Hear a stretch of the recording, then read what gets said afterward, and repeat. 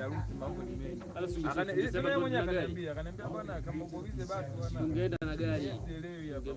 Kwani tu wanalazimisha ile kutoa kile mnajua uko busy na mimi niko busy huko. Wewe ulikuwa busy na nini? Kuna gigi. Unajua gigi gani? Kuna gigi. Hakuwa na gigi ile siku tumekaa tunaongea wewe nenda kama sasa lini umempigia simu? Alikuwa game bwana. Huyu alikuwa amekaa game tu pale. Sio nimekaa lini umempigia simu? Yaani umempigia. Sasa ulishinda kumtumia hata hela pikipiki aje basi kama ulishinda kwa jamani kule yenyewe alikuwa busy. Ameenda kama yaani kule alafu Arusha wamekuja Arusha Ijumaa usiku. Jumamosi Arusha. Wao kwa alipo hivi wana alikuja kuongea hata kula ubwa hapo. Hani una lolote. Wewe una lolote. Hapo kwa mkaidi namna hiyo.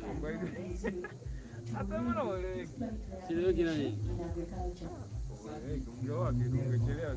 Sichelewe yani. Jamani au machete mjenda kuyafuata ni koma. Hebu nenda mix tu hapo mama. Pandisha hiyo kuna tatu kama. Basi hapo.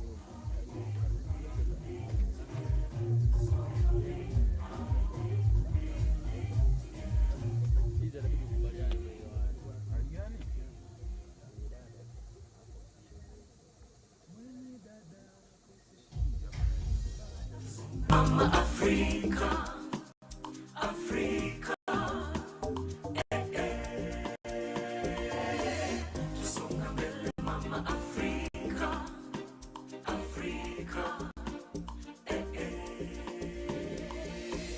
Since 2017, YouLead Summit has been the climax event and convening platform for different stakeholders to debate, assess, and deliberate on the most pressing issues affecting young people. The YouLead Summit 2022 was held from the 12th to the 16th December 2022 at the EAC headquarters in Arusha, Tanzania, and MS Training Center for Development Cooperation under the theme Digital Access and Future of Work. Day 1 hosted the Under 40 Political Leaders Forum, which examined the policy and institutional environment and the state of youth participation in political governance, explored factors that help or hold back youth from becoming leaders, and advanced new thinking on what it will take for Africa's youth to become the leadership for the Africa we want. The Policymakers and Development Partners Roundtable examined the role of stakeholders in creating an enabling environment for youth participation. It examined the relevance of the Africa-Europe Partnership to African youth and how to best make it work for the African youth in areas of digital access, economic opportunities, and decent work for youth, especially under the AFCFTA. The afternoon session of Day 1 also featured the launch of the Tanzania Youth Democracy Dialogue Project and the plenary experience-based young leaders debate on If You Sat Where They, the Leaders Sit. His Excellency Donald J. Wright highlighted that youth in Africa want democracy and that democracy provides opportunity to build, strengthen, learn, share ideas, collaborate, and get mobilized to achieve the Tanzania we want.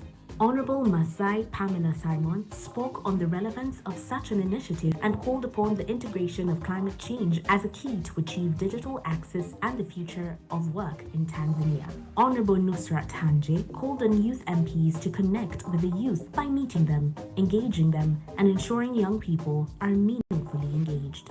The plenary session provided the opportunity for delegates to outline their priorities if they were the leaders in certain elected positions. The day ended with an inspirational fireside chat between delegates and Dr. Susan Nasuzi Mwanga, the first female head of Department of Political Science at Makerere University and Executive Director of the Julius Nyerere Leadership Center, and His Excellency Fatoumata Tambajang, former Vice President of the Republic of the Gambia.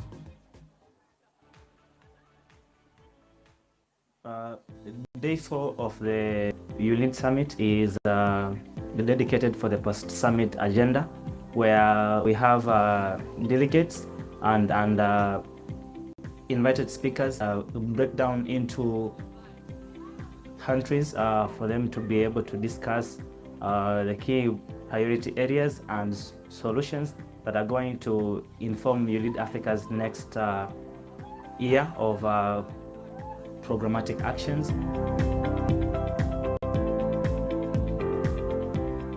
We need a review of university courses to meet the marketplace demand, we want the concept in our university to be very practical. There should be access to reliable funding so that young entrepreneurs can kickstart their ideas, and those who have started can also can scale their businesses. So East African heads of state need to pay much attention on ensuring that meaningful representation spaces are created for youth. As youth, as we prepare to be in politics, we should have political tolerance in terms of our political agenda. Healthy people budget improvement that will help us to introduce and come up with innovative systems that promotes alternative energy sources, and that includes funding sources for young innovators in different areas and different regions of East Africa and Africa at large. African problems are political problems. If we need to solve our problems as Africans, we need political solutions.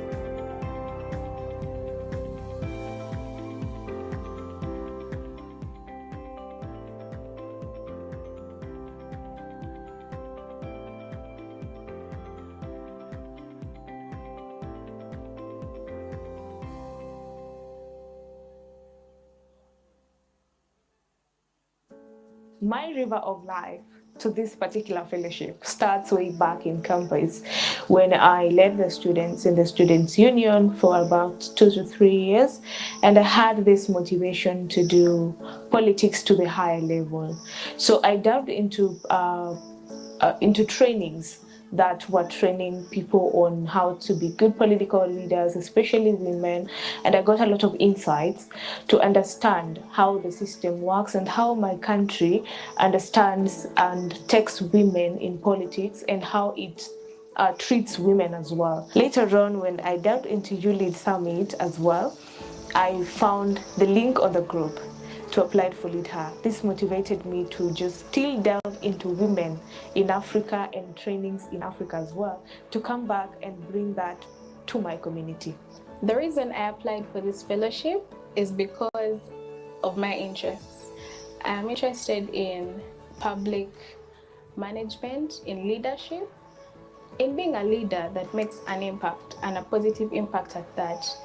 And immediately I saw the advert, I just thought, wow, what a good thing it is to be in a space of female leaders and female leaders with a positive impact. It was such a good opportunity, and I said, why not? I need to connect and network with like-minded people.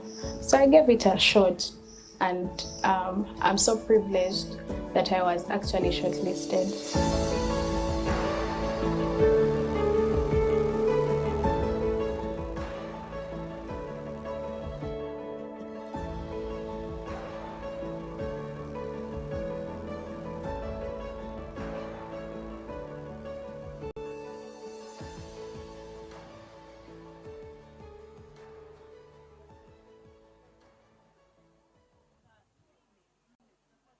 Gather around One Young Africa. The YouLead Summit is back. For the 9th year running, we bring together an Africa-wide audience of youth leaders, continental, regional, and national policymakers, private sector, and NGO stakeholders to craft responses to the continent's rapidly growing youth population, their challenges, and opportunities. The YouLead Summit is convened annually by the East African Community and MS Training Center for Development Corporation through their youth engagement initiatives, the EAC Youth Ambassadors Platform, and YouLead Africa. From the 4th to the 8th of November 2024, the YouLead Summit will be held in Arusha, Tanzania, under the theme Igniting the Potential of Africa's Youthful Population, reinstating education as an eminent public good. As has been the tradition, we'll explore this theme through the lens of our signature forums. Day 1, the Under 40 Political Leaders Forum, examines the role of policymakers and development partners in creating an enabling environment for youth participation in governance, leadership, and development. Policymakers and Development Partners Roundtable examines the role of policymakers and development partners in creating an enabling environment for youth participation. The SDG workshop shall examine the SDGs, the pace of their implementation, and propose ways in which the youth can influence the implementation of the same. The presidential address, co-convened by His Excellency Dr. Jakaya Mrisho Kikwete, former President of the United Republic of Tanzania and the Secretary General of the East African Community.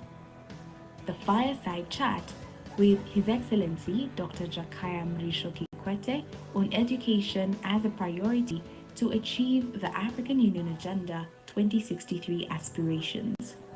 Day 2, the Under 40 Business Leaders Forum gathers young business leaders, decision makers in government, and development practitioners to find solutions to pressing issues in the region's business development. The East Africa Youth Enterprise Awards seek to recognize youth-led businesses across the East African Community, EAC, partner states that are resilient, innovative, and are simultaneously taking deliberate, innovative actions towards decent livelihoods and youth unemployment. Day 3, Arusha Peace Forum, a youth forum on peace building and conflict prevention, showcasing models that promote the role of youth in peace building and participation in conflict prevention as proactive measures to maintaining peace and security in Africa. The Gender Equality Forum discusses ways to dismantle the structural causes at the root of the gender inequality and advances the Action Coalition's commitments. Day 4, Post-Summit Agenda of Action, a proactive mechanism to ensure that the life of summit discussions go beyond the summit reports, actively transforming regional business and politics by providing the right environment at program level in partnership with YouLead consortium members and stakeholders. Gather around One Young Africa. The YouLead Summit is back. For the 9th year running, we bring together an Africa-wide audience of youth leaders, continental, regional, and national policy makers, private sector, and NGO stakeholders to craft responses to the continent's rapidly growing youth population, their challenges, and opportunities. The YouLead Summit is convened annually by the East African Community and MS Training Center for Development Corporation through their youth engagement initiatives, the EAC Youth Ambassadors Platform, and YouLead Africa. From the 4th to the 8th of November 2024, the YouLead Summit will be held in Arusha, Tanzania, under the theme Igniting the Potential of Africa's Youthful Population, reinstating education as an eminent public good. As has been the tradition, we'll explore this theme through the lens of our signature forums. Day 1, the Under 40 Political Leaders Forum examines the role of policymakers and development partners in creating an enabling environment for youth participation in governance, leadership, and development. Policymakers and Development Partners Roundtable examines the role of policymakers and development partners in creating an enabling environment for youth participation. The SDG workshop shall examine the SDGs, the pace of their implementation, and propose ways in which the youth can influence the implementation of the same. The presidential address, co-convened by His Excellency Dr. Jakaya Mrisho Kikwete, former President of the United Republic of Tanzania and the Secretary General of the East African Community. The fireside chat with His Excellency Dr. Jakaya Mrisho Kikwete on education as a priority to achieve the African Union Agenda 2063 aspirations.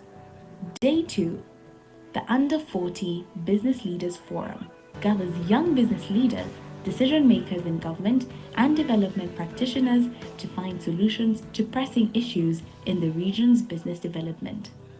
The East Africa Youth Enterprise Awards seek to recognize youth-led businesses across the East African Community, EAC, partner states that are resilient, innovative, and are simultaneously taking deliberate, innovative actions towards decent livelihoods and youth unemployment. Day 3, Arusha Peace Forum, a youth forum on peace building and conflict prevention, showcasing models that promote the role of youth in peace building and participation in conflict prevention as proactive measures to maintaining peace and security in Africa. The Gender Equality Forum discusses ways to dismantle the structural causes at the root of the gender inequality and advances the Action Coalition's commitments. Day 4, Post-Summit Agenda of Action.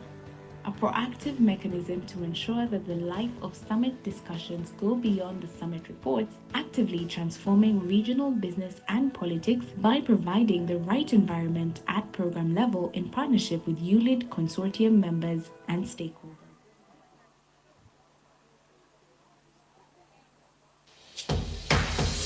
Tusonga mbele mama Afrika, Afrika. Tusonga mbele mama Afrika, Afrika.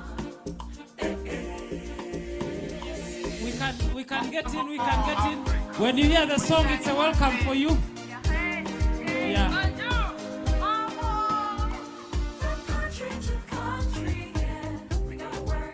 Let us come to the venue, to the tent, and we dance from inside. Come, come, come, come.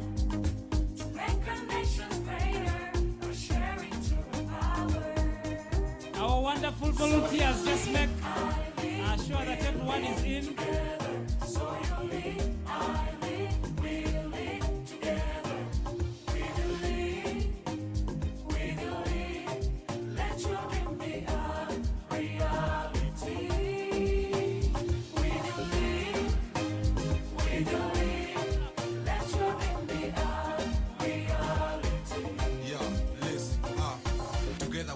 Young men and women, with the pillars, with the future, here we are. Let's join together with ability to change communities, with love, with peace, to respond to our need, to call for unity.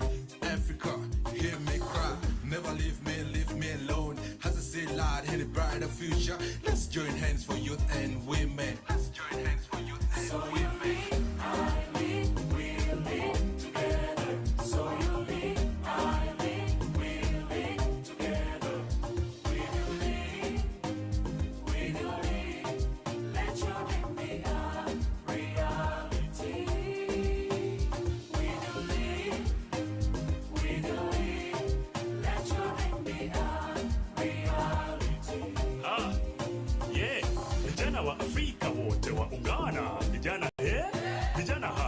Mashariki, magharibi, kaskazini na kusini, hata na kati, twaja pamoja ili tufanye nini?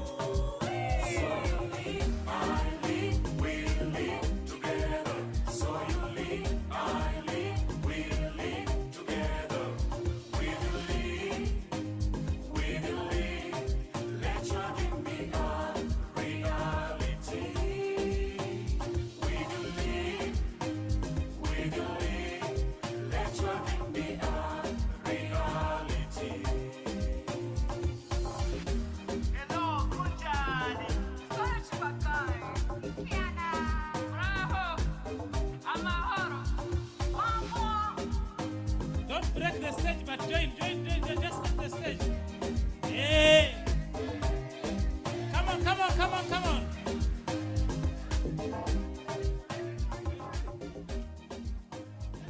Yeah, replay the song, Mr. DJ. We are here.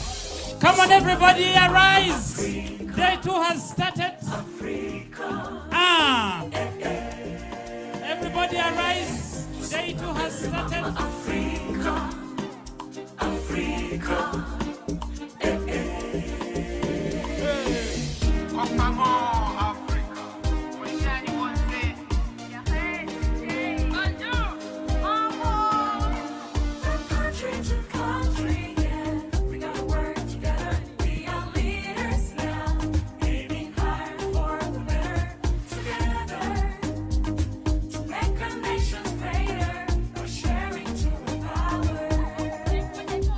So you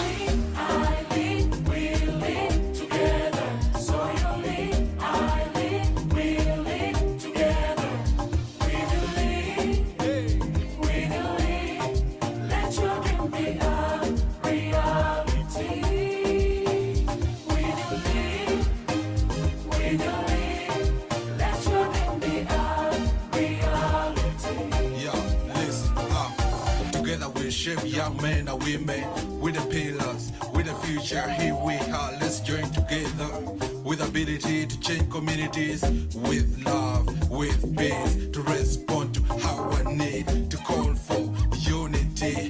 Africa, hear me cry, never leave me alone, as I say loud in a brighter future, let's join hands for youth and women, let's join hands for youth and women.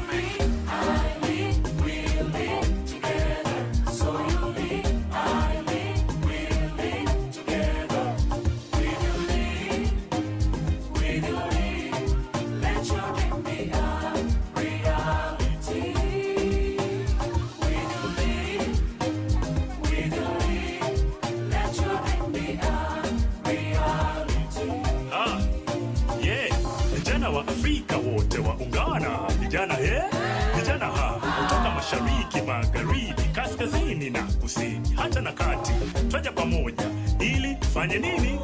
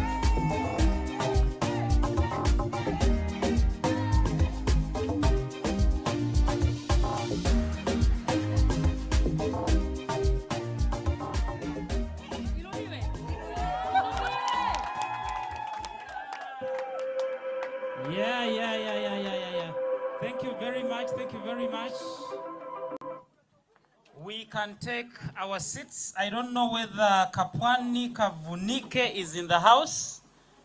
She had promised to give us some energizers. But I will also need, okay. Yes, she will give us one or two, and then we shall do a quick recap as we wait for some of the stakeholders to arrive, and then we shall be moving with the program. Otherwise, welcome to day 2. Just shake your neighbor and tell them welcome to day 2. If they're not responding, softly slap them and tell them welcome to day 2. The business day. Hey, we are talking money, we are talking business, we are talking impact today. So welcome. Kapwani, Kavunike, introduce yourself, what you do, and then take us for the next 5 minutes. All right. Okay, if you can hear me, clap once. If you can hear me, clap twice. Awesome. Good morning, everyone. Good morning, everyone. Amazing. So my name is Kapwani Kavenuke. I know you're going to forget it, so just call me KP. Is KP easy? All right, so KP or Kapwani if you do remember. So just a bit of, I'm actually part of the European Union Youth Sounding Board team with the team over here. Yes. And yeah, I'm also representing Tanzania as the United Nations Youth Delegate for Tanzania. So if we can stand up and just energize a bit, want to see how sharp our minds are today, this morning. So if we can stand, get on your feet. It's morning. So we're going to do a little bit of a numbers game. No, it's not mathematics, you're not calculating anything, so calm down. Okay, so I'm going to say a number, and this number has an action. So if I say 1, for example, I say 1, you give a high five to your neighbor. So 1. Yeah, high five somebody.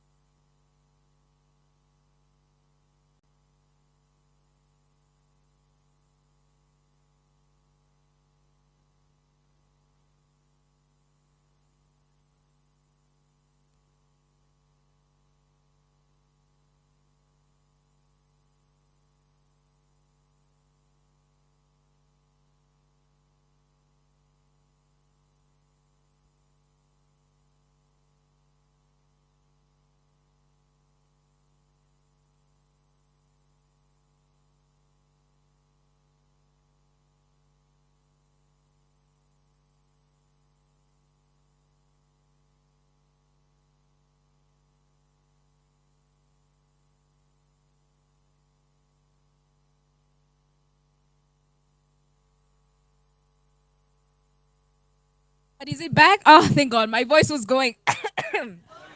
Thank you. 1, 2, 3, 4, 5, 4. Hey. Okay, 2. Whoever high-fived, you are judges now. I saw you. 1. You should sit, actually. Those who messed up, sit, 1, 5. Oh, if you turned around, sit down. You know yourself. 1, 2, 5, 4, 2. Whoever high-fived, sit down. Okay. 1, 5, 3, 2. Perfect.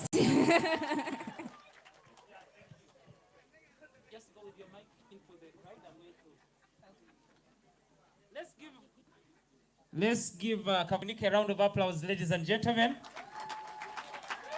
So I have still asked her to stay with the mic. She's just going to be within, and we just need quick 3 or 4 people very quickly to just give us their learning. It's like a learning log of what they picked yesterday. Just 3 or 4, and then I'll invite the next speaker. So if you're ready, you have been burning to share what you learned, and with our online audience, with the people that are here, very quickly in 2 minutes, and then we shall proceed. If we do not have, then we proceed. You want to share? The mic is just right there. Raise your hand. Oh, here. Yes, you tell us your name and possibly your country, and then you tell us your learning very quickly from yesterday, and then we shall jump into today. Good morning, ladies and gentlemen. My name is Arnold Gekonge, and I'm from Kenya. Yesterday, I learned quite a lot, and it was a packed program, and we stayed late into the evening. But key to mention is that we should pay attention to sustainability in our programs from the roundtable that we had on the panel. But we also learned from the youth leaders who are representing various countries from across Africa on the stage on some of the challenges that are facing other countries. Some countries, probably other people have done and used certain strategies that we can also employ in our contexts and get some best practices. And also, one of the panelists mentioned something very important, that youth often face challenges when looking for funding. And one of the hindrances is the stringent reporting guidelines that they should look into finding another way of making it easier or capacity building youth organizations to be able to do that. Amazing. But also I got to interact with many people from many countries and made friends. Including connecting with me on LinkedIn at 5 a.m. this morning. Yes, we connected with Arnold. Yes, 2 more. Very quickly, thank you, Arnold. Oh, did you? Okay. Yes, we have a brother there. We also need a sister, yes, over there. Very Thank quickly. you so much. Good morning, everyone. My name is Sarah Kembo. I'm from Uganda, representing some organization called Vijana Corps, and another one called Women on Environment Mission. So I'm an activist. I'm very glad to be here, and I would like to share what I learned yesterday from our leaders, especially the first session.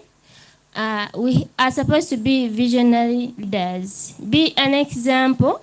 Before you make an impact, first make it yourself. For example, you are supposed to lead the youth, but you are not doing what you're supposed to do as a leader. And you don't expect youth to connect when you're not connecting to them. So as a leader, you are supposed to be wide. You don't specify in one direction. You are a leader to everyone, to every youth, whether opposite or you are supposed to represent everyone. So when you are a leader, whether the opposition side there is a youth session, you have to attend. You don't give side. So I found it as a challenge why some of the youth leaders are saying the youth are ununited. Okay. Youth leaders, you are supposed to attend all the sessions that youth they are giving out the ideas or their challenges they are facing. So you are supposed to be there. Give them their ideas. They may think what they are doing is right. When you are there as a leader, you are there to direct and give them the motivation. We can do it. Thank you so much. Thank you, thank you, thank you. Yes, our brother there. Yes. Okay, the other one first. Very quickly, we are finishing. We need to go to the next. Okay, my name is James Sylvester. I'm representing East Africa Youth Ambassadors as well as the UNFCC. And what I've learned yesterday is we need to take up space and cementing ourselves rather than staying and waiting for the chances to come. Because success is a representation of dedication, resilience, and perseverance. Thank you. Thank you. Yes, and then that brother will be the very last. The people at the back, we shall come back later in the next sessions. Yes. My name is Kajage Laurian, a youth sounding board from the European Union. Yesterday, first, I learned a little bit of French. But secondly, is one key takeaway is even though ChatGPT and all this modernization is coming, hard work is inevitable as youth. We should put on the effort and the work. But I had one realization from the last speeches is as men, we should not be part of the problem. Thank you. Okay. We should be the solution and not the problem. Lastly. Good morning, everyone. My name is Kibwana Garama from Tanzania. Yesterday, I learned a lot of things, but two remarkable things were from two people. First one, from our chief guest of honor, that for African youth to develop, we need three important things: nation, institution, and people. And the second thing is nothing really, just get better. We have to work hard, that's all. You can't escape working hard. Thank you very much. Thank you, Kavunike. Let's give them a round of applause. That was so cold. Brekti is coming. Please clap for her and the rest that spoke to us. Thank you very much and welcome to day 2, our online audience as well. This is the day that we discuss business, youth in business, trade and enterprise, and capitalizing on education to empower African youth innovators as contributors in making the AFCTA magic happen. Our speakers are already in the house. Of course, our very lovely executive director, but just before I invite her in the next second, I want to remind us that we are on social media, and we are encouraging you to use YouLead 2024, hashtag YouLead24, as well as tagging at One Young World. When you do that, the posts and messages that you're putting will be amplified. And of course, also tagging your friends and tagging your own institutions so that the message can go out there as much as possible. We will still continue to have our interpretation for those that connect with French on channel 2. And then when we have a French speaker, you connect on channel 1. Otherwise, it is now a great time for us to applaud and be happy to welcome our Executive Director, Dr. Anna Haule, to open day 2. Join me.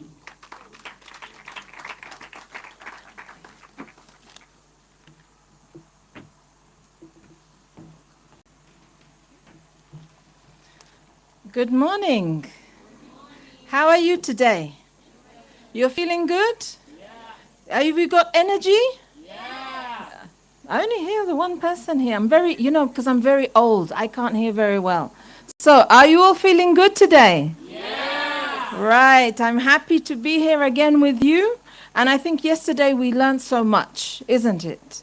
We learned so much from the different panels that we had, and we learned so much from the speakers in the evening. So just remember that you are here because you are the change that we want to see in the world. Yeah, we often say be the change you want to see, isn't it? But you are already that change. And so keep yourselves motivated. Know that things have to change within you during these 3 days, or 5 days, sorry, I should say. Nobody should come here and leave the same person. Yeah? Things have to change. You have to receive and then you have to allow it to move around inside you, and then you have to let it leave in a different way. Nobody should be the same person they were when they arrived. Have you felt any changes already? Yes? What's the biggest change that you felt? Go on. What did you say? Mindset. So mindset change is very important, isn't it? Yeah? Then outlook. You know, what you think, and then I think another important change that has to happen is leadership. We often have that idea that leadership is just for those leaders, those people in the top places. But as our fellows learnt, I think a lot during their fellowship, leadership is about the choices you make every day in who you are. Isn't that right? Yeah? Leadership is about who you are and how you make your decisions, whether you are already in a position or whether you are working in just, the normal everyday work. Everything you do is a choice. And if you know how to make that choice, then you are a leader. If you make a choice because you are informed, because you know who you are, yeah, then you already are a leader. You don't need the title. Are we together? We don't need a title to be a leader. Okay, I'm executive director here. But even without being an executive director, every choice I make, if I make it knowingly, if I know who I am, what I want to be, how I want to change this world, then I am a leader, whatever I am doing. So what I would love to see, the biggest change in you this week, is to see you say, I am a leader. Are we together? Can we say it together now? Yeah. I am a leader. Again, I am a leader. I am a leader. Okay? So be leaders. That's what we want to see the youth being proud of every day. We are leaders. We know who we are, where we are going, and we know the change that we want to see in this world. Are we together then? Yeah. Have a great day. Enjoy everything. Tomorrow I'll be back and I'll be asking you again, what did you learn from yesterday? Okay? Be the leaders that you want to see in the world, not just be the change. We have two phrases now. Be the change that you want to see, isn't it? Be the leaders that you want to see in this world. Okay, have a great day, and I'm with you again for most of the day, I hope. Okay? Enjoy. Thank you.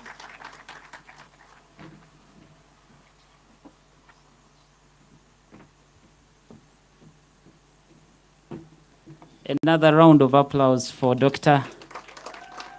Yeah, Doctor, we love you so much. Thank you for the inspiration. I would summarize the wonderful message that come as you are, but don't leave as you came. So make sure that there is a change in you and for others as you live. Ladies and gentlemen, I don't see the Principal Political Affairs Officer. If he's around, he needs to be welcomed here, but we shall proceed.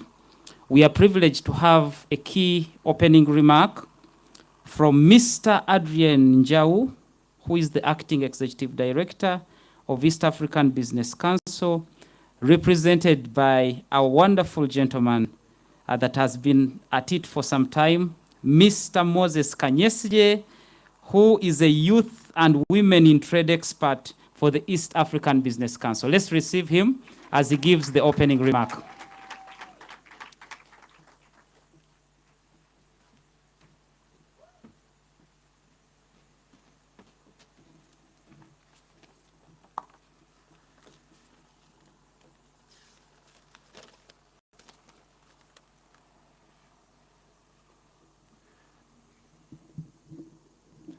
Thank you, the Master of Ceremonies.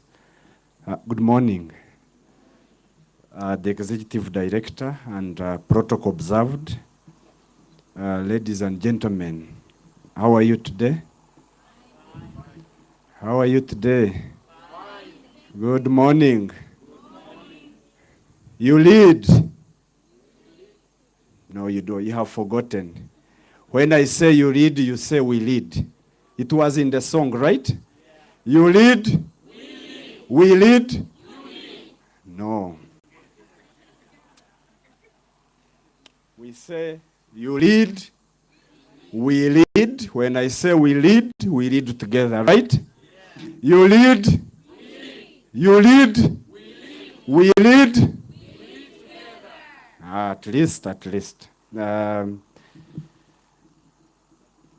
My name is Moses, and I've been here working with YouLead MSTCDC for some time, since 2018, and I was coordinating the business and enterprise pillar at YouLead. Now I'm with the East African Business Council that has MOU with MSTCDC to coordinate the work of women, youth, and SMEs. But also I was privileged to be a boot camp faculty lead for this 5th boot camp at MSTCDC. So I'm happy to see most of my students that I was with for the last 1 week, yesterday graduating. But for this time, I'm here to represent Njau Adrian, who is the acting executive director of Business Council, who wished to be here, but he's in Kampala for EABC Secretary General breakfast meeting that brings together private sector and key stakeholders to see how EAC policies can work better for private sector. I'm to speak about capitalizing on education to empower African youth innovators as contributors making the CFTA magic.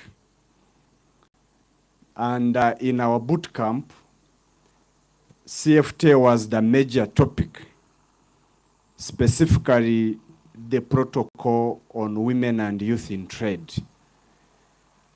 Why was it negotiated? Why was it so important? From other protocols, protocol on trade in goods, trade in services, digital trade, why this protocol and why is it important to you? On CFTA, it's a market of 55 countries. You have a market of 55 countries. You have an economy of $3.4 trillion. You have a market where Africa has unique borders. So whom does it target? It targets two important people.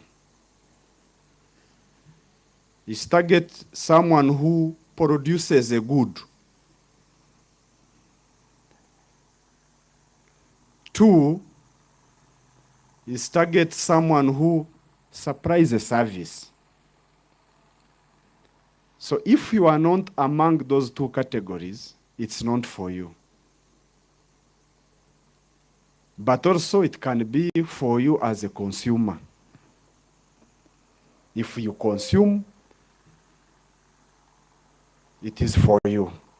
So for young entrepreneurs, business people, business community, you need to produce, add value, trade across borders.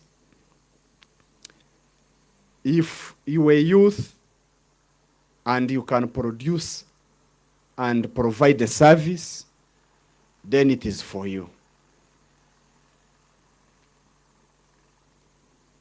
We are here speaking, but someone in Europe is watching us through digital tools. Someone is providing a service, right? I heard MC saying hashtag. Someone is providing a service. Now imagine your service is consumed by 2 billion people. That's how you make business. But for this topic, we want to look at the education, capitalizing education to empower youth innovators. And when we are talking about education, we are looking at prioritizing STEM skills for youth and economic prosperity. STEM is science, technology, engineering, and mathematics. We look at them as enablers of high economic growth. Research shows that countries with high STEM human capital are competitive and productive and experience high economic growth. The African Union Agenda 2063 recognizes STEM's education strategic role in fast-tracking Africa's development. Therefore, Africa needs to capitalize on STEM education and skills to leapfrog as a global leader in addressing mega development trends.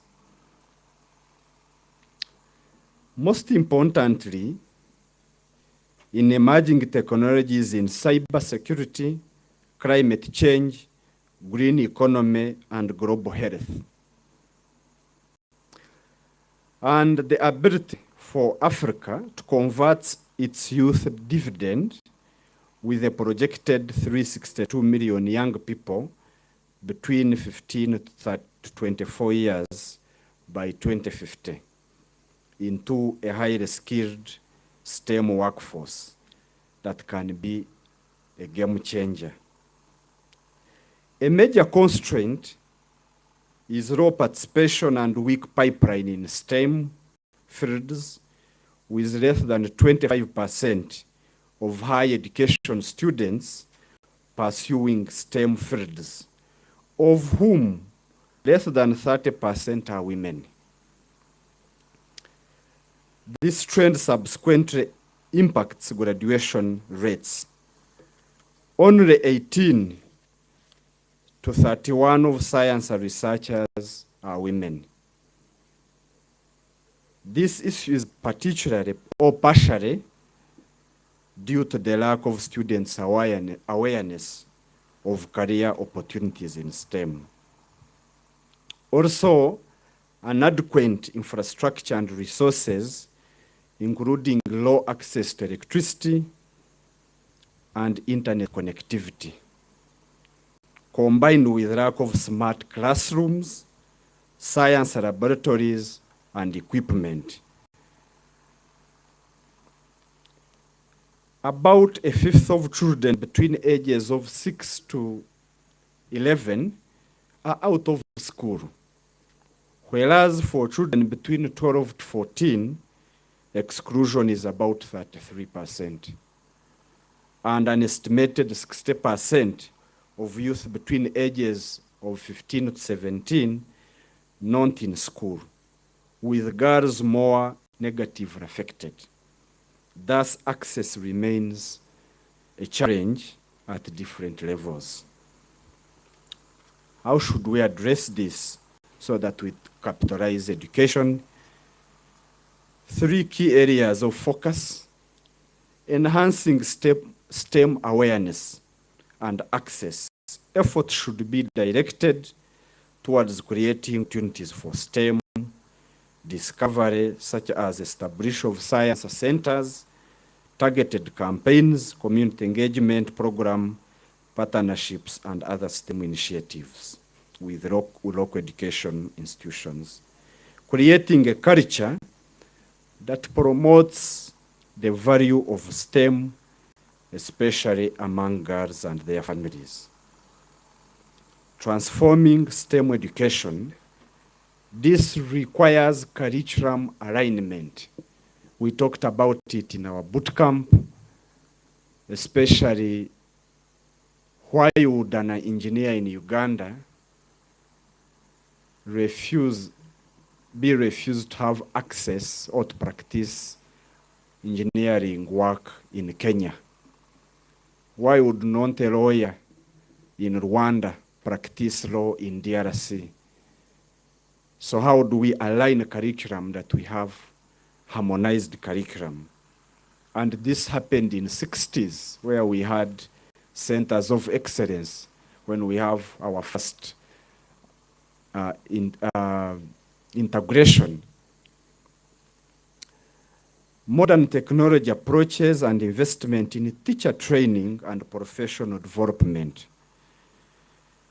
Fostering entrepreneurship and innovation ecosystems. Investing in incubators, innovation hubs, and startup programs foster entrepreneurship and innovation ecosystem.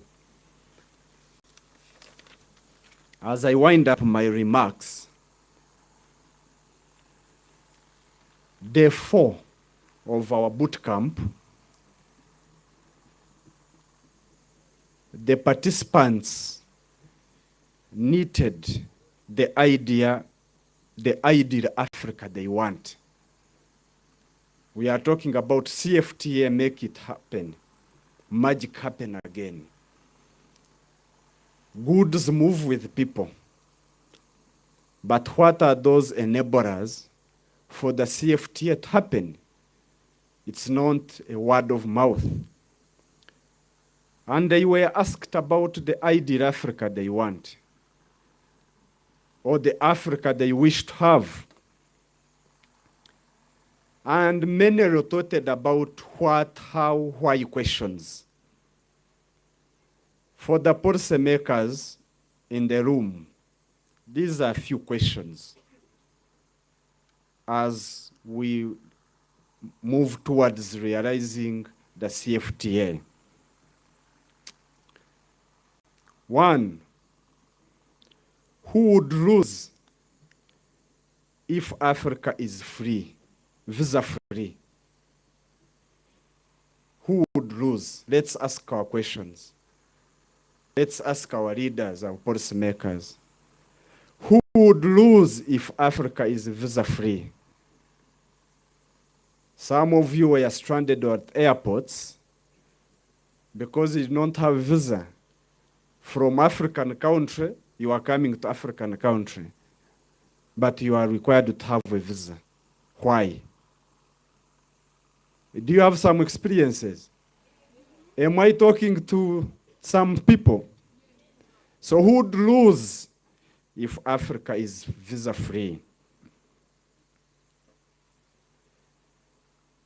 Who would lose if we are connected, if we have a harmonized airspace?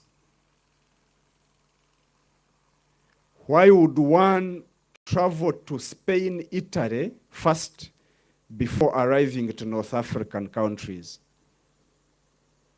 Why would one first go to Turkey, Dubai, when you are going to West African countries, Guinea-Bissau? Who would lose if Africa adopt and harmonize one currency? Why would I need a dollar to trade in Kenya from Uganda?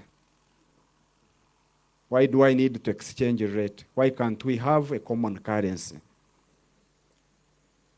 Who would lose if we have an African passport and proud to be an African? Who would lose if we have a common identity, a common language? Those are enablers. Who would lose if we have a startup fund for innovators, for entrepreneurs. Who would lose if we have a common security force to have peace in all corners of Africa? Those were questions from the participants. And to me, those are the questions, once answered correctly, we realize one Africa and one Africa dream. I empower you, the youth, especially where I sit at the Business Council, that you take up opportunities that have been put forward. The Continental Free Trade Area, especially the Protocol on Women and Youth, empowers you to be on specific committees, especially the National Monitoring Committees on NTBs. Take the initiative and be part of that. Access to data and information, research, read.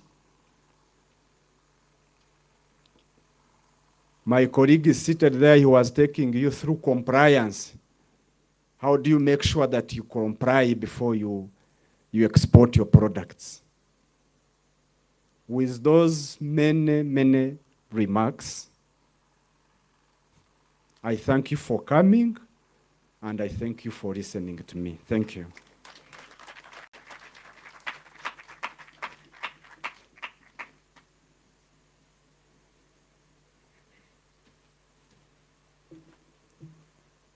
Another round of applause to Mr. Moses Kanyesije.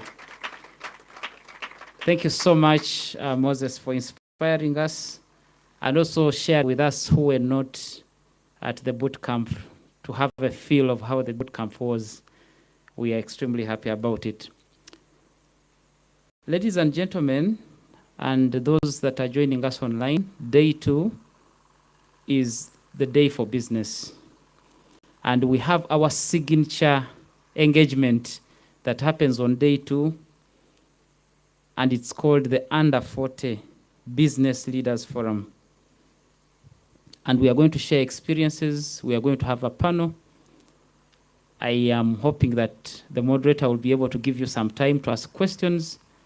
Not so many, but at least 1, 2, 3 questions, so that you can be able to gain as much as possible from this engagement.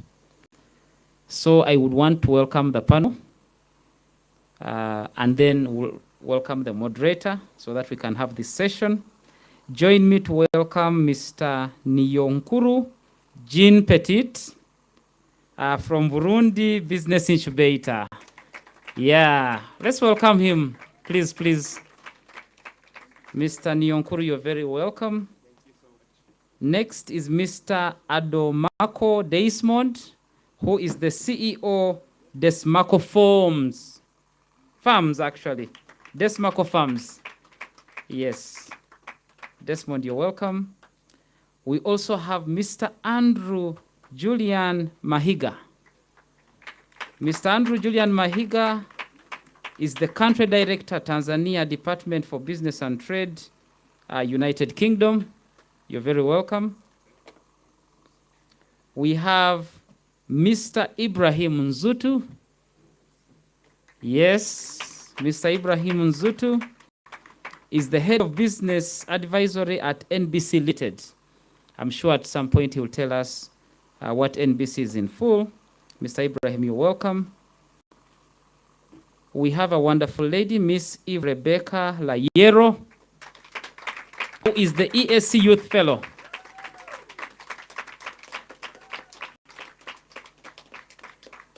We also have Miss Janice Chimaro.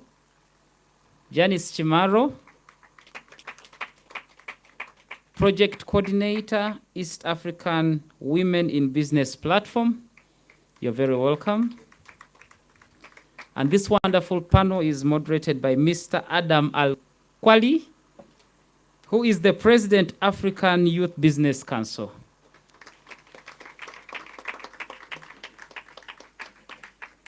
Since Mr. Adam Al-Kwali is president, I will be happy to call him Your Excellency. Where do I sit here? I'll just get you one.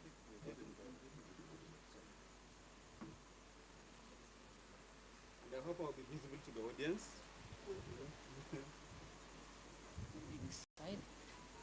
Otherwise, I'm happy to stand. No, I can go to that side. I'm happy to stand. I'm happy to stand. Giving your back to her. Pardon? Giving your back to her. If I stand, right? What do you think? No, I just sit there and then you sit here. Oh, yes, they will. Oh, okay. I think it's okay. It's okay Yes, like that's that. That's okay.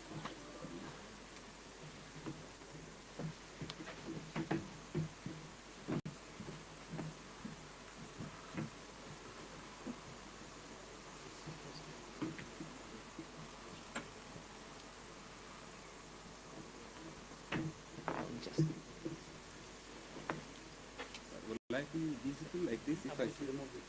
Okay.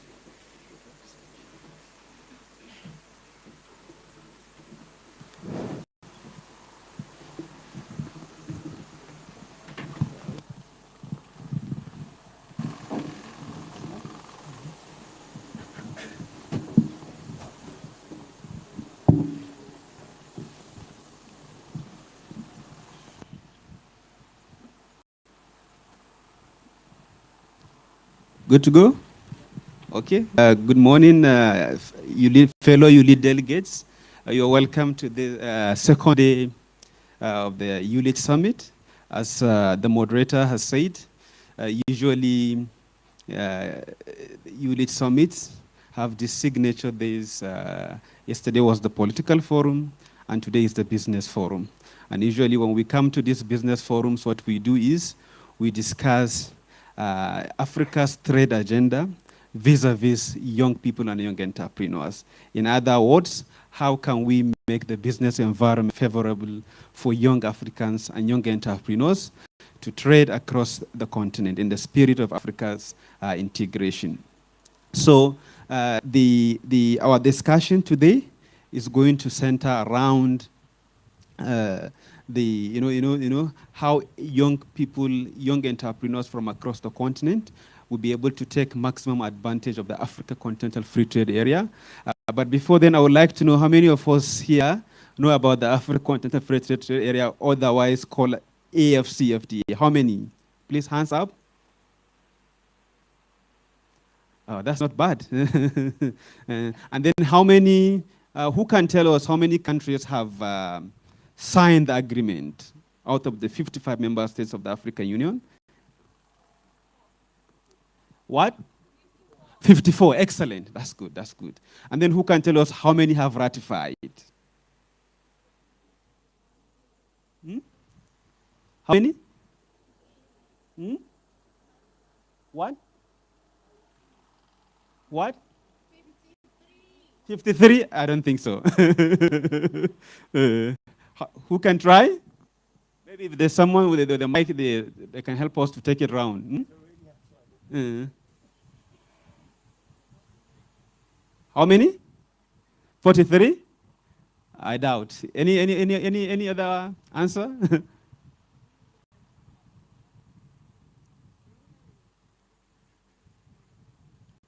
Any alternative answer to what he said about the ratifications? As young people, we should be aware of these instruments because you can only engage and take advantage of these instruments when you are aware of them. But if you are not aware of them, you can't. So it's really important. I think the level of knowledge and awareness about the AFCFTA is quite encouraging. But I would like to really encourage us as young people, as young entrepreneurs, to really, try, invest time and energy in terms of knowing these instruments. Either you work in the area of advocacy or you are an entrepreneur.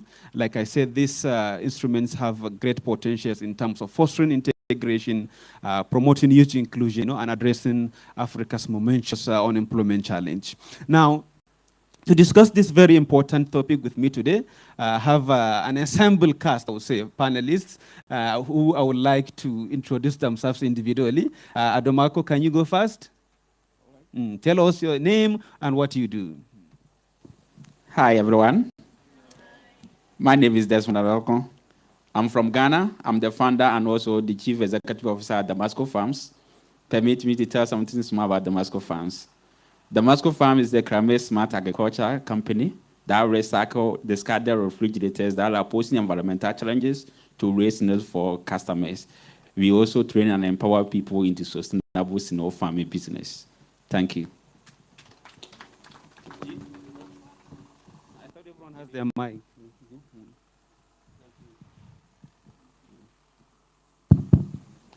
Thank you, Mr. Moderator. Hi, beautiful people. Mine is Nyonguru Jean Petit. I'm from Burundi, and I'm in charge of communication at Burundi Business Incubator. I really like the intervention of His Excellency. May God bless you.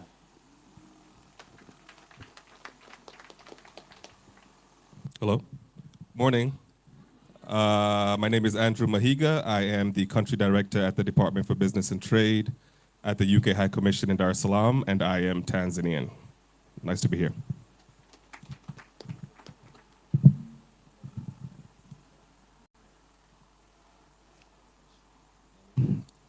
Am I audible? Yeah. My name is Ibrahim Zutu. I'm the head of business advisory of NBC. I think I was told to explain a bit about NBC.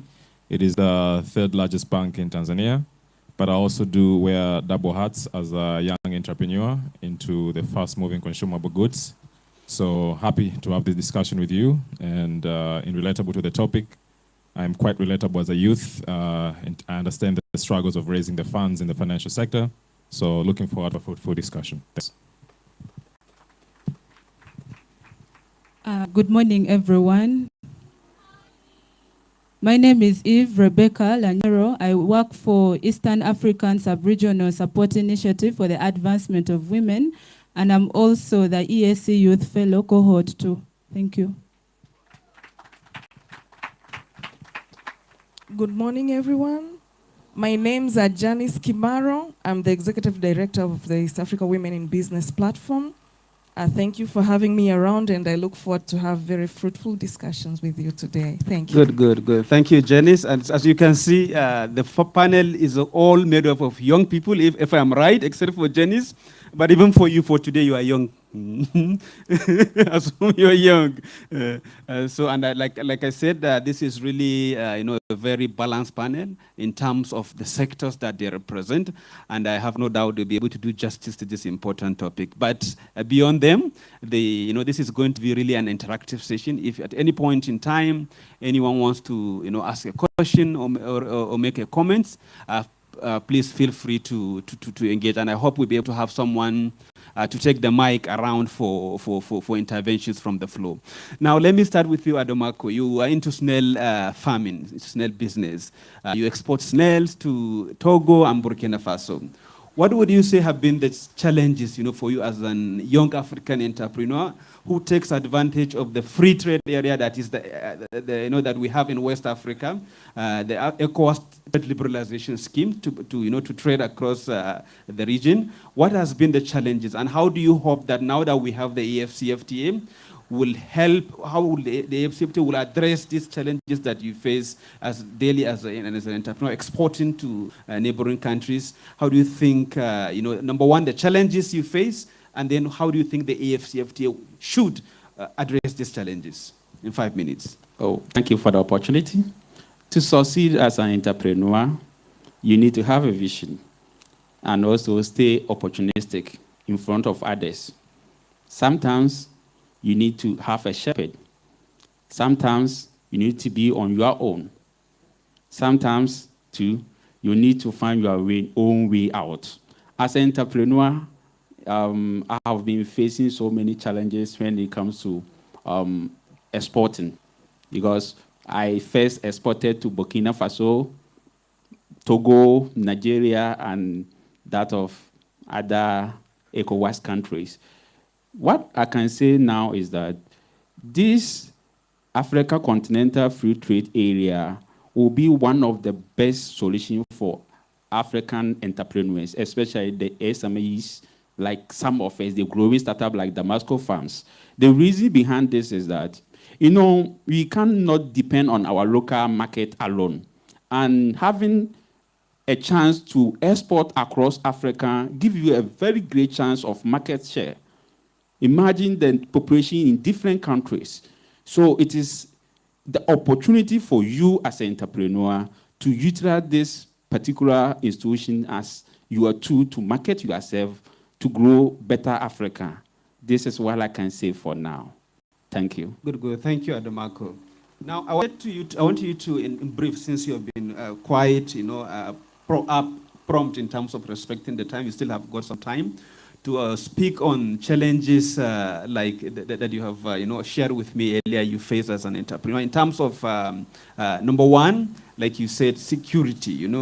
Burkina Faso has been quite unstable for some time, and this really has affected your ability to export your snails into the country.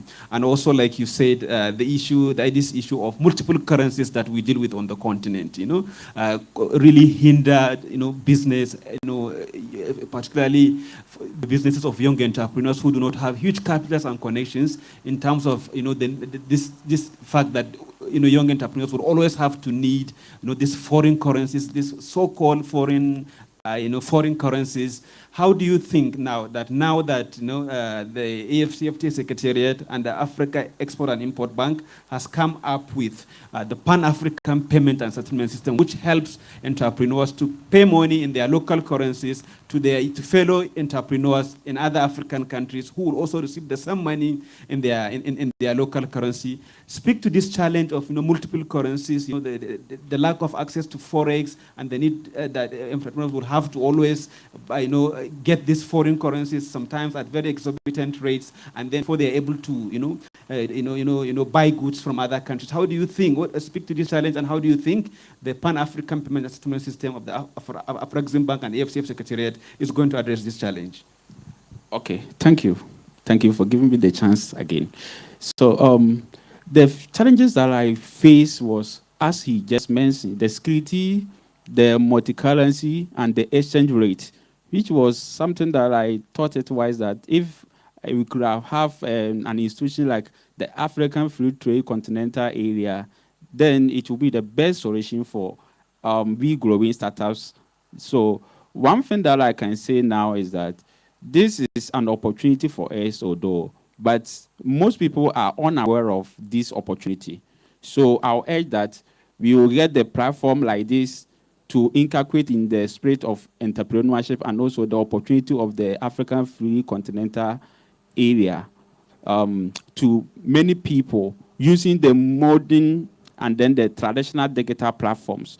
This will enable most of the entrepreneurs to know what they need to do, the procedure that they need to pass through, the documentation and other things that they need to get before they can have the opportunity to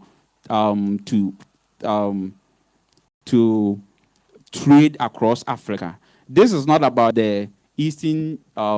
Is a free opportunity for entrepreneurs to sell your product and services across Africa. Exactly. Very good. Thanks so much. Now, when you talk about entrepreneurship in Africa, we know that women, constitute a large majority, of these, small businesses, including young women. Indeed, we call them the backbone of even the entrepreneurship community on the continent. And these women engage in trades, in businesses, either locally or across borders.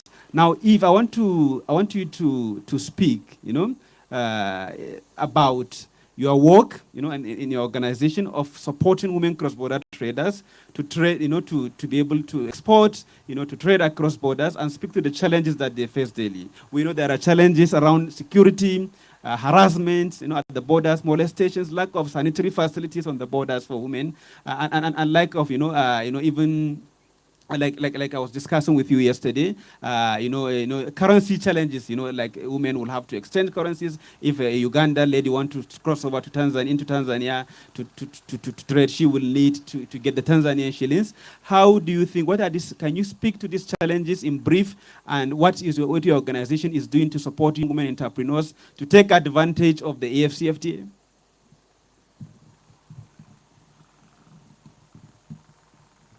Thank you so much. Once again, I work for Eastern African Sub-Regional Support Initiative for the Advancement of Women, that is EAC. Mainly, we empower women through capacity building so that they are able to trade across the borders within the East African region. And then you find out that there are so many challenges that the women cross-border traders, including, when I talk about the women, I'm also looking at the young people. So you find out that there are so many challenges that these women face in the course of doing business. And some of the challenges, we have issues of sexual harassment. You find out that a woman wants to move her goods from one border to another. This is a woman who is trading in tons. And then you find out that some of the trade facilitation agencies want to first take advantage of her so that she's able to get the support they need. So it has always been a challenge that has really been going on and on. Issues of extortion of money because the woman doesn't. These women who are engaged in this kind of trade are normally the grassroots women. So you find out that they are not really so much exposed. The money that they're supposed to use to do the transaction, in most cases, in the process of them crossing from one border to another, the money is being taken from them. Women have struggled over time to hide money, even in their bras, but still they are touched and that money is removed from them. It's really, really, really a big problem. Issues of infrastructure, market issues. You know, cross-border trade, you're shifting your goods from one border to another. But then you find that the market facilities are not in good shape for the women to trade effectively. We have the issues of the bureaucratic tendencies. You're overly delayed over simple things that can be sorted out, but they kind of try to tighten up things so that you're unable to cross wherever you're going in time. Storage facilities. There are really so many problems. Access to credit. Some borders do not have banking facilities or microfinance institutions that can enable them access credit. They end up in the hands of money lenders with exorbitant high interest rates. Interest rates of 20%. You as a businesswoman, what are you going to get? Do you think you're going to profit from the business? So for me, I'm looking at establishing, the market or the infrastructures, for example, the market facilities across the borders, so that women or the young people are able to transact across the borders. The issues of digital skills gap. We are entering the bigger market after, you talked about it, with the after framework that has come in place. That means that we are going to the larger market. And how can we get to the larger market when we have inadequacies in the digital technology? It's a very, very big problem that needs to be addressed. Capacity building trainings have to be organized so that the young people, the women, are fully equipped so that they are able to exploit the benefits that the African Continental Free Trade Area is bringing. And digital trade is one of the protocol under after. So we really need to leverage on some of these platforms so that they are able to reach the wider market, so that they are able to trade their goods online, because technology is going so fast, and if you don't catch up with technology, I really don't think you're going to benefit from some of these benefits that is coming with the African Continental Free Trade Area. Thank you so much, Eve. That's really brilliant.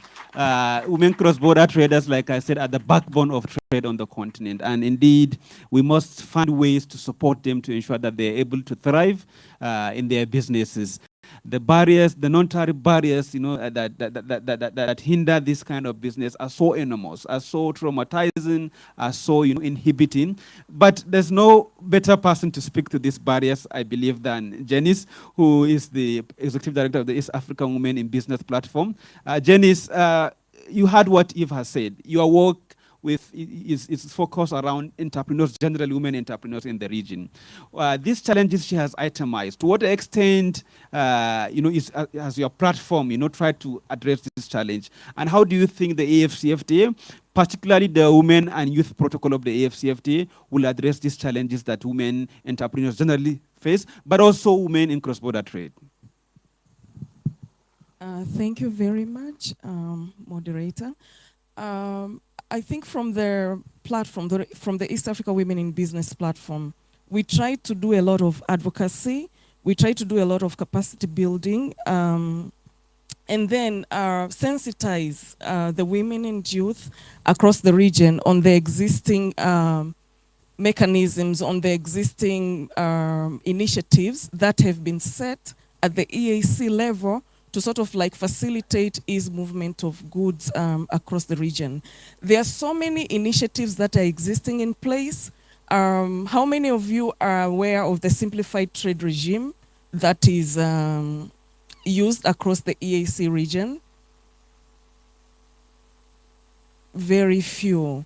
So we have that, whereby we have that initiative set by the EAC, the East Africa community, that sort of facilitate ease movement of goods that are traded across the border that are under $2,000 for those goods to be exempted from import duties. But it's so unfortunate that we have such kind of initiatives, but very few cross-border traders are aware of it, like especially the women and youth.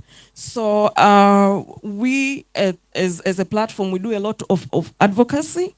What has worked at EAC level, and now we are going to the African level, to the AFCFTA. What are the lessons that are withdrawn from trading across the EAC that we need to sort of like do better when we have a bigger market in like African market? With the Women and Youth Protocol, it's there to sort of like give out these initiatives that are also existing at the EAC level to the African level. But we need to sort of like do a lot of sensitization. We need to do a lot of capacity building. Now we have the Guided Trade Initiative that is one of the initiatives set by the AFCFTA as pilot phase of the AFCFTA. Yes. Is Tanzania part of the Guided Trade Initiative? Yes, it is. So can you give us an experience in terms of your members who might have exported to other parts of the continent on that initiative? Yeah, people have been facing challenges, and it's so unfortunate. The partner states have sort of like adopted this, but you find even official government, the customs people, the immigration, they're not aware of it.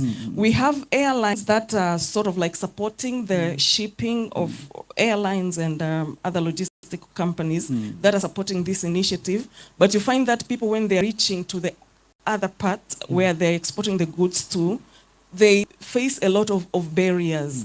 Clearing goods for them, it may take a number of days before their goods get cleared by the customs officials because of lack of awareness of the GTI. So we need to sort of like do a lot of sensitization. We need to do a lot of advocacy on what is working and what is not working.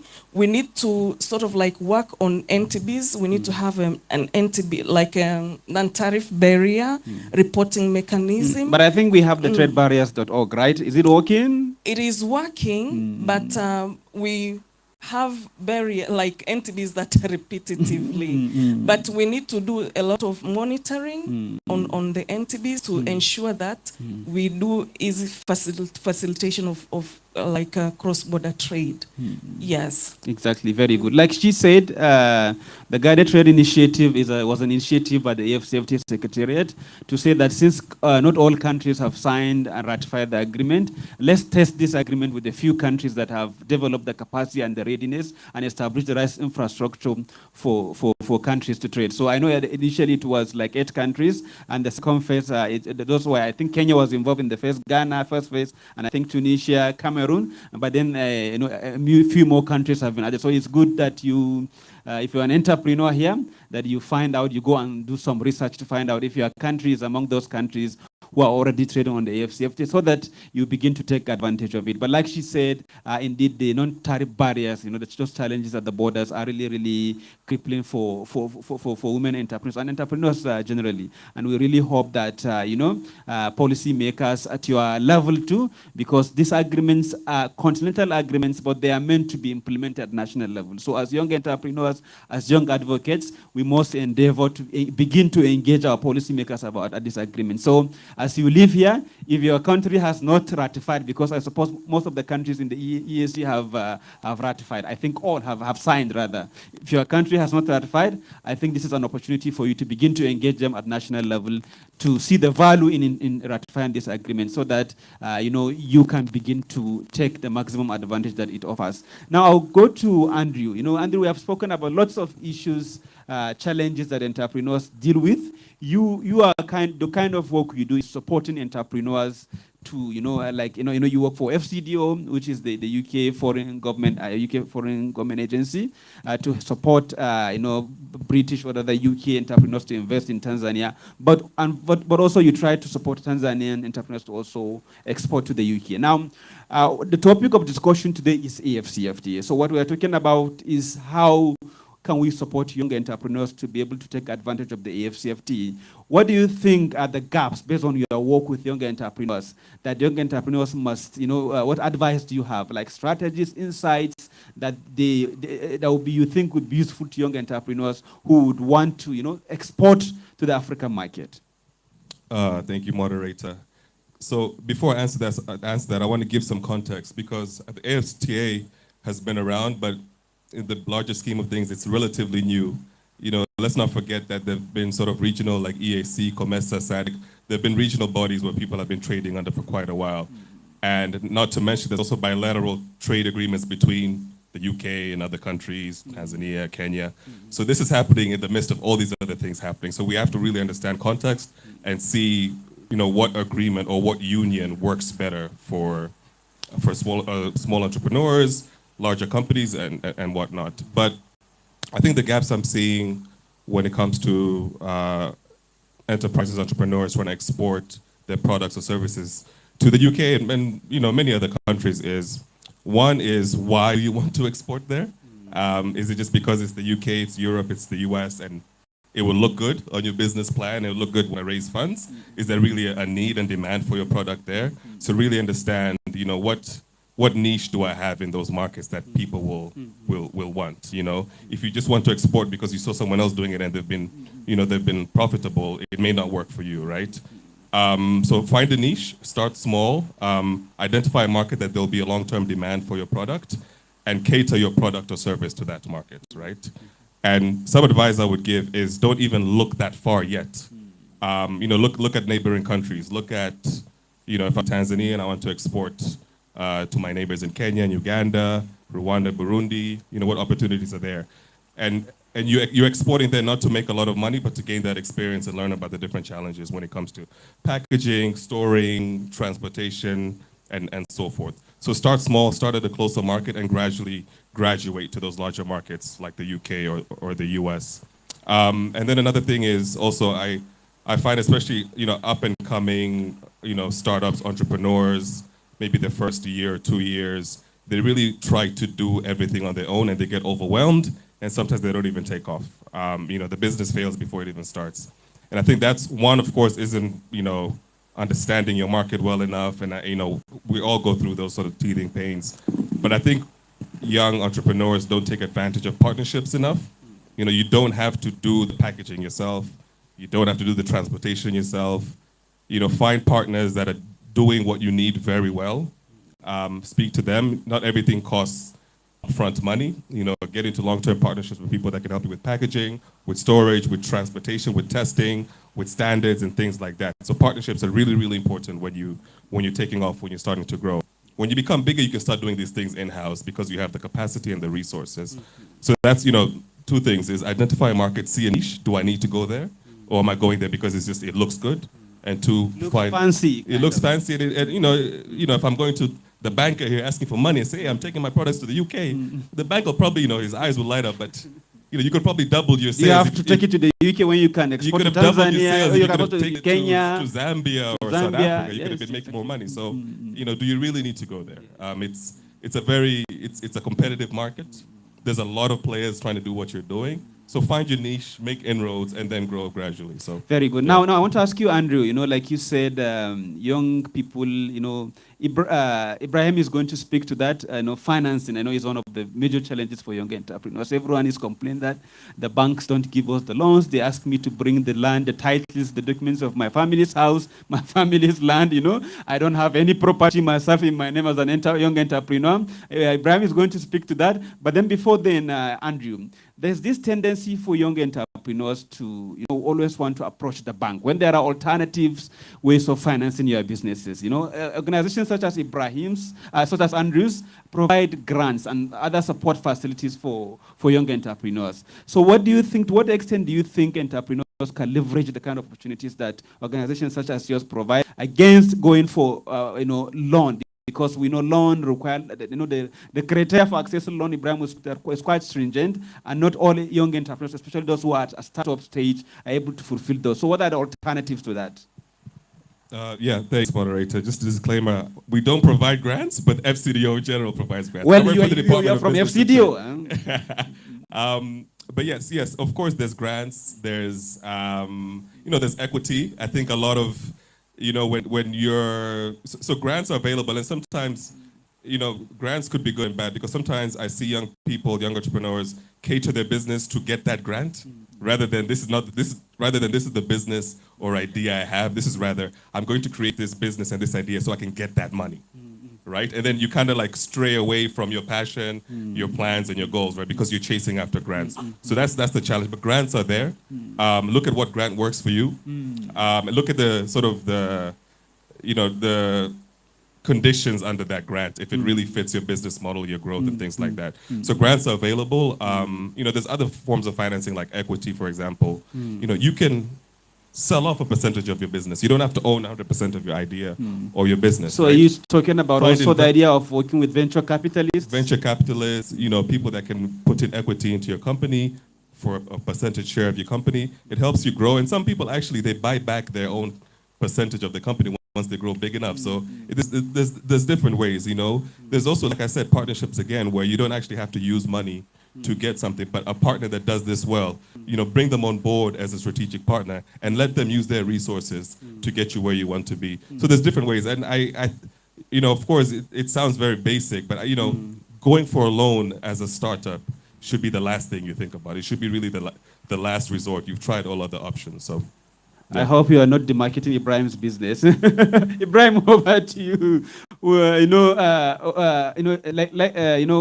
like I said earlier, financing, access to funding is one of the major challenges of young businesses. Everyone you ask, they tell you that I need this funding from the bank, but the banks are asking me for this and that. I can't fulfill the criteria, Ibrahim. What do you think? What is your bank, for example, you know, doing to help support, you know, young SMEs, you know, young business owners in Tanzania to be able to access the AFCFT market? I know there are many, you know, since the AFCFT has come into place, I know there's also this fund that has been set up by the AFCFT. I think UBA and Equity Bank were involved. They are going to provide a facility of around 5 billion, I think, USD to young entrepreneurs across the continent to trade under the AFCFT, to build their export readiness capacity, you know, to support them generally to export. For you, for your bank, what are the facilities that are available? And what do you think, generally speaking, should be done to make this idea of collateral very, you know, very, you know, achievable? Because as it is now, many of the criteria that the banks put in place are so stringent that the young entrepreneurs can just not you know, be able to meet them. Thank you. Yeah, thank you, moderator. So I think it's very spot on. Number one problem for SMEs is to raise capital, to raise fund. And this is underpinned predominantly by a lack of collateral, as you have put it. So I think I'll respond that first to what NBC specifically does, and overall, you know, financial sector, how are they supporting SME, and maybe touch a bit of sovereign help, how the governments they're helping us. And maybe in this one, I'll go beyond Tanzania to give a view of what the neighboring countries, what are the support that are out there. So understanding the challenges of collateral, for example, at NBC, you know, we do have products that they have lesser requirements, so to say, to cater for the group of youth and women. For example, in agro, you know, we've done a lot of lending to young entrepreneurs in that space through the Farmers Association. For example, in in coffee. We've lent more than $20 million to this group. But also, so to your question, young entrepreneurs do not have access to title deeds, as you say. So we do have flexible terms. For instance, we have a dedicated product called Kwanasi. In English, that's like grow with us. So, we don't demand title deeds. If you have sort of a sales agreement, for example, of a small property, we can accommodate for that. Usually, we'll take an assessment of a business span for 3 years to be able to understand there's a going concern, someone understand the business. But for young entrepreneurs, we do have flexible terms, sort of 1 year. So we do have flexible conditions to be able to accommodate, this group. But what I would like to, add on, there's something called credit guarantee schemes. These are the schemes that are there to support young entrepreneurs, and it's very important for the audience to understand this. So financial sector in general, they do work with credit guarantee schemes to enable to give loans to young entrepreneurs where the collateral, they're not enough. But also there are other credit guarantee scheme where entrepreneurs can go to. Maybe I'll just mention a name.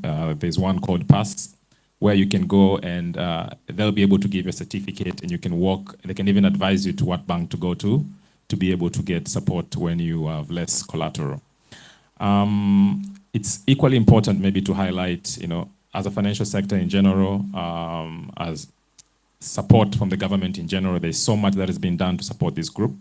For example, the government of Tanzania has an SME policy, has a financial inclusion policy that work towards, supporting the groups. If you are a trader, a young entrepreneur in Tanzania, let's say you're doing export, which means you are reducing the reliance for the country, to seek foreign exchange. The Bank of Tanzania can guarantee you, to support when you go to the banks to get, loans and whatnot. So my call for action here is just to, look up for this information, and then maybe I'll summarize on my last talking point around this area. To get a view of maybe at an East African level, we appreciate the effort that has been done with sovereign in these countries. For example, I am aware in Uganda they have a parish model where, at a household level, youth and women entrepreneurs, they're able, to get funding. Also in Kenya, I'm aware, there's a deliberate action around the government procurement plan. I think about 30% of it to support women and youth. You mean a quota, right? Dedicated. Yeah. So, it all starts with having an understanding of what is out there. And then similar to what my sister mentioned earlier, it really caught my attention around the initiative to simplify the trade regime. And this goes to my last calling action in terms of communication. We understand sometimes, as to her point, she has mentioned, sometimes different departments in the government maybe not be in line in terms of information to work smoothly. And this is a complex matter maybe to solve, but let us look on the simplified version of communication. Can we have, I think you know it better to this audience and other stakeholders, can we have a one-stop portal that just has information pertaining youth and women? This can be funding, this can be market opportunity, because right now everything is just left, right, and centers, and it becomes difficult to access this. But also secondly, to young entrepreneurs, as much as the financial sector want to support, but there's an issue of accountability. Are you trustworthy?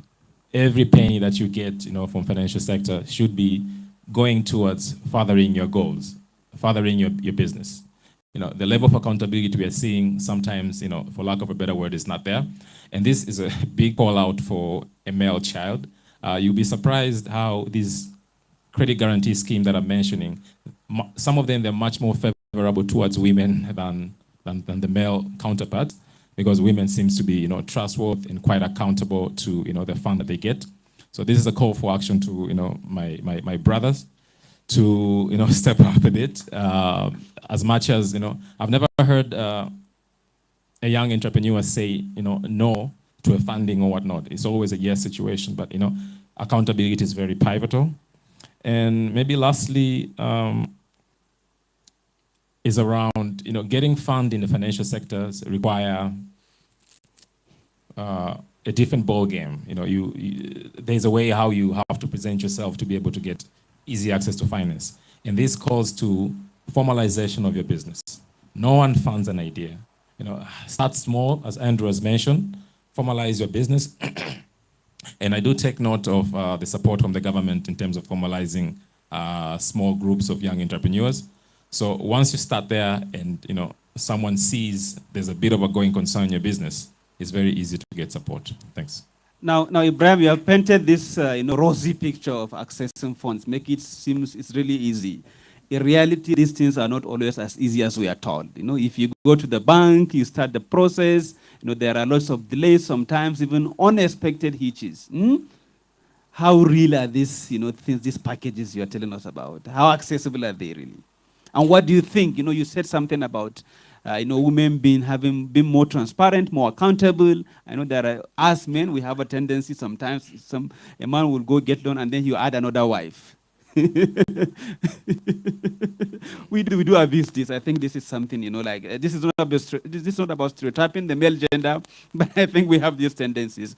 Now, like you said, integrity is very important when it comes to access to these things. Transparency, accountability.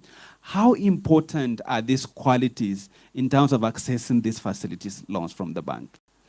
Please expatiate further so that, you know, our young entrepreneurs here understand the value of these things and how far, you know, they can take them. Yeah, thank you. So also, before you speak also, you know, the idea of collateral, like I said, is really, you know, frustrating for young entrepreneurs. And I had a discussion with a gentleman who is the president of the Africa Association of SMEs, and he was telling me, can't the bank start thinking of looking at people's personal integrity? This is someone who, you go to someone's community, you ask, who is this guy? Do you understand? Is he very responsible? Is he very accountable? How does he do to people? Can that be something of value that banks can use as basis for granting loans, other than just, you know, insisting on these tangible material, things? Go ahead, Ibrahim. Yeah, thank you. So let me start with the collateral, and then I'll move to, you know, the idea of banking on someone's integrity. I think that still speaks to collateral to your question. Yes, it is. Yeah. It is an intangible one. Collateral, it could be. Yeah. So, you know, here's how financial sector works. You know, the money that is being given out, there's cost to it. You know, banks also get this money, can be from central bank, can be borrowing from other banks, can be capitals injected from shareholders. There's a cost to it. So banks, then space of doing business. You know, when they give out money, they expect some sort of a return. So, and as part of business turbulence, not everything works. So in an instance that something does not work, a fallback position is your collateral. I think that's the essence why, you know, banks demand collateral. So we understand that collateral is a challenge. I'll give you one of the work in progress as a country what Tanzania is doing along collateral. So there's a regulation that I think possibly it will come out this year in terms specifically to simplify collateral for financial institutions, to recognize things like immovable assets as proper collateral. Immovable asset can be something like your motorcycle and whatnot, which are not formally recognized as collateral at the moment. But in understanding this problem, you know, the country has seen a need, you know, to actually formalize that. I do not have a site at an East African level in terms of development, but I'm pretty sure, you know, these are the common problems that we're facing, and hopefully, you know, the counterparts will work towards that. So I think once we have that regulation, it will be a game changer. But in the meantime, I am aware that, you know, financial sector, they do give a flexible eye when it comes to assessing. As I mentioned earlier, you know, sometimes we require someone to have a title deed for a land, but we understand not everybody has access to title deed. So we look at, you know, are there cash flows that can be able to back us? There are those incidents that we give lighter requirement so as to be able to support this group. To your second thing, in terms of goodwill, actually, you know, I think you mentioned about integrity, yes. How that is very important for the group, and how that can help or demolish, you know, the dreams of a young entrepreneur. So I think you're aware of, if you're not aware now, I might mention a bit around something called Credit Reference Bureau. So Credit Reference Bureau, these are the platform where they assess individual credit worthiness. All your records or in terms of how you're performing, in simple terms, repaying your financial obligation or loans. These records becomes available in Credit Reference Bureau. And then banks and financial sectors, before they give you this facility, they go to this Credit Reference Bureau to check, Mr. Andrew, what is his integrity in terms of repaying our loans? And then there's a risk rating there. If you are higher risk, forget about getting finance from the financial institution.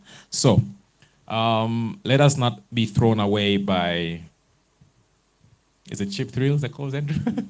Let us not be thrown away by, let us look at the big picture. Let's honor our responsibility, because that might have a long-term effect in your aspiration in terms of getting funding. So the more transparent you are today, the more accountable you are today, it gives you a better chance to continuously being able to get funding from the financial sector. Good. Andrew, you want to come in? Go ahead. Yeah, quickly. I think what he mentioned about the new regulation that come out will be a real game changer, because if you have a border, you have a smartphone, you have a TV at home, some of these things cannot be used as collateral. Then the second thing about this credit rating, it's it's going to be increasingly important, especially in this digital age that we're living in. I mean, in the West, people get loans for houses and cars and whatever just from their credit rating. They don't actually have to put any collateral. They look at their credit history. You're graded really good, you get that loan. So Ibrahim, Andrew, I used to think friends who live in the US and Europe are rich. Yeah, it's not their money. One of them told me that you see everything, this phone I have, iPhone latest one, is on credit. Yeah. That's why. Yeah. So it's not that they are really actually able to put down 1,500 USD to buy, but you can literally buy everything on credit. Everything you can buy it on credit. And that's what we like here. And if you look at even our systems, for you to even own a house there, you can spread the cost over 30 years. Here, it is not possible. I think you can go ahead now. Yeah, and just a call to action is, one, it emphasizes the point of formalization, because people cannot track your propensity to borrow and pay back if you're doing it a cash economy. If you're using mobile money, if you're using bank transactions, you're creating a history of your habits and your personality, your financial personality. And that's what's going to work for you when you're going to the bank and you don't have collateral, but at least your credit history is very good. So again, it's sort of like build that character and that history of your financial behavior to access NBC and the products that have. Very good, thank you, Andrew. Now, last but not least, Monsieur Jean Petit from Burundi. Colleagues, we all have to have our interpretation gadgets for those of us who do not speak French, because he's going to speak in French. Now, you've had the conversation that has gone on here, Jean Petit, so far about the AFCFTA, the challenges of young entrepreneurs, trading across borders in Africa, issues to do with gender-specific challenges to this efforts, financing, alternative sources of financing. You work in a business incubator in Burundi. How does your organization, your entity, comes in terms of building the capacity of young youth-led businesses, youth-owned businesses, to be able to access these immense opportunities that we speak about, to be able to navigate this large array of challenges?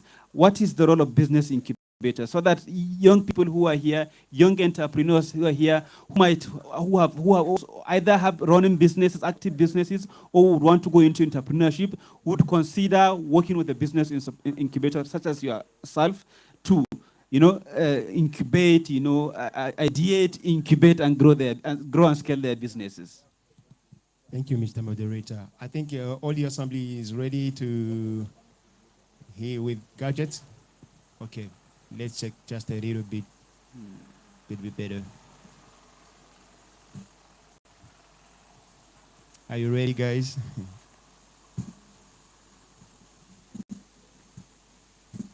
Hope that I'm not disturbing.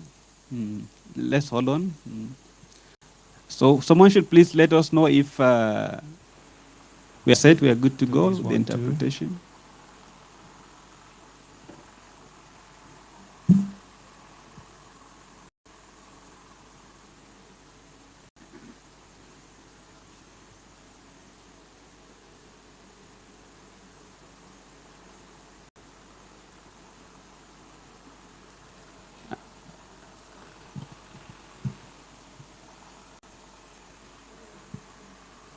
I can speak right now. Are you ready, guys? Thank you. So, j'aurais aimé parler en français pour aider surtout ceux qui avaient des gadgets depuis hier en écoutant juste l'interprétation. Merci à Madame Traoré qui a d'ailleurs proposé à ce qu'on soit à l'aise avec notre langue officielle. Alors, j'aurais aimé répondre à la question du modérateur qui est d'ailleurs très sensible, surtout à ceux qui ont déjà embrassé le projet de la ZLECAF, c'est comme ça qu'on le dit en français. Donc, AFCTA, en français on dit la zone libre d'échange commercial africaine. Pour le moment, comme incubateur au Burundi, BBN a pris le relais à ce que les jeunes entrepreneurs aient accès à exporter et importer les produits venant de l'étranger et allant à l'étranger.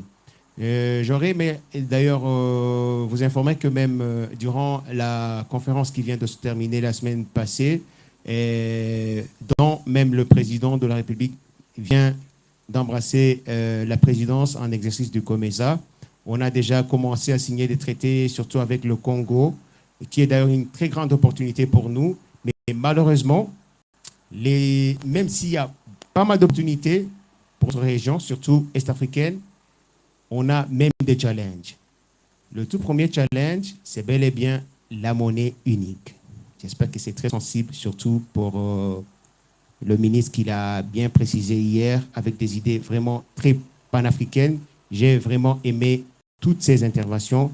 Je vous prie d'applaudir pour lui, monsieur le ministre qui est d'ailleurs ici. Alors, l'autre challenge que nous avons, c'est surtout One Stop, le guichet unique. Si on avait un guichet unique qui pourrait même certifier les produits que nous importons ou que nous exportons à l'étranger, ça aurait été mieux que nous ayons cet accès, surtout pour les jeunes entrepreneurs. Voilà, je ne sais pas si j'ai bien répondu à vos questions, mais vraiment, on a vraiment pas mal de challenges à qui nous, les jeunes, pourrons mieux faire pour jouer cette zone libre d'échange commercial. Merci. Okay, good. Thank you so much, Jim Petit. Now, I wanted to also allude to this idea of one-stop border post. I think it's really a very novel, creative and progressive idea. Of course.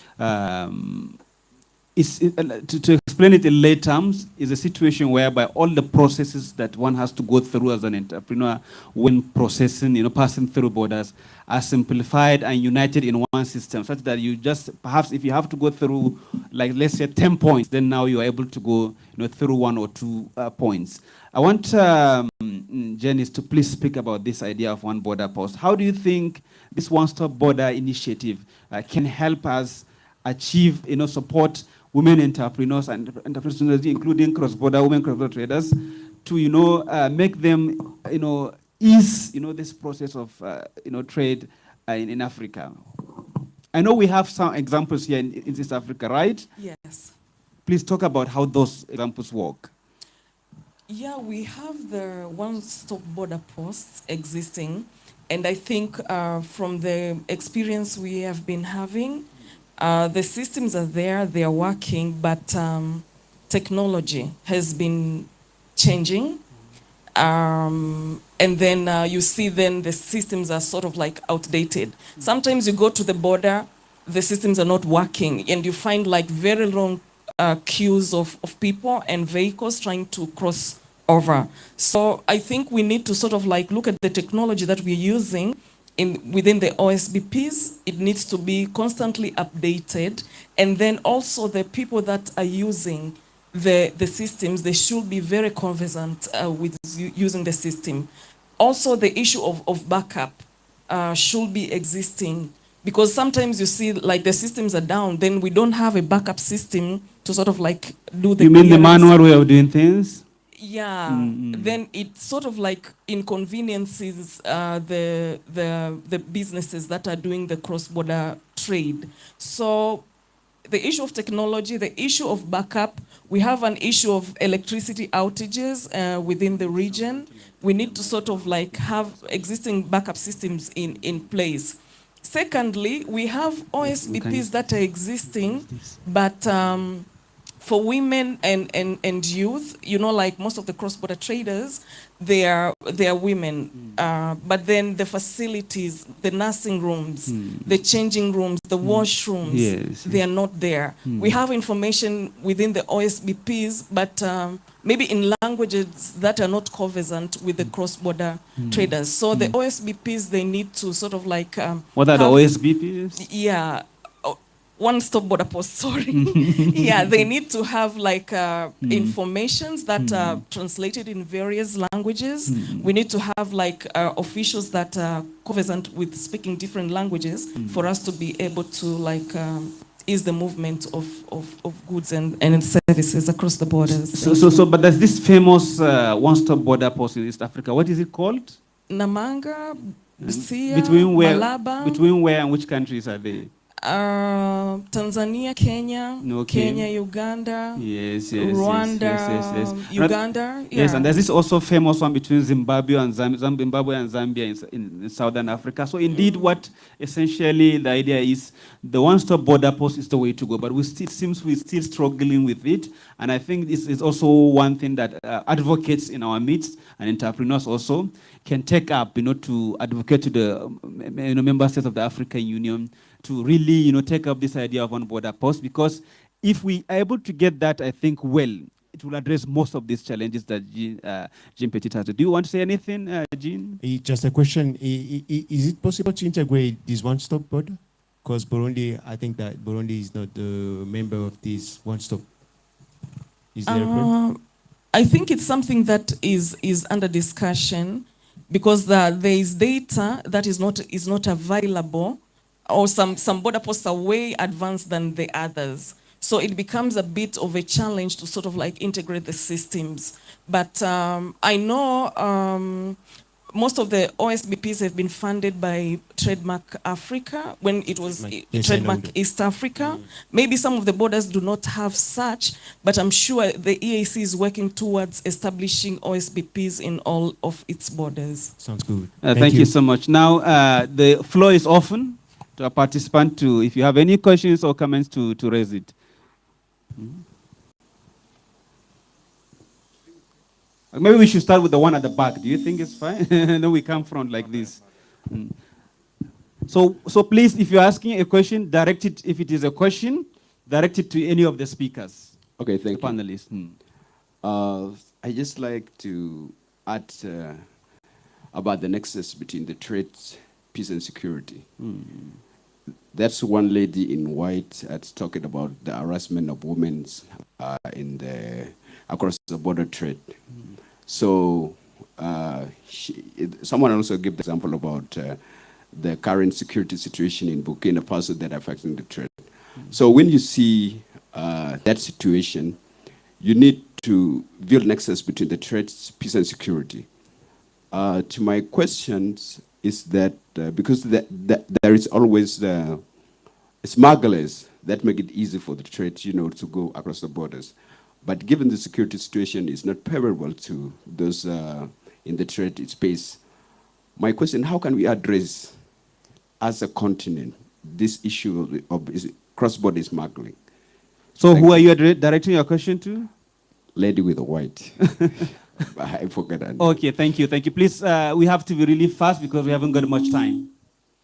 Go straight to your question or comment and direct it to any of the panelists. Okay, hello everyone. My name is San.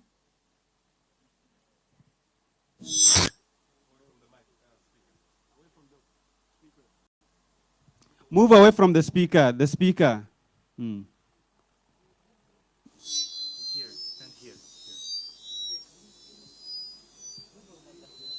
Go that direction. That direction.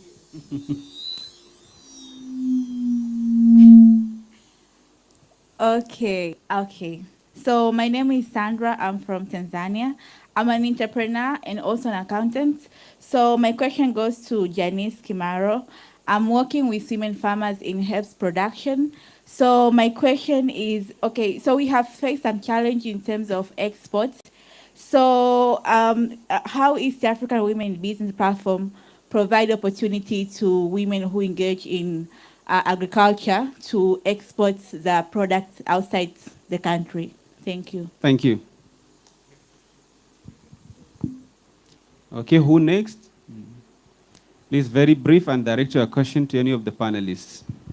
Thank you. Pacific Nezerwa from Rwanda. I'm founder of an edtech enterprise in Rwanda, Nerevet. I want to ask a question about our Burundian brother, about the incubators.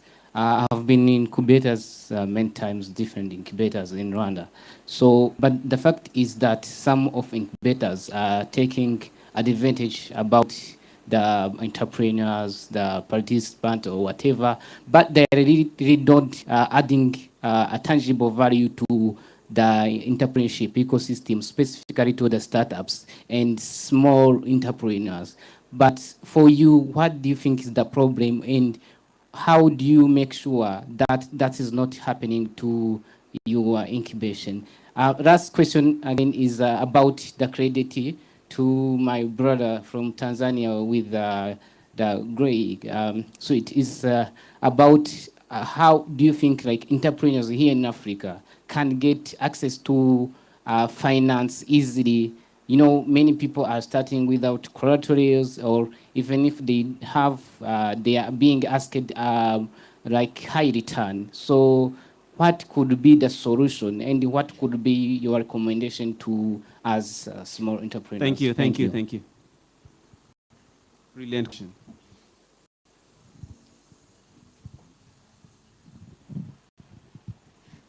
Thank you very much. My question goes to the panelists who talked about accountability. Young people failing to account for the monies they receive from funding institutions. I'll start with a comment and then I'll direct you my question. I think part of the problem of the accountability stems from a lack of ownership of business ideas from the young people.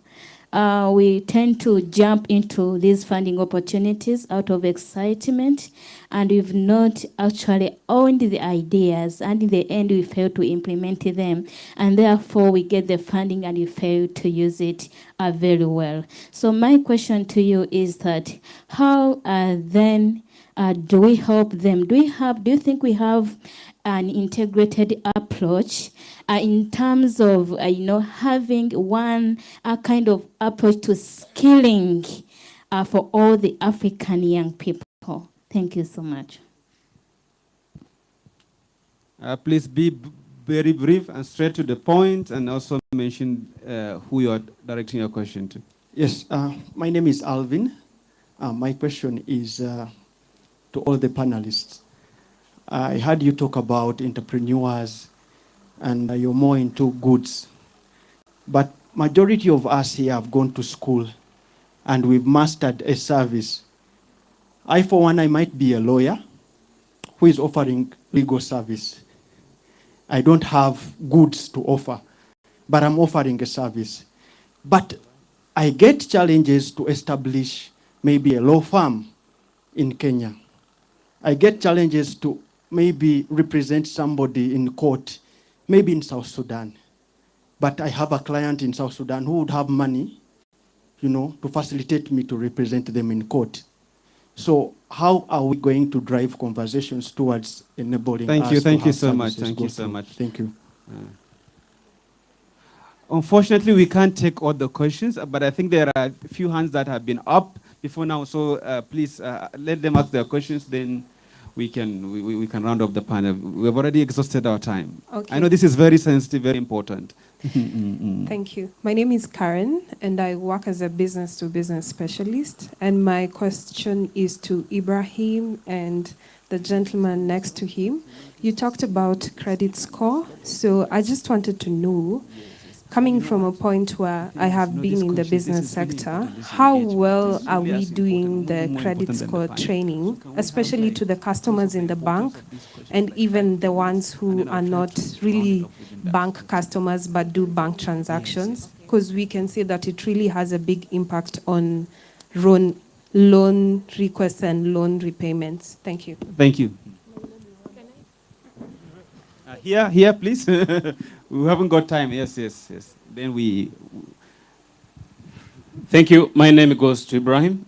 You spoke about access to credit, which I think still is the biggest problem is how long will it take to a business person to get it.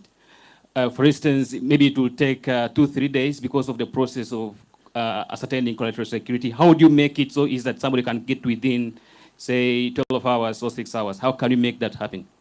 Thank Good, you. thank you. And then the last two. Thank you very much. I am Polote Emmanuel Solomon. I'm a lawyer from Uganda. My question, thank you for the session, first of all. My question is in regards to SCFTA and the place of the tax regime, you know. The fact is many youth across the different countries in Africa start businesses or have startups, but research has also shown severally that many of these businesses probably do not celebrate the first birthday. Yes. And one of the reasons is the aspect of the taxation. I know for a fact, for example, where I come from, I'm sorry for giving context, there are tax holidays given to investors, you know, investors coming into the country. I want to think it's the same in other countries across the continent. Can't we probably choose to advocate, or do you think it is okay? Do you want to answer this question? I think it should be a general... I think Ibrahim is in the best place, or Andrew. Okay, so don't you think it should be in the best place of the African continent or different countries in Africa to look into the direction of giving tax incentive for youth, at least for a specific period of time, yeah, so that as when the businesses have somehow stabilized, they can start paying the taxes. Because very good. I think taxation is one of the reasons why. Thank you so much. That's a brilliant one. Gentleman, you look like Patrice Lumumba. Are you from Congo? Yes, I'm from Democratic Republic of Congo. Oh, I see. Thank you. My name is Richard Chubaka, and I have a simple question to Madam Janice Kimaro. In June 2024, there was discussion around modifying the threshold of, small-scale trading, cross-border trade. Then, but after the discussion, it has been decided that it should be maintained at $2,000.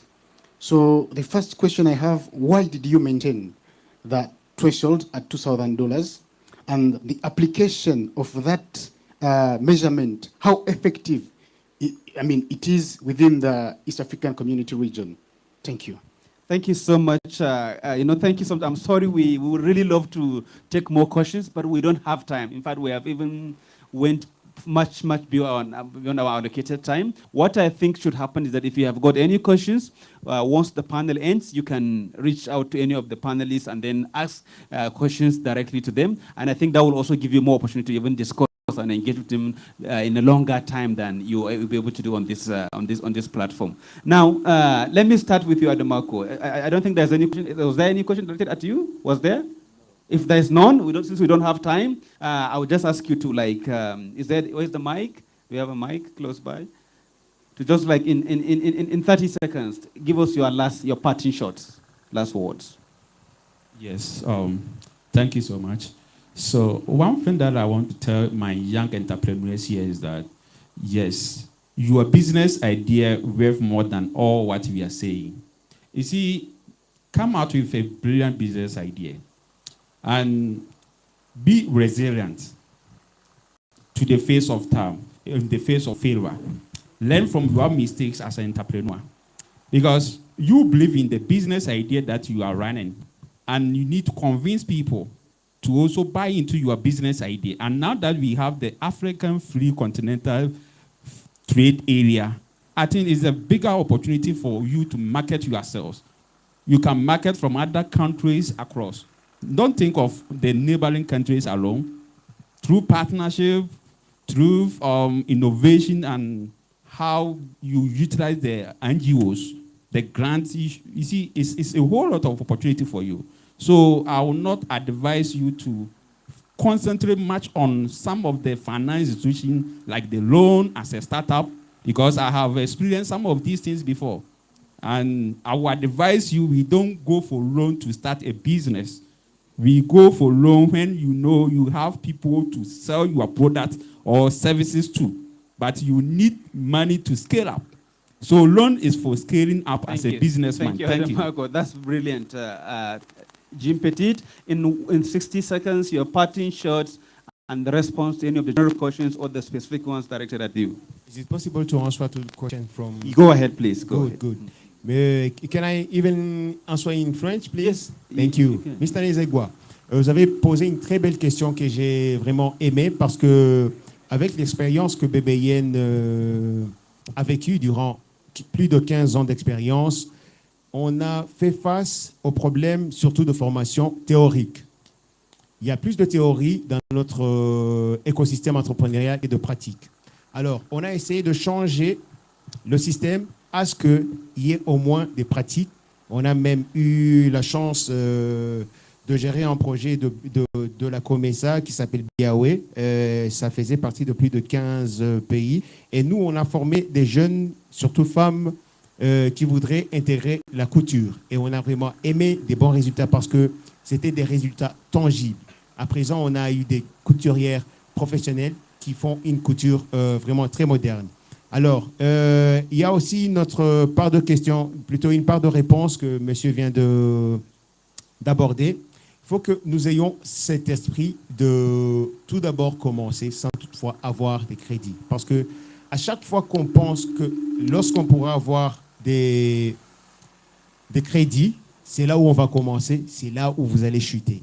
Je vous le recommande, soyez surtout précis et soyez surtout fort avec vos idées. Thank you, Jim Petit. That was an important question that he asked about incubators taking advantage of young entrepreneurs. He said, is your own an exception? Do you guys rip off these entrepreneurs that you're supposed to build up? Sorry, can you please? I was saying, he asked a question about business incubators such as yourself, Yes. taking advantage, like, like I think in a simple way, cheating, cheating the entrepreneurs instead of supporting them and building up. What do you have to say about that in 15 seconds? So, can I please also respond in French? So, à chaque fois qu'on pense qu'on triche en donnant des formations, ayez surtout l'esprit de chercher vous-même. Il y a plusieurs opportunités, surtout pour les digital skills. Madame a déjà abordé d'ailleurs une question qui était très sensible. On a vraiment pas mal de problèmes. Mais ayons surtout l'esprit de chercher plus d'opportunités que de challenges. Voilà. Thank you so much. Thank you so much. Andrew, in 60 seconds, response to the questions asked, the general or specific to you, and then your parting shots.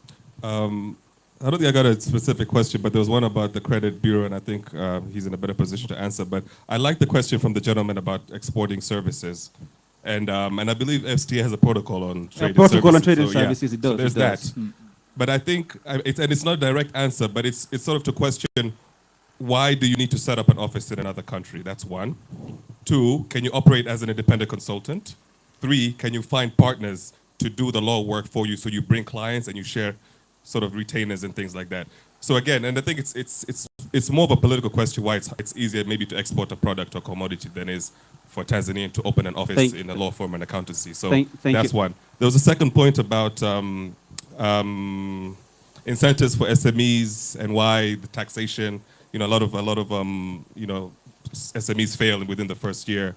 And I think it's a very important question. And I know for the case of Tanzania, for example, income tax you only pay when you reach a turnover of a certain amount. If you don't reach that amount, you don't pay. So there's one, knowing what the tax laws are in your specific countries, and it's 2, also the tax person understanding your business as well. So there's a lot of relationship building that needs to happen between a startup and the tax bodies that they serve under. But also there's an opportunity to sort of pilot and incubate some of these businesses to let them grow to a level that, and the incubation happens with, what my colleague in Burundi is doing, and other incubation spaces where they shield you and protect you until you reach a certain level. So it's not a direct answer, but there's a lot of understanding your business and understanding the laws that protect your business in that country, Andrew. But also Thank you, the Andrew. tax people. Ibrahim, in 60 seconds.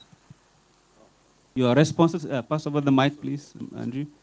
Your responses to the directed questions directed at you, and then your parting shots. All right, thanks. Quick one, I think there was one from my brother from Rwanda. I think he asked about collateral and high interest rates for the facility from banks. Look, I think my take here, again, is around information. Let us get close to the information of what these banks are offering. I know as a financial sector, maybe we have an obligation to do much advocacy, but there's so much that is happening that youth and women can take advantage of. There's a number of loans that have been offered without having collateral. We call them unsecured lending. There are quite a number of these.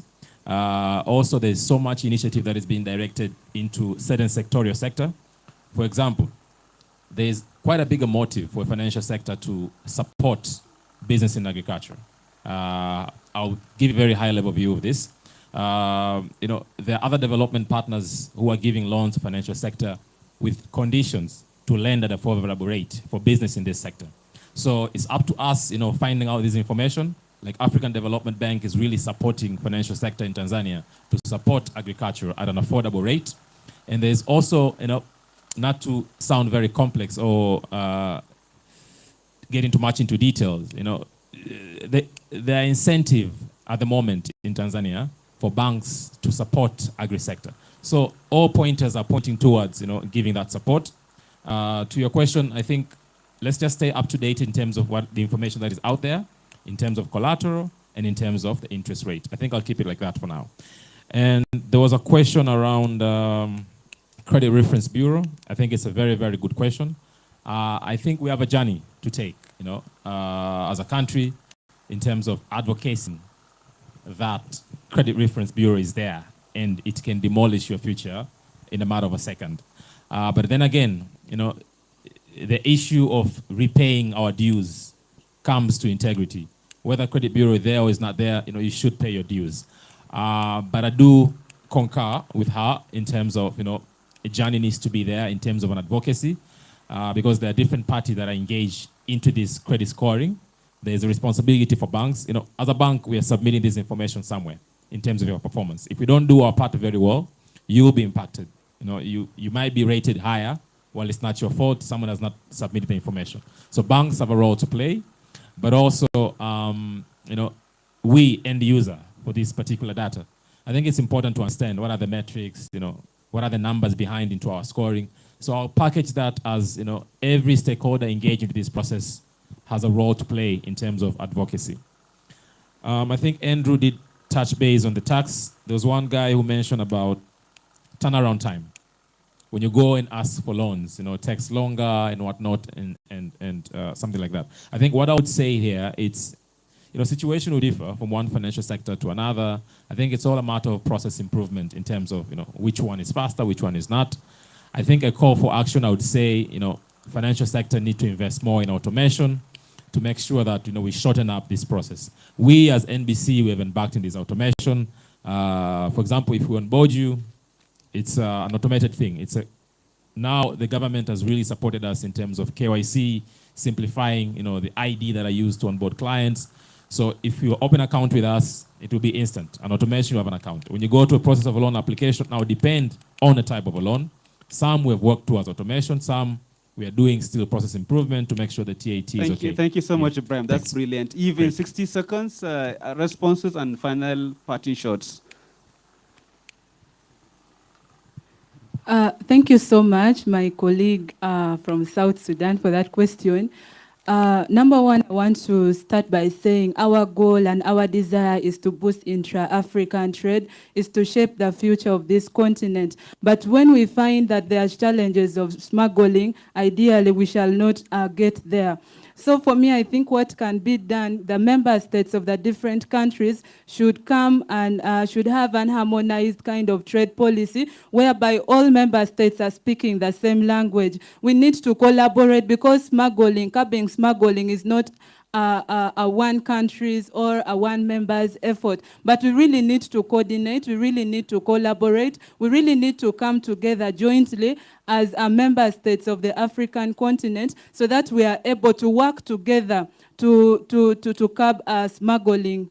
So for me, that is what I think can be done regarding smuggling. And then my last word is African Continental Free Trade Area has the potential, a huge potential for the young people, for the women, and then for us to really benefit from it, we really need information. We have to really look out for information. We really need to interest ourselves in reading materials so that we know what the protocol is all about, because we are going to miss out. Thank you. Thank you so much, Ivan. Finally, Janice, in 60 seconds, responses and final parting shot.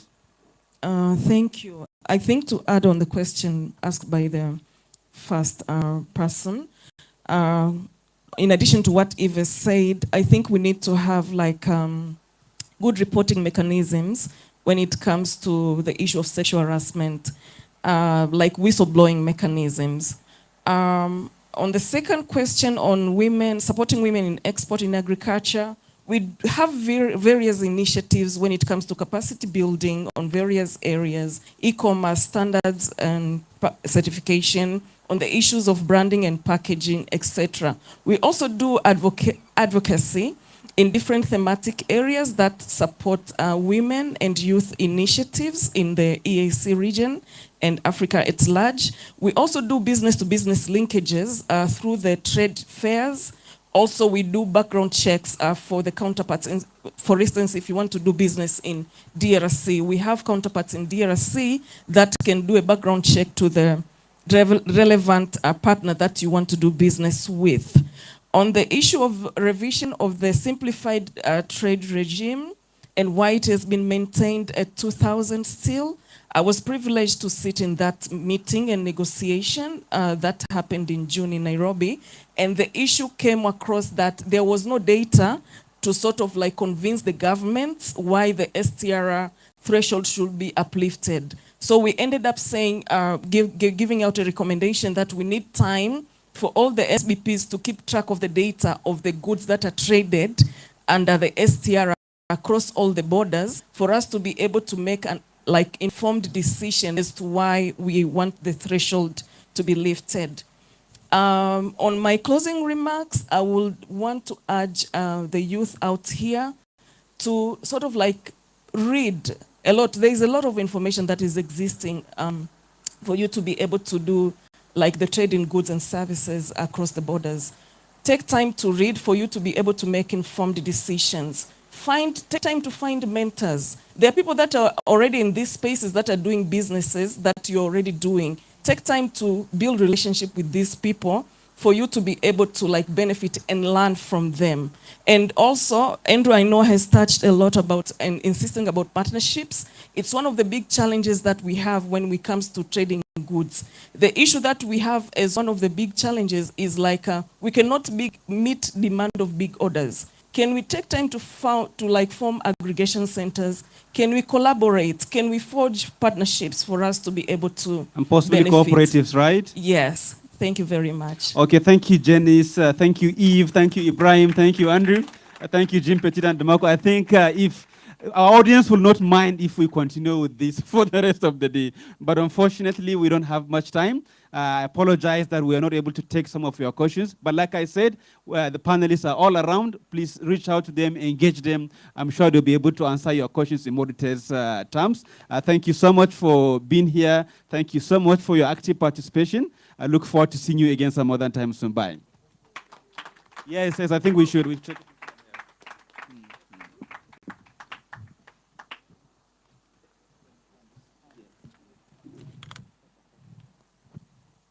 Thank you very much. The panel and the moderator will take a photo. I hope our experts in photography, sometimes you call them the paparazzi. Yes, I think they will find a way to do it. Yes. Kenneth, are we okay? Or you need 30 seconds? Okay. But as that happens, let's applaud them again and receive. Thank you very much, Adam, for leading the panel. And thank you, panelists, for sharing your wisdom with all of us. Yes, Okay, Adam, you need now to be there. We have a camera very far, but it pulls you. Yes, it will pull you all the way from behind. There you are. Yeah. Yeah. Exactly. Okay.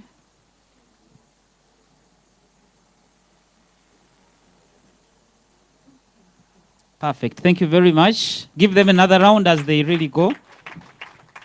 Thank you for sharing your insights and encouraging the young people of Africa to take business seriously and know that it is a line of employment, and also to change and create the Africa that we want. Ladies and gentlemen, we are about to go for our health break, but I want to just mention that the session that is coming after break, it's the session, of course, these others were amazing as well. We love them. But the one coming, you must be here. We are going to be having the business cohort pitching. Yes. People who know it have received it. Let me just, maybe you did not hear. What I am saying, ladies and gentlemen, even our colleagues that are online, if you were planning to go very far from your computer or your phone, you must now buy more data and settle, because we are going for the business cohort pitching. If you love it, say yeah, yeah. That one, it cannot have an option for dong dong. It is already ding ding. Basically, what will happen here is it will be a competitive process, healthy competition, where people will be pitching ideas to win grants, to win opportunities, to win connections. And do not say that I am not pitching. You can pick the idea and actually run away with it. It's allowed. So please come after break. Take your break very quickly. Even for those that are not very hungry, you can just stay and wait for the session. But we also encourage you to take some tea. So we'll be coming back after exactly 30 minutes. So please feel free. There are 2 serving points. One on my left, close to the SDGs that have also been assembled there. You can also take tea and talk to the people of the SDGs. But also there is one directly in the tea banda. Our handle is One Young Africa, not One Young World. It is One Young Africa. And the hashtag is YouLead24. Thank you so much.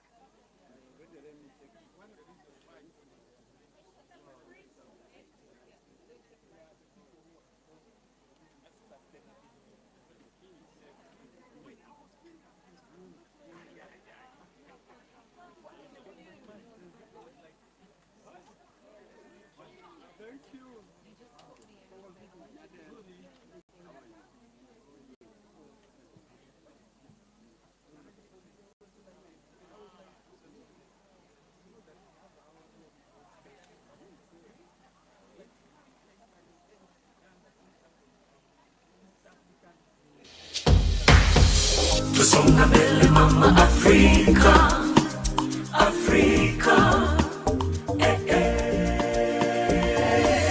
Tusonga mbele mama Afrika, Afrika, Kwa favor Afrika, mwishani wote, bonjour, from country to country, yeah, we gotta work together. We are leaders now.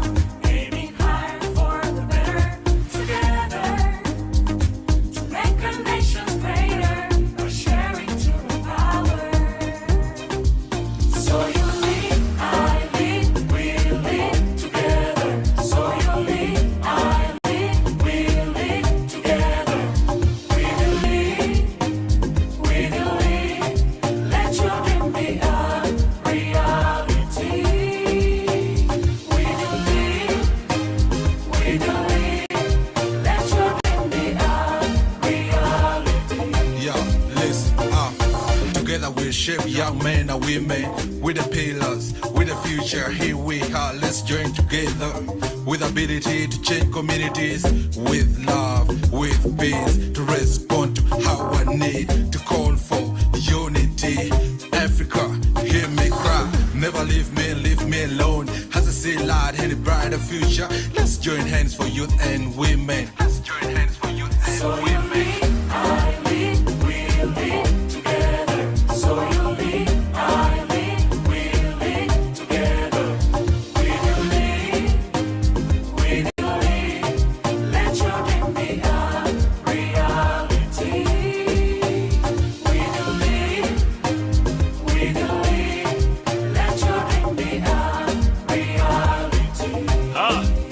Yeah, vijana wa Afrika wote waungana, vijana vijana kutoka mashariki, magharibi, kaskazini na kusini, hata na kati, twaja pamoja ili tufanye nini?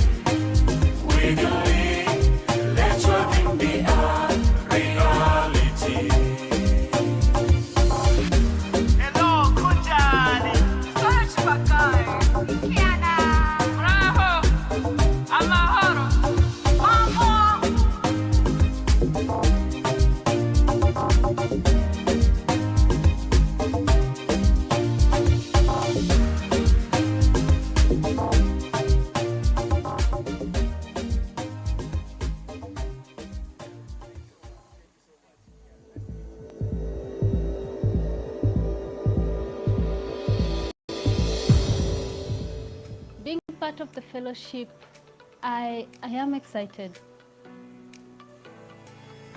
It's your time to say, who am I? We need to have a peace and security environment. The start of our meetup here in Arusha has been equally very good. This is the first day. This is a platform for me to be more empowered, to learn more. I've got a chance to get introduced to, climate action and justice. Everyone comes with their own story, experience, and I get to interact with them.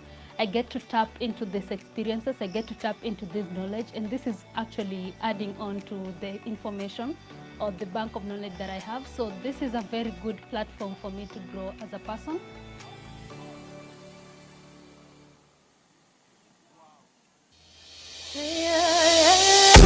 Copango Africa. Youth, we are no longer tools. So let's have peace in every step that we take.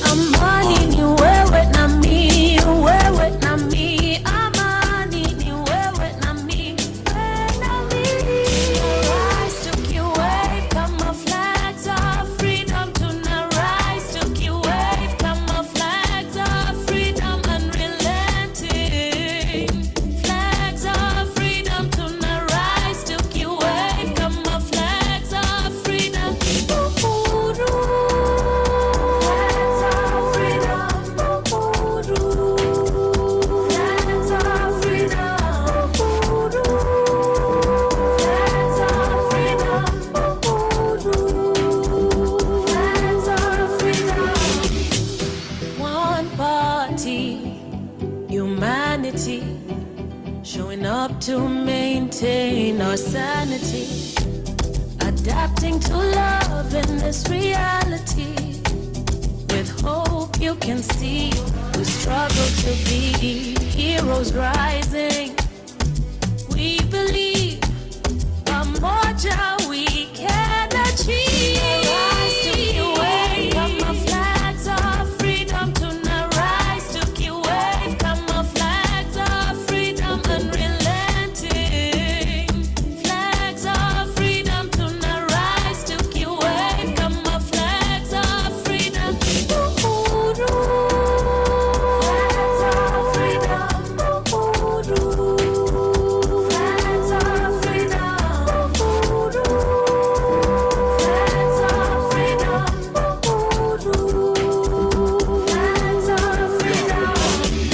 the queen, vijana Paul is the key. Opponents wanna feel real, dream jalopy.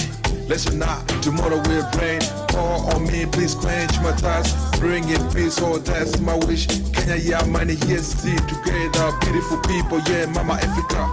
See the sun rising, we go get up. For the better, salute, we achievers. Hakuna kulala, I'm not ready for game, I'm not ready for play. For the choice I make, yeah, for the choice I make, yeah. Rise to keep wave, come our flags of freedom to now rise to keep wave, come our flags of freedom unrelenting.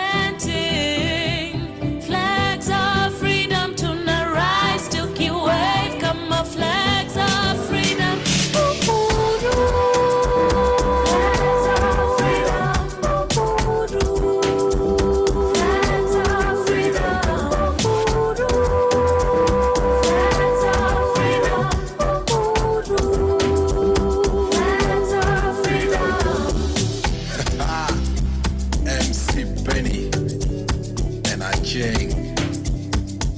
Peace to the world.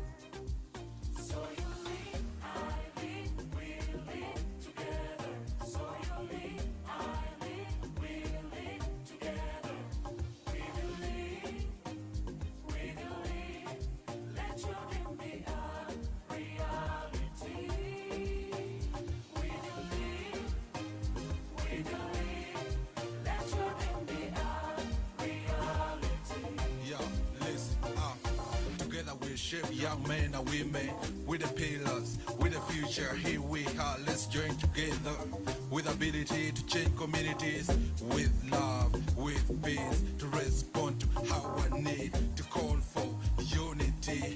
Africa, hear me cry, never leave me alone. As I say loud, in a brighter future, let's join hands for youth and women. Let's join hands for youth and women.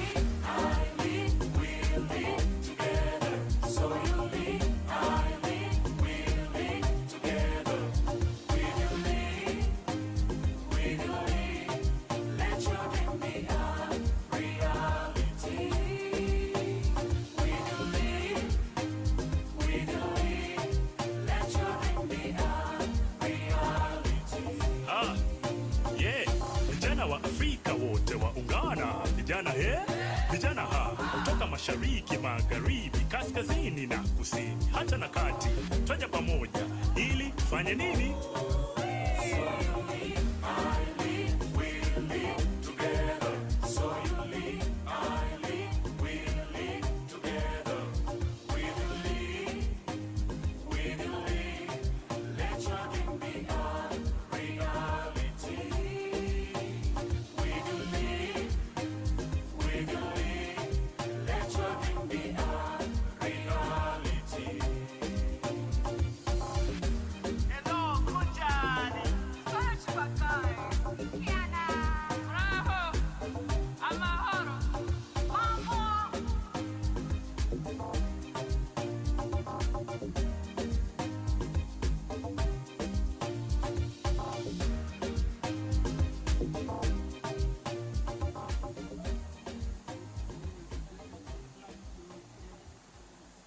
Describe the EAC Youth Fellowship as life-changing.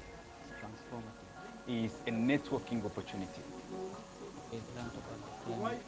Justice and gender. These two actually is what I want to do. So you realize that most of the marginalized group in the rural areas are not able to get the knowledge I want to expand my network on the regional community, because I know that among us, the majority of people will be the leader of our different countries in 10 years, 20 years, and we need to know each other for now. It's up to us as youth to now take up the challenge and rewrite this wrong that was ideally not even, we didn't participate much in it, but it's now time for us to take part in creation of policies, programs and initiatives that will be able to alleviate and mitigate the risks that have been brought about by the climate crisis.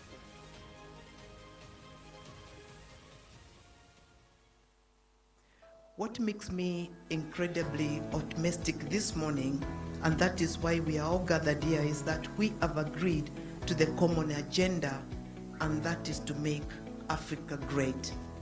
I hope you do agree with me with that.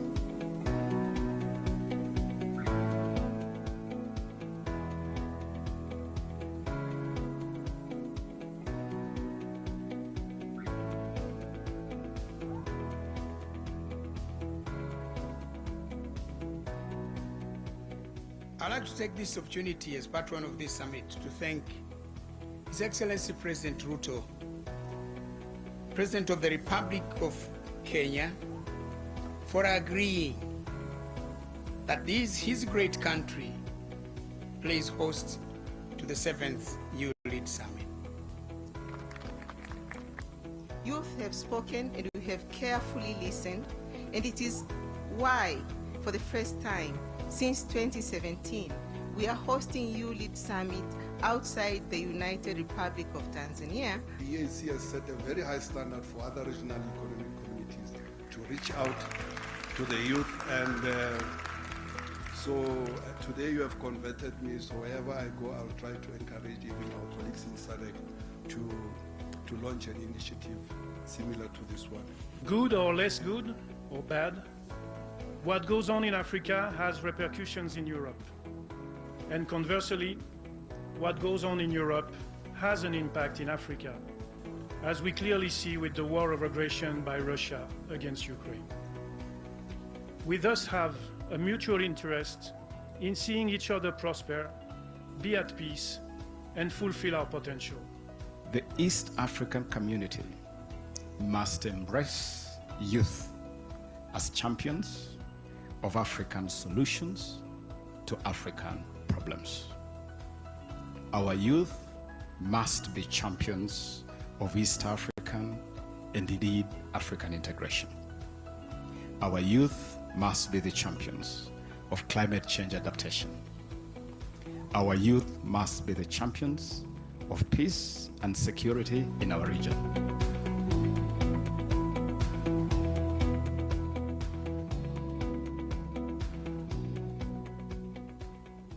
I must admit, I'm impressed by the wonderful work being done by the YouLead Summit Secretariat in pursuit of the objectives of the program in the fields of politics, business, peace and security, and gender equality.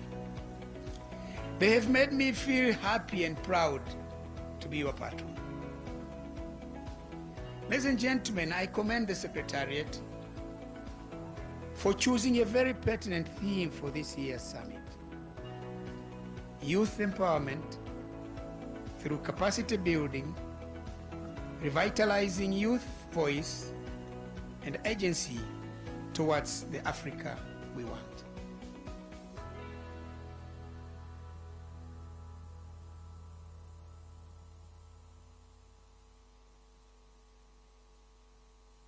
It is a great pleasure to be with you today, and I look forward to this session where we reflect on how best to bridge the gap that still exists for gender equality.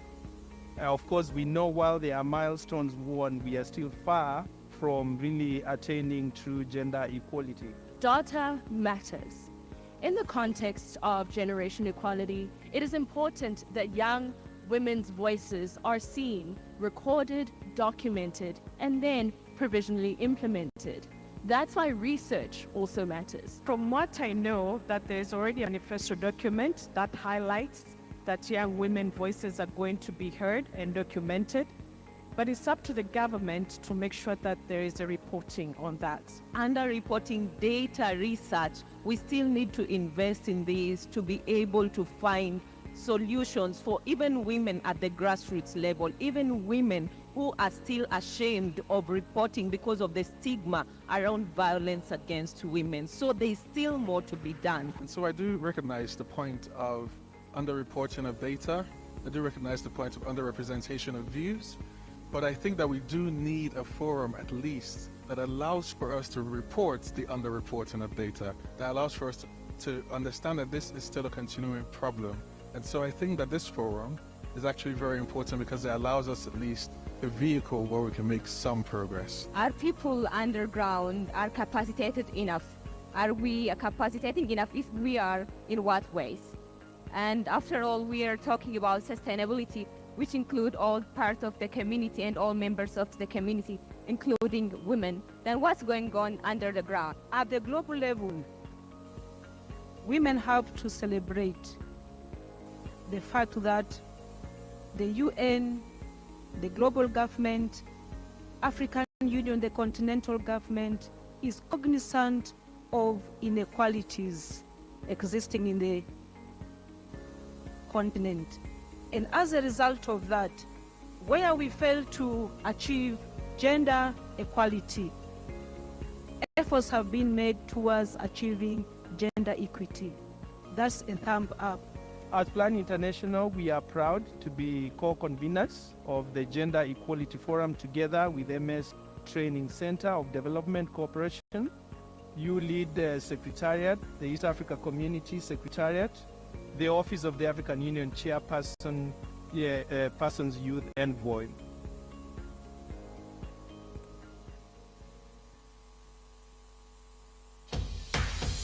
Tusonga mbele mama Afrika, Afrika,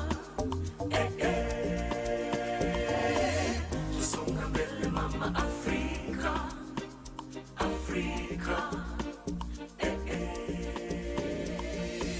Since 2017, YouLead Summit has been the climax event and convening platform for different stakeholders to debate, assess, and deliberate on the most pressing issues affecting young people. The YouLead Summit 2022 was held from the 12th to the 16th December 2022 at the EAC headquarters in Arusha, Tanzania, and MS Training Center for Development Cooperation under the theme Digital Access and Future of Work. Day 1 hosted the Under 40 Political Leaders Forum, which examined the policy and institutional environment and the state of youth participation in political governance, explored factors that help or hold back youth from becoming leaders, and advanced new thinking on what it will take for Africa's youth to become the leadership for the Africa we want. The Policymakers and Development Partners Roundtable examined the role of stakeholders in creating an enabling environment for youth participation. It examined the relevance of the Africa-Europe Partnership to African youth and how to best make it work for the African youth in areas of digital access, economic opportunities, and decent work for youth, especially under the AFCFTA. The afternoon session of Day 1 also featured the launch of the Tanzania Youth Democracy Dialogue Project and the plenary experience-based young leaders debate on If You Sat Where They, the Leaders Sit. His Excellency Donald J. Wright highlighted that youth in Africa want democracy and that democracy provides opportunity to build, strengthen, learn, share ideas, collaborate, and get mobilized to achieve the Tanzania we want.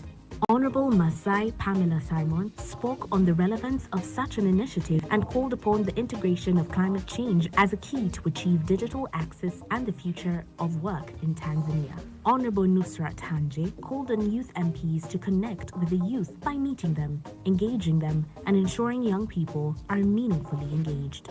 The plenary session provided the opportunity for delegates to outline their priorities if they were the leaders in certain elected positions. The day ended with an inspirational fireside chat between delegates and Dr. Susan Nasozi Mwanga, the first female head of Department of Political Science at Makerere University and Executive Director of the Julius Nyerere Leadership Center, and His Excellency Fatoumata Tambajang, former Vice President of the Republic of the Gambia.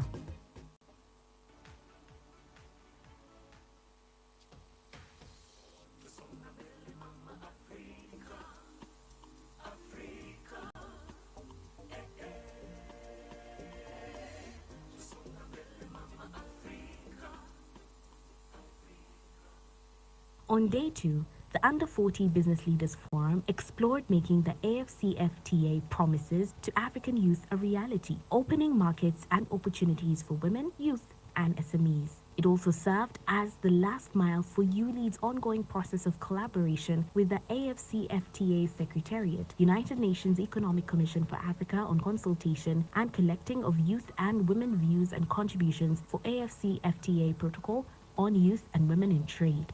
The forum started with opening remarks by distinguished guests and representatives of MS Training Center for Development Corporation, the East African Community, the East African Business Council, United Nations Economic Commission for Africa, and the International Trade Center. It was followed by the Policymakers and Development Partners Roundtable, which hosted a fruitful dialogue and exchange on Africa-Europe partnership and entry points for young people. The discussion, which hosted representatives from both Africa and Europe, including the African Peer Review Mechanism and the Young European Federalists, tackled several aspects including partnership for green transition and energy, partnership for digital transformation, sustainable development and jobs, peace and governance, and migration and mobility.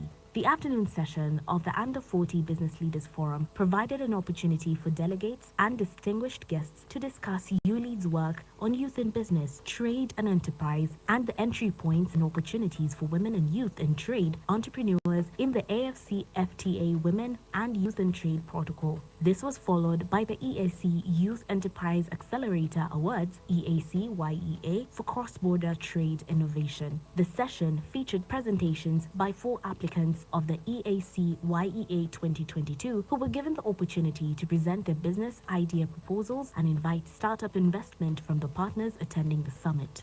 The problem is there's a lack of equitable financial inclusion for young people in Africa. And also, the root cause is financial illiteracy. Many of us know how to make money. The truth is, I don't have to teach you how to make your money. The issue is, how do you manage it? And what's our solution? We'd like to empower young people to make informed financial decisions through financial literacy programs. So there's a prepaid debit card we've created to grant users access to financial services and also to enable them practice good personal financial habits as they learn. My name is Kevin Yonghuru. As said, I'm the founder and the CEO of Spota Company. And Spota Company is an agribusiness company processing the sweet potatoes. 64% of population in Burundi affected by malnutrition. And you guess what? Most of factors which are there, we recognize one factor, and that is the one we wanted to work on. That factor is related to the increase in price of sugar. As you know, that sugar is mostly used in preparing porridge and bakery products, as you know. But in Burundi, you realize that along 7 months out of 12 months along the year, we have shortage of industrial sugar. Along the year, we harvest around 746 tons of sweet potato. That's why on that opportunity, we came up with different products so that we help the population of Burundi to be able to access to the highly nutritious porridge that doesn't require the sugar. Even if there is no sugar, they can still use this porridge. So we have Peter Garang from South Sudan, who is the founder and CEO of Sud Health. Thank you. My name is Peter Garang, the founder and team lead for Sud Elistec, a company that is currently under prototype. I just want us to take 1 second to think about losing a sister, a mother, a wife, because of something that you and I can prevent. That is what exactly happens in South Sudan, where 1,150 lives are lost during delivery. My team and I came up with the Sud Elistec that ensure the provision of early services through telemedicine, and that will act as an alternative early care services during early emergencies and beyond. The forum was closed with remarks by His Excellency Albert M. Muchanga, Commissioner for Economic Development, Trade, Industry, Mining at the African Union, which marked the launch of the African Youth Business Council, AFYBC, a continental apex body for the youth-led private sector entities, institutions, and associations in Africa, advocating for a youth-friendly business policy environment in general and making AFCFTA promises to African youth a reality in particular.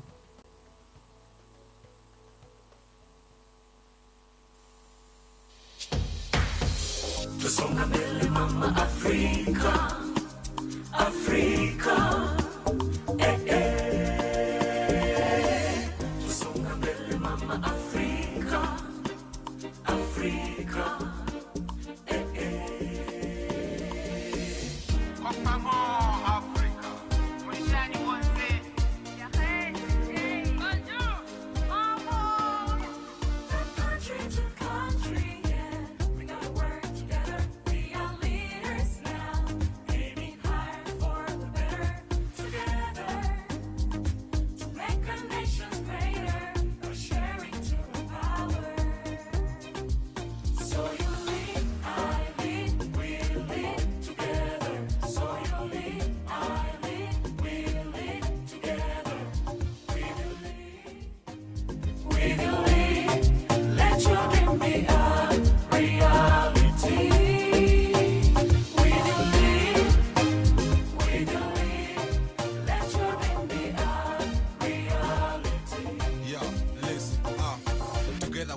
young men and women, with the pillars, with the future, here we are, let's join together, with ability to change communities, with love, with peace, to respond to our need, to call for unity. Africa, hear me cry, never leave me alone, as I say loud in a brighter future, let's join hands for youth and women, let's join hands for youth and women.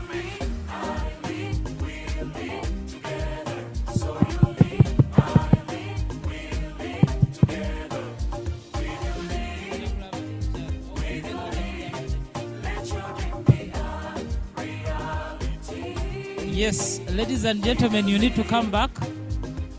The young people of Africa, you need to come back.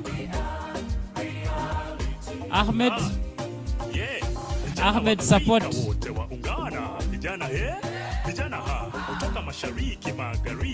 Let us all come back.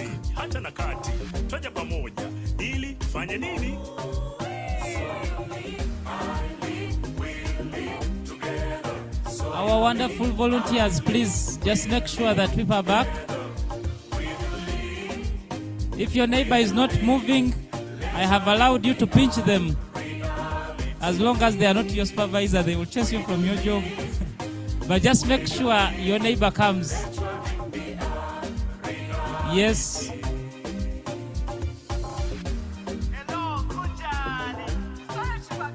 Hey, you go and slap those two brothers and tell them to come inside, but softly, do not injure them. Yes, Ahmed, you slap those two sisters and they come in. Softly, don't break their necks.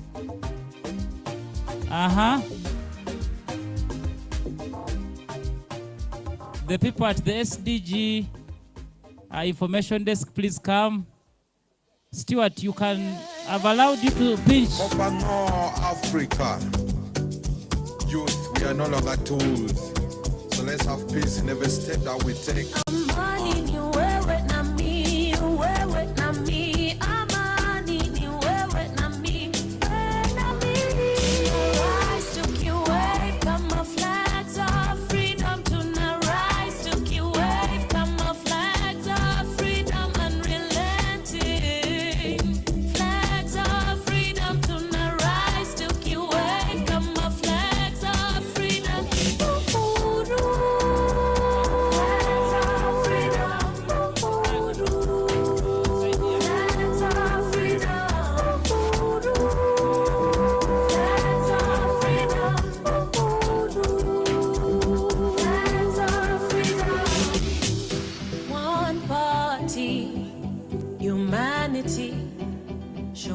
To maintain our sanity, adapting to love in this reality.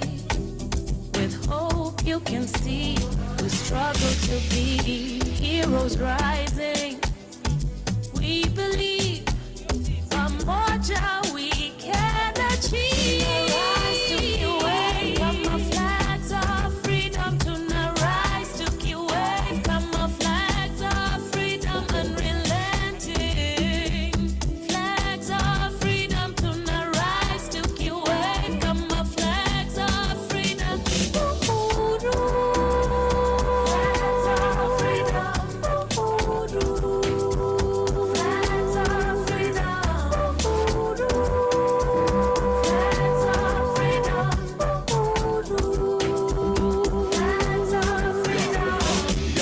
a queen, vijana pose the key. Opponents wanna feel we're twin jalopy. Listen now, tomorrow we'll rain. Pour on me, please quench my thirst. Bring in peace, oh that's my wish. Kenya, yeah, money, here, see together. Beautiful people, yeah, Mama Africa. See the sun rising, we go get up. For the better, salute, we achievers. Hakuna kulala, I'm not ready for game, I'm not ready for play. For the choice I make, yeah, for the choice I make. Rise, took you wave, come our flags of freedom to now rise, took you wave, come our flags of freedom unrelenting. Flags of freedom to now rise, took you wave, come our flags of freedom.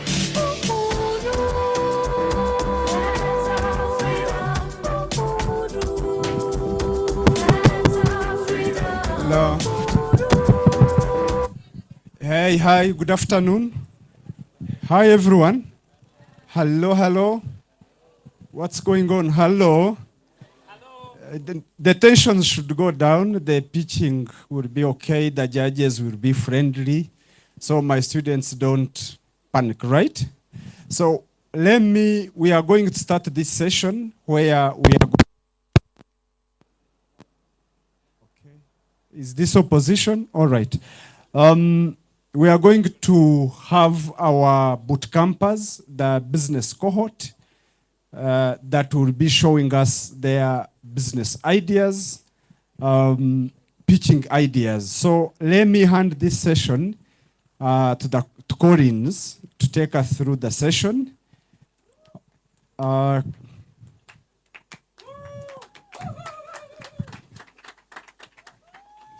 It's not one. Okay.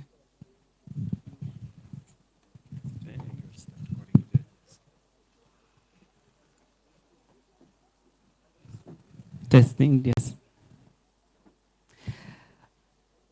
Good morning, ladies and gentlemen. Good afternoon, ladies and gentlemen.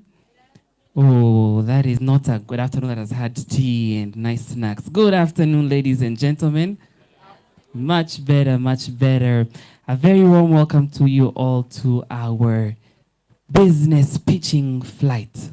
All protocol are observed. We're going to go directly into pitching because we know in business time is money, right? So we're going to go directly into our pitching session. On this business pitch flight, we're going to travel across the different EAC countries, and we want us to experience these countries through the entrepreneurs who are bravely going to be presenting their solutions this afternoon. On this flight, I am, as introduced, Collins Kimaro, and I'm pleased to be your pitch pilot for the next 1 hour and a half or so. And the only rule I have for our flight to arrive safely is your engagement. That is the only safety rule for our flight this afternoon, for us to engage. And I want to explain what do I mean by engage. But first of all, let me take this opportunity to welcome our judges to the front. If you are a judge, please come to the front. Your seats are reserved here. Mr. Ibrahim Nzutu, Mr. Kelvin Ninyonkuru, Mr. Reiki Liho, Mr. David Yasaya, as well as Ms. Vivian Goi Karibuni to the front. Let's clap for them as they're coming. Clap for them as they come.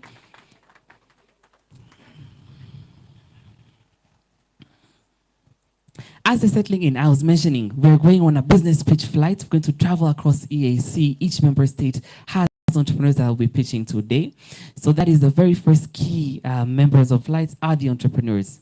These entrepreneurs are EAC Youth Fellowship Cohort 2 members, mostly coming from the business side. They're clapping for themselves. Good. Clap for yourselves and the rest will follow. Make the change there. They will have 3 minutes to pitch. Each entrepreneur will have 3 minutes to pitch. Then we'll have 2 minutes for Q&A from the judges. And then we'll also allow the audience to participate in the questions. The EAC is a diverse language group community, so we will have some pitches in French as well. So just a quick reminder, if you don't have your headsets, please do get your headsets so you're able to follow along with the pitches. So entrepreneurs have 3 minutes to pitch, 2 minutes then for our judges. Judges, a very warm welcome to you all. We're so happy and honored to have you. The judges represent a diverse group coming from private sector, public sector, financiers, donor partners, as well as entrepreneurs, all mixed up in the judges. So a very diverse group to provide good feedback for our entrepreneurs. So let me take this opportunity now to welcome our judges to briefly introduce themselves. Your name, what do you do, and what excites you about business? What excites you about business? Today is the business day. So let me pass the mic, Moses, to pass the mic to the judges so they can briefly introduce themselves. Your name, what do you do, and what excites you about business in the region?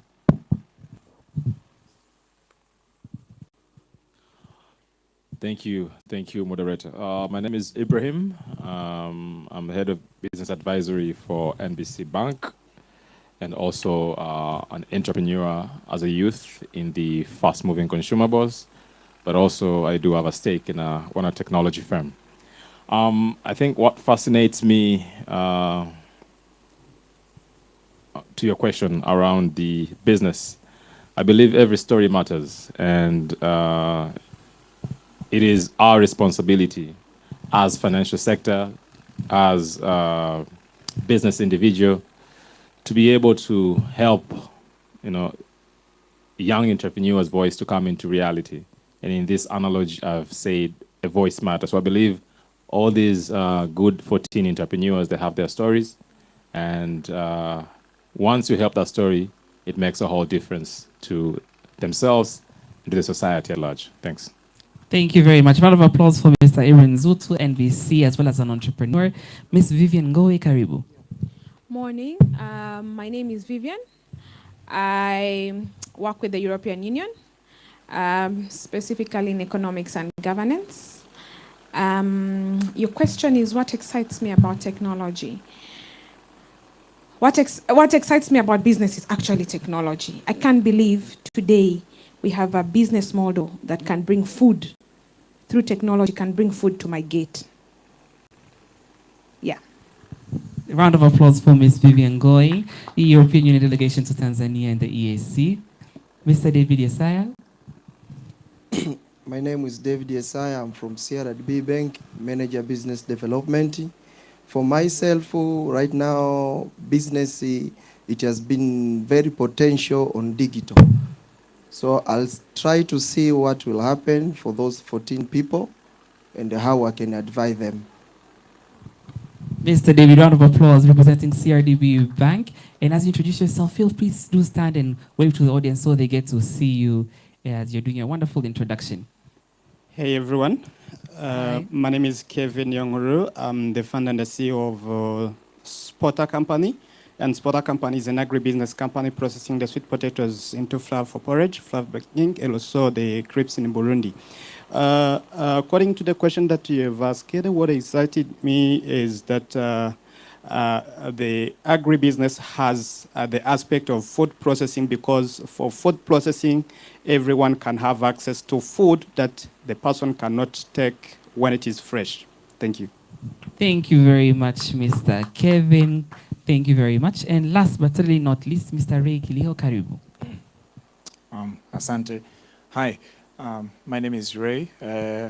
I belong to a youth organization called Vijana Think Tank, which really has been encouraging dialogue to give the government a tentative opinion.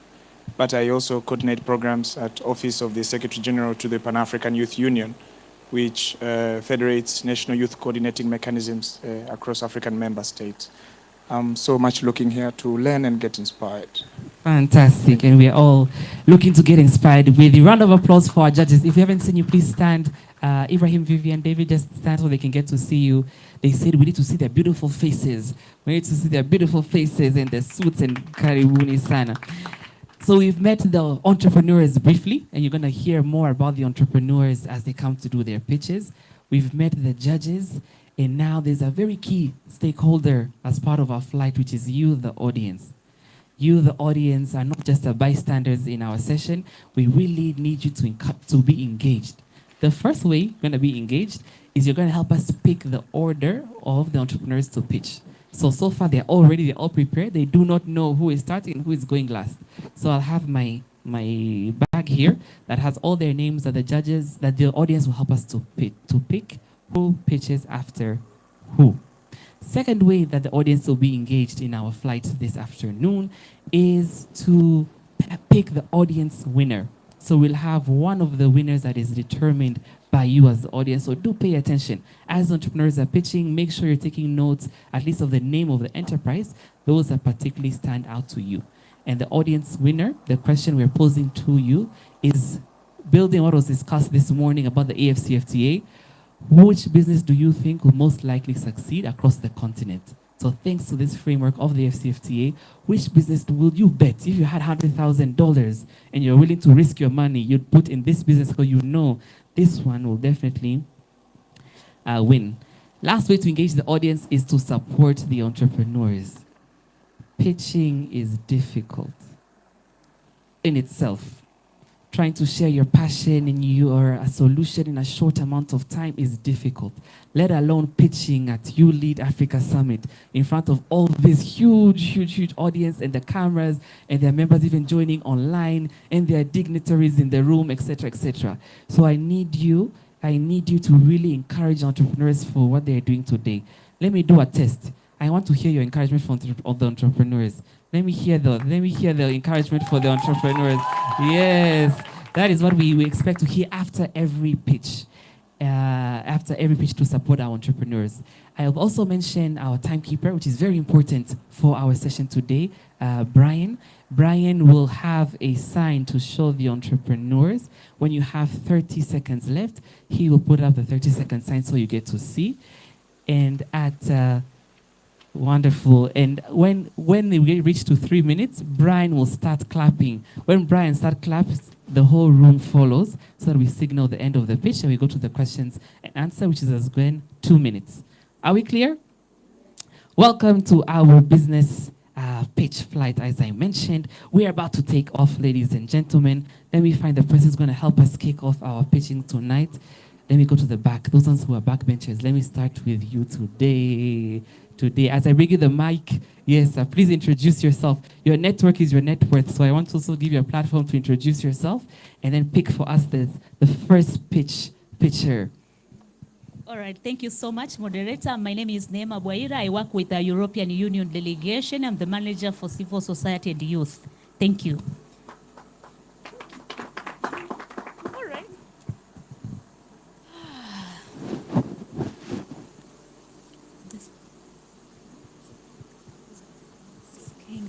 Okay, the first person is Zodiac Skincare from South Sudan. Ron, thank you, Neema. Can we have the slides, please, for Zodiac Skincare? Assumpta, to get ready to take the stage. Zodiac Skincare, we are ready for you.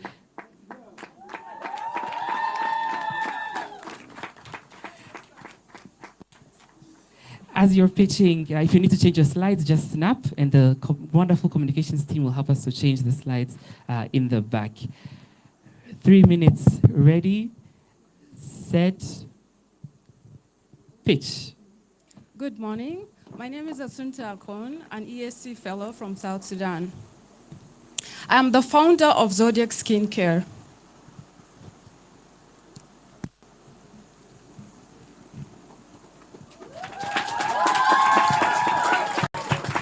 Imagine having to bleach your skin to fit in the society. Imagine having to bleach your skin to be accepted by the society. 2 in 5 women in South Sudan practice skin bleach. My young sister has been practicing skin bleach to get rid of dark spots, blemishes, and acne on the face. And this came at a cost. She was deprived of her confidence, health,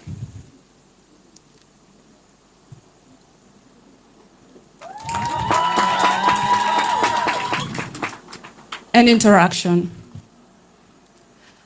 At Zodiac Skincare, we have started creating skincare products that are 100% natural and sustainably sourced.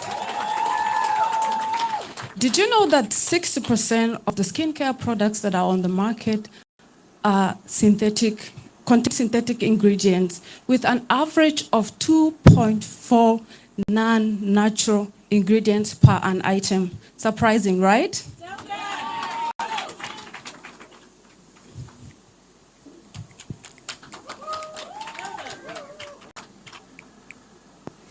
Our market size in Africa, our total attainable market size in Africa is at $3.9 billion. And in East Africa, our service attainable market is at $2.2 billion. And in South Sudan, our service obtainable market is at $1.8 billion. Our business model, we sell our products directly to consumers. We also collaborate with other small-scale business owners by supplying them our products. Traction. In 2022, we were able to legally register our business, and with an MVP, we were able to generate a revenue of $2,000. And in 2023, we officially launched our business, and we were able to generate a revenue of $10,000 US. In 2024, we are projecting a revenue of $25,000 US.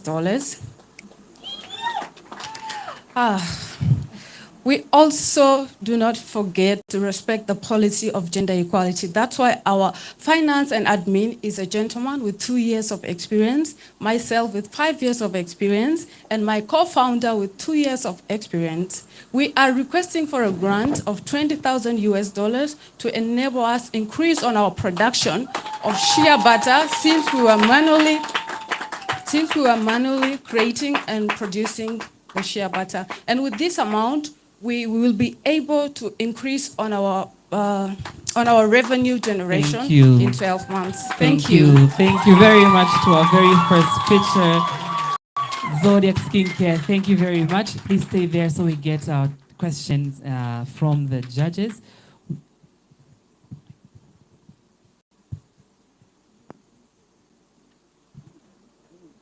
Any questions from the judges? Any comments?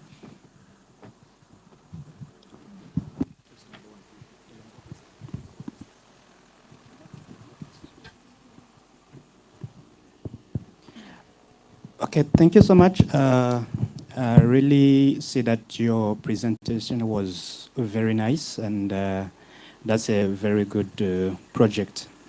But looking at the aspect of your team, I've seen that you are a team of 3. The key persons that you have in your team, you are 3. And among these 3, I've seen that you have the finance and administration. But for the co-founder and the founder, you did not mention what exactly you are doing apart from being the co-founder or the founder. What exactly are you doing apart from having the finance and administration officer? Thank you. Thank you for that question.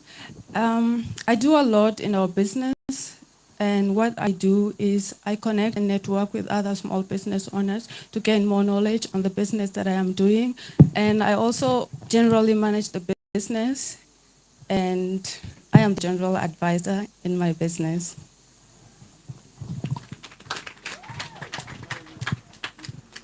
Yes. Next. Yeah. Thanks. Good product, very viable product. I think what I'm interested to see is 2 things. The costing element so far. I think you showed us the revenue. I think is 500% growth over 1 year from 2000 to 10. So, okay. I would appreciate to see the costing structure. How is it? Just roughly, not into details maybe. But secondly, I was keen to understand, the nature of material, but you did mention about shea butter along the process. Are you sourcing this in Sudan? Or, because I think abundantly of it's coming from West Africa, if I'm not mistaken. But do you have the raw materials in Sudan? Yeah. So just 2 aspects, the raw material and the costing element, how is it? Okay. The shea butter we are creating is from a shea tree, and we have so many shea trees in South Sudan, but they are not basically in Juba where I make the creation of the product. They come from different states, and yeah, we transport them to our state of where we make them from. Yeah. The costing? Cost of? The cost aspect. For example, year 1, operational cost, how are you? Maybe do you spend for raw material and everything, maybe annually, maybe $4,000. Let's say for year 2, except year 1. Year 2 that you made $10,000. What is the costing aspect? You know, the expense to travel, raw material, to buy and whatnot. Yeah. How is it?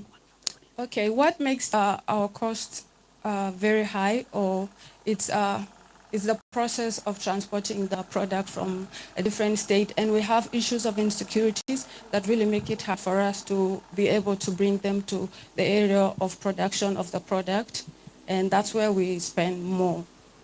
Thank you very much. We'll take one quick question or comment from the audience. One quick question or comment from the audience, if there is any. If there is not, thank you. I love your product. Just to add on to what the panelist has asked, I think what he needs to understand is how much does it cost on the production, including the transportation and all, and for you to get that revenue, like what were the costs incurred for you, the expenditure in short, for you to be able to get that profit?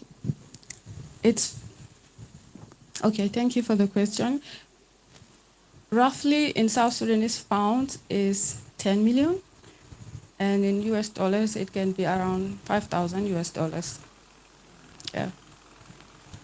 Round of applause for Zodiac Skincare, our first pitch. Thank you very much. Thank you very much. The flight is going from South Sudan. Where are we going next? Where are we going next? This row. Please introduce yourself, your name, what do you do, and pick us our next picture. Good afternoon, everyone. My name is Kibora Garama. I'm working with Forum on Climate Change Tanzania. I'm program officer.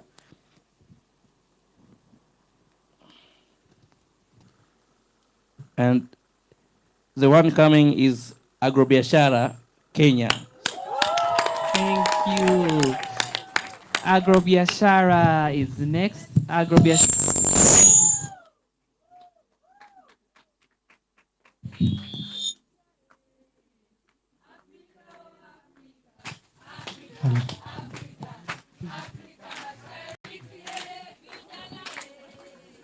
Thank you so much. My name is Simon Wandera. I'm the founder of Agrobiashara. So Agrobiashara is an e-marketing website which connects farmers to the market. The problem, so over 75%, according to the FAO report, of East Africans are small-scale farmers. So you'll find that these farmers will take their agro products to the market, but they are not sure if they are going to get the market. So you'll find that around 40% of the agro products that get to the market end up rotting, decomposing, because of limited market access.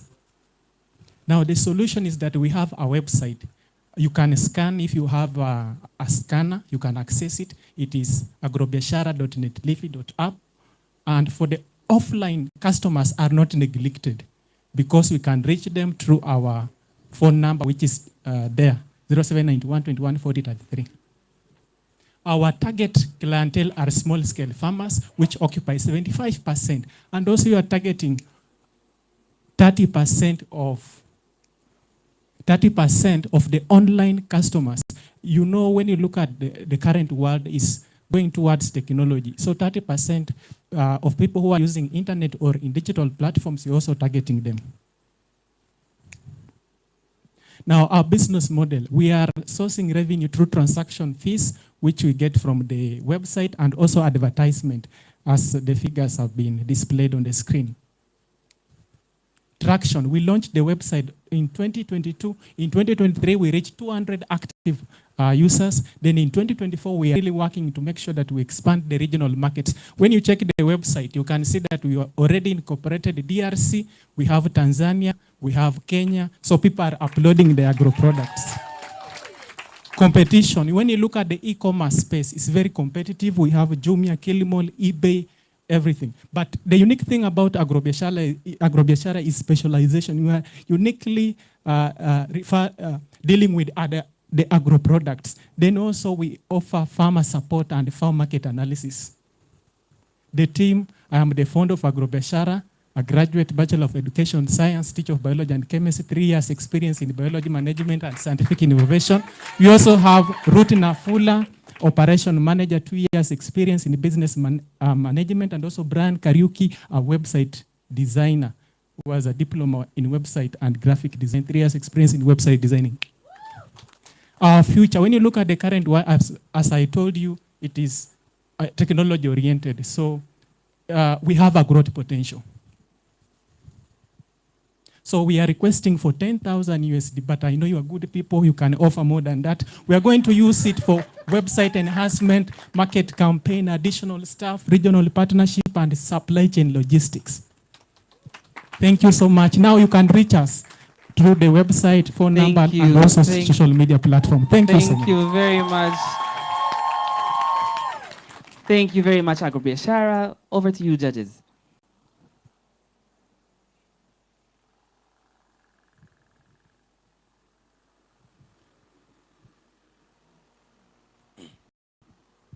Actually, to me, is not. Okay, actually, to me, I have no any question, but I've learned something from you, and congratulations for what you have reached, because you have said on some certain parameter you have touched on the technology, I mean environmental sustainability, you are operational wise, but what I want to hear from you, what is the main challenge regarding the government from your country? What do you want the institution to support you? Okay, thank you so much for that question. What I want from my government is to make sure that farmers can access internet and electricity. Thank you. Hi. So congrats for the work. Just curious, why is this business important to you? Okay, thank you. This business is important because we are looking at the world trend. It's going towards technology. So that's why we are coming up with startups and innovation that are technology oriented. Thank you.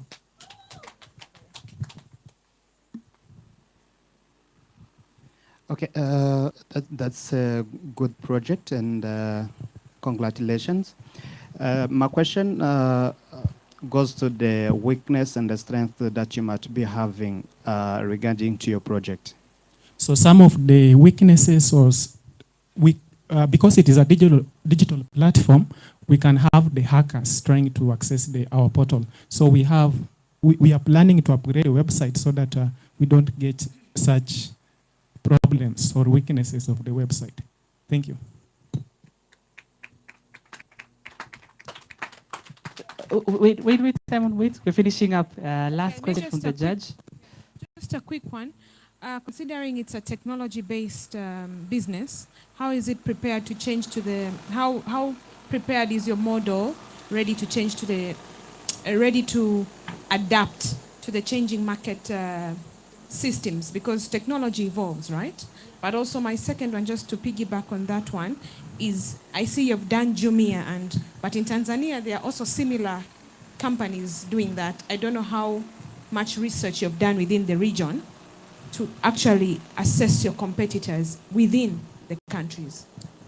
So now when you look at Jumia and Kilimall, they are generalizing, but we are, as the Agrobiashara, we are specifically looking at the problem and addressing it. That's the different thing about Agrobiashara. You know, when you become specific to a subject, you become an expert. We'll take the last comments from the audience. Last comment from the audience. We had a lady speaking. Let me go to Miss Gentleman. Thank you. That's a very good innovation. My question is in terms of marketing. What are your marketing strategies? Because I can see you are looking for funds for that, especially targeting the clientele that are not tech savvy. And in that regard, also, I would like to know maybe who pays the transaction cost? Is this the farmers or those other traders? Thank you. So it is the farmer who pays the transaction cost. Then coming to market strategy, maybe kindly repeat that part. The question is, how do you market to your target customers? Okay. How do you reach them? That's why I say that we are not neglecting the offline customers. That's why we usually do this. We create posters, we put them on open air markets, then the offline customers are able to call us.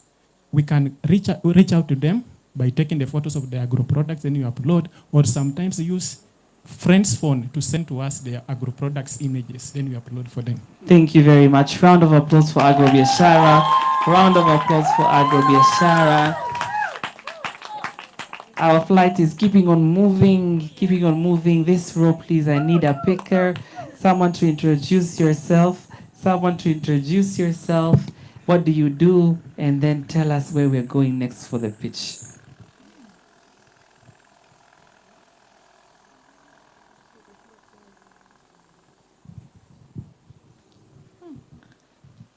Good afternoon.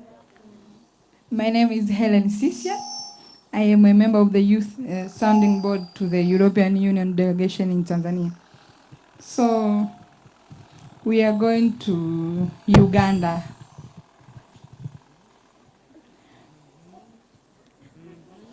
Gordon's Agriculture Organization.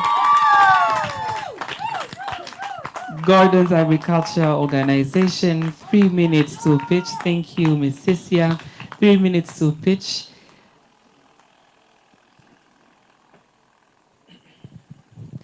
Ready, set, go. Hello, everyone. My name is Gordon Victor, and I'm the founder of GAO Uganda Limited, known as Gordon's Agricultural Organization. We are farmers' best choice. We provide small-scale farmers in northern Uganda with the resources they need to tackle climate change and succeed. Imagine farming where you don't have resources, where you don't have water for your production, where you're not able to afford seeds, and you are being affected by climate change. How will you be? This is a situation where I went through when I decided to venture into tomato production, and I was able to, one, I didn't have clear source of water. I was able to go and fetch from the nearby wetland. How will you feel? The cost of the inputs were very expensive. It was really hard for me. You can imagine. I realized that this problem, I'm not alone. Over 3 to 4 million small-scale farmers in northern Uganda are affected by this. And this has really led to they are not able to get food for eating and also generate income in their family. Out of this, we realize that 70% of them lack consistent irrigation water, and they are not able to access resistant seeds that are able to plant within their local condition, and they also have very limited skill on sustainable agricultural practices. Here is where we come. We came up with solar-powered irrigation solution, which is water, where we're able to provide to these farmers. They're able to run their farm, they're able to work. How do we work? We work with the farmer groups which are registered, we work with farmer organizations, we work with cooperatives so that we boost their production and they're able to earn income. And how we do this, that they're able to get this only in the season they pay per use. And that means they only pay on the season that they're having the challenge of water. We also distribute seeds and also offer advisory training to these small-scale farmers so that they're able to, instead of buying expensive things, they're making this on their own. In East Africa, we have total addressable market worth $1.4 billion. In Uganda, we have service available market worth $490 million. Then in northern Uganda, we have $168 million USD. How do we get money? We generate revenue through one, pay based on the usage per season or per hour. This payment is really flexible. As someone said, it is very expensive for a small-scale farmer to access irrigation equipment. So we provide this that they're able to pay per season. We also have partner subsidies. We sell also our products through direct sales and cooperatives where we partner with them. We are really unique in a way that our clients are able to get water irrigation where they're flexible, their costs affordable to them without any stress. We have so far started operating, and I'm taking you in 2024. We have so far now 6,296 farmers. We also have partner subsidies that giving us money of 50,000. We have created impact. So far, we have 15,544 farmers, and we are projecting to reach 30,000 farmers with jobs that we have created. Our team are unique. They have experience from 3 years to 5 years. We are requesting for $50,000 to expand our irrigation and also venture into value addition, since we want a holistic approach where we are working into production, where they're able to process, and we are also able to track our impact. We have also partner. We are promoting Sustainable Goal 17 to partner with others. Thank you. Round of applause for Gordon's Agriculture Organization, Uganda. Judges, over to you.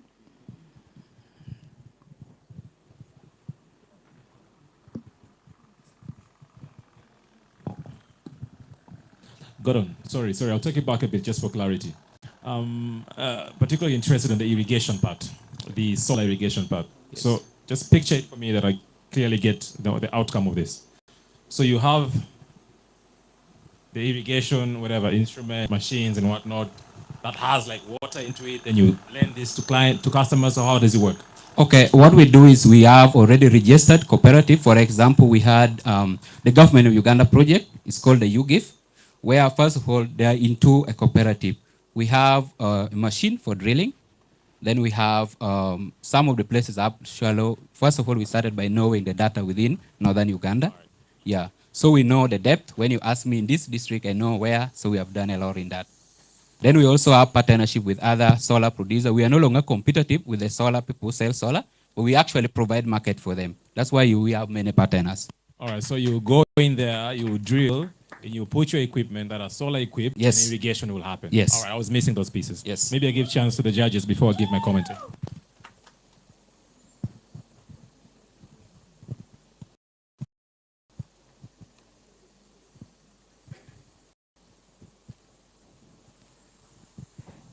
Any other questions, comments from the judges?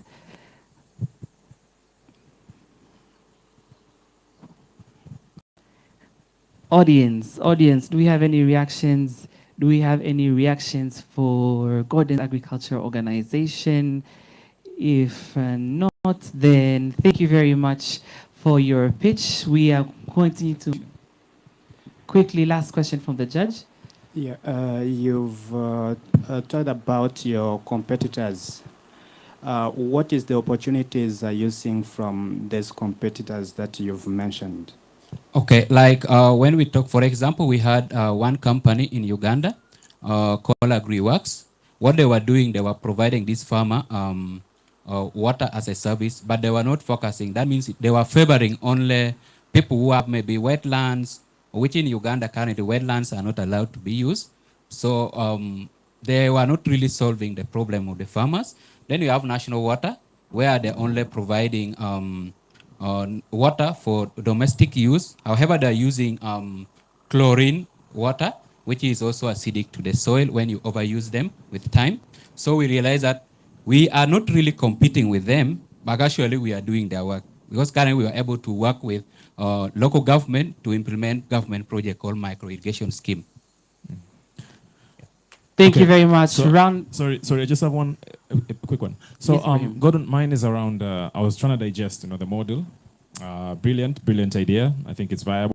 It really solves, irrigation issues. A lot of wastage in agricultural process coming from, missing those infrastructures.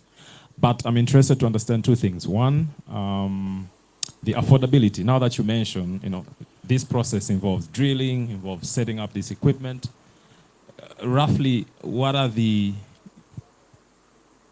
cost aspect that you're charging your client? Okay. And I'm asking that in line to, as you reply that, in line to understand, your target audience, type of farmers you are looking for, so I can see the scalability of this and affordability aspect of it. Okay. First of all, the general cost for our products costs $2,500. Out of these $2,500, we are working with registered farmer groups. That means we have a lot of criteria. First of all, maybe some of them have access loan from the bank. Maybe some of them have benefited from government projects. Some of them have been, we also have organization that they are really, some of them do cost sharing. So we are able to do this because, first of all, we are sure of them paying, and they're already doing something. For example, like vegetable production, or they're into some value chain. Thank you very much. Round of applause for Gordon from Uganda. We are now going to the next speech from the back. Welcome to introduce yourself. What do you do? And help us pick our next destination. Okay, thank you very much. My name is Subi. I'm senior lecturer, but also founder of the microfinance and Subi Insurance in Tanzania. I'm here as participating as try to bring more awareness on the more women in research. And here, is it Milele Lab? Is it Milele? Yeah, Milele Lab DRC. We are going to DRC. On va à DRC pour un pitch en français. Donc, we're going to be having the next pitch in French so we can prepare our translators as well as our headphones to make sure that we do not miss anything from this pitch.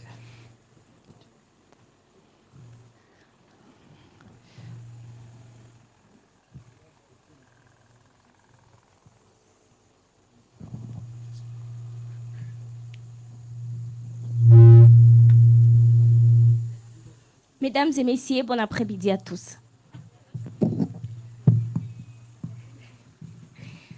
Il demande que tu parles plus lentement afin qu'il puisse traduire bien.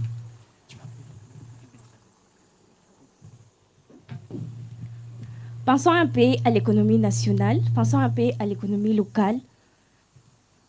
Nous avons remarqué que les éleveurs de notre pays dépendent à 80% des importations étrangères, des importations qui sont vraiment coûteuses, des informations qui engendrent des coûts logistiques qui sont vraiment élevés. Alors que 40 000 tonnes de déchets agricoles non utilisés engendrent de CO2, des émissions qui contribuent au changement climatique, qui contribuent au changement de l'environnement.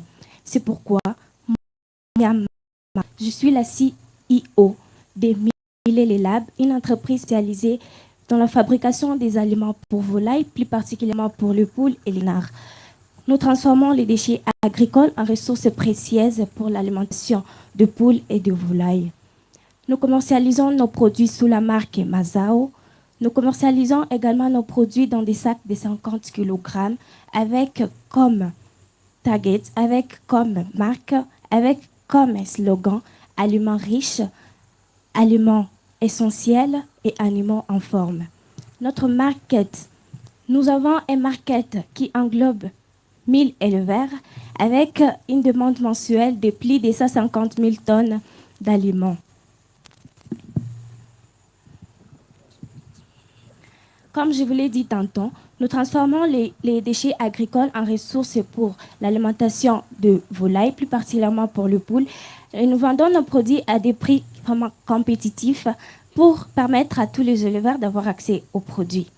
Nous utilisons également un modèle économique Pay as you go qui permet aux éleveurs qui n'ont pas vraiment beaucoup d'argent de venir prendre le produit et après avoir commercialisé, de venir payer après.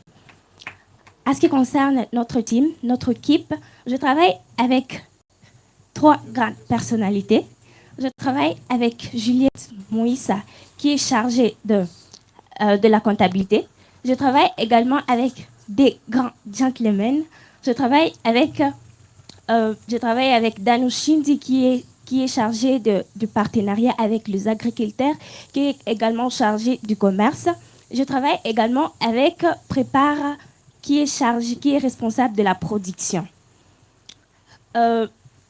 Notre projet FITIR, nous voulons couvrir 5 autres provinces de plus. Nous voulons augmenter notre production. Nous voulons également recycler plus de déchets agricoles pour diminuer le réchauffement climatique. Nous voulons également donner d'emploi aux jeunes. Nous voulons augmenter notre appui en agriculteur et cela va occasionner la réduction du chômage. Notre pitch deck présente un projet d'expansion d'un financement de $100 000 qui va nous permettre d'amplifier notre impact, qui va nous permettre également de soutenir les communautés locales. Sur ces, rejoignons-nous pour un avenir meilleur, pour un avenir propice So, investissez dès maintenant. Merci beaucoup. Merci, merci beaucoup. Merci beaucoup, Myriam. Des questions? Any questions from the judge? Any question from the judges? Miss Vivian, karibu. Maybe just to, I didn't hear about your revenue and cost projections, and whether you have had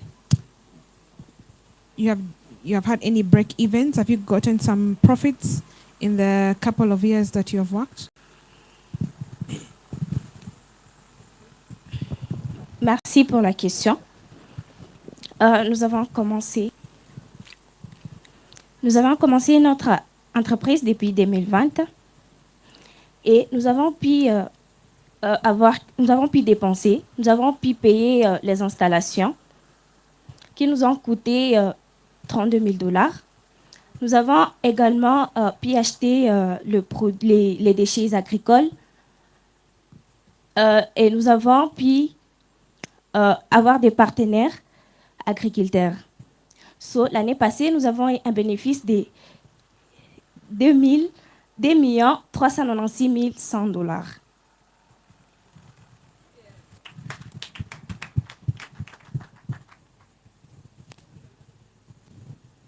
D'autres questions? Other questions?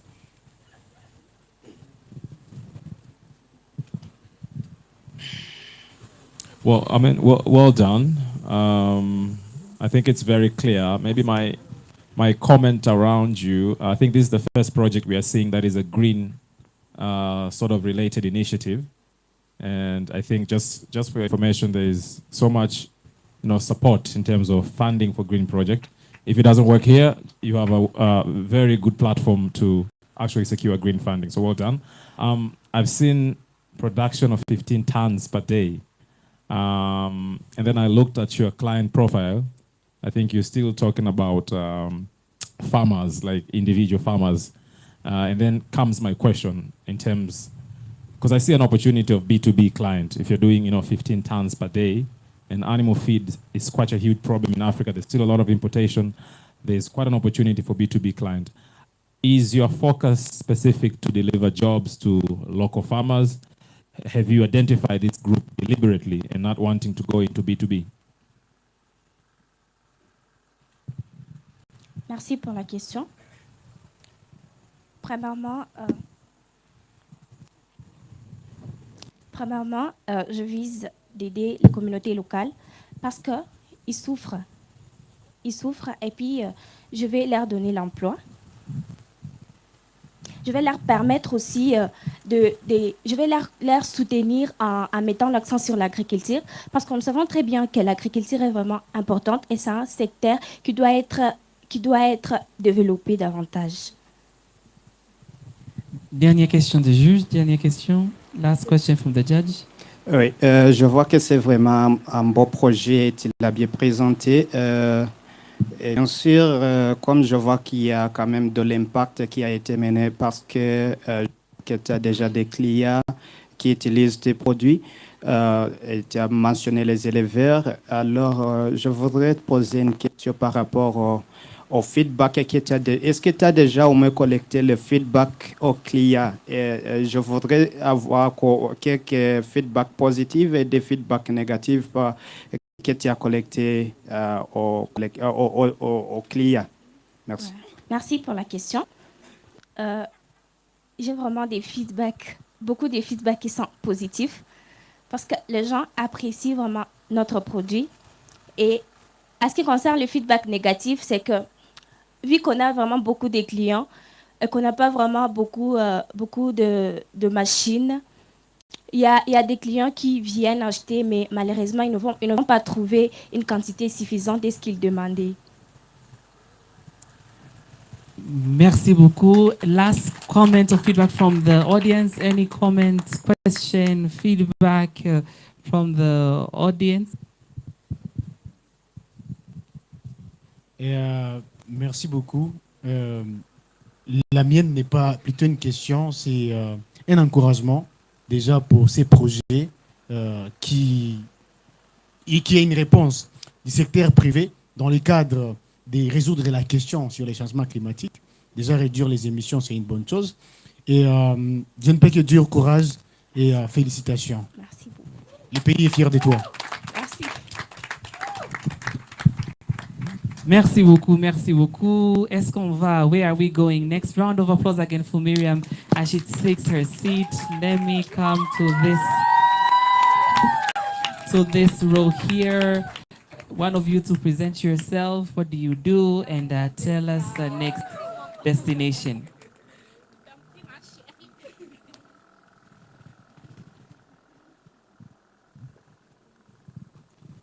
Good afternoon. My name is Elizabeth. I work with an NGO organization called El Mietu. Our next destination is Burundi, and its spring communities, Akalain.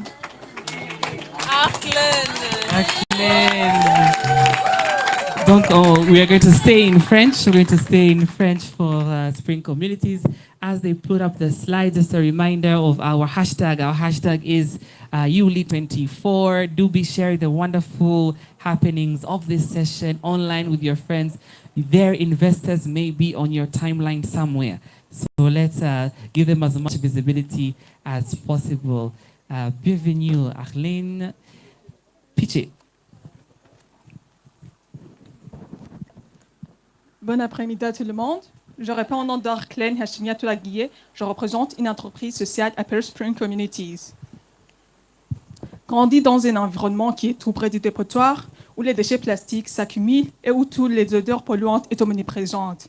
Quand on est enfant, on y allait pour pouvoir chercher quelque chose à revendre, mais aussi pour jouer. Il y avait un centre communautaire qui est dans notre quartier.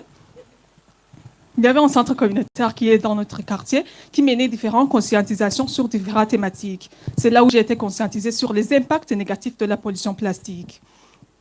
Selon la Banque mondiale, sur 630 tonnes de déchets produits quotidiennement en mairie de Bujumbura, 50 tonnes sont de déchets plastiques, signalant que le plastique prend environ 450 ans pour se dégrader, ce qui constitue un réel danger pour l'environnement et la santé humaine. Aussi à Bujumbura, pendant l'année scolaire 2020-2021, 191 281 élèves ont abandonné l'école suite au manque de matériel scolaire, malgré la gratuité de la scolarité.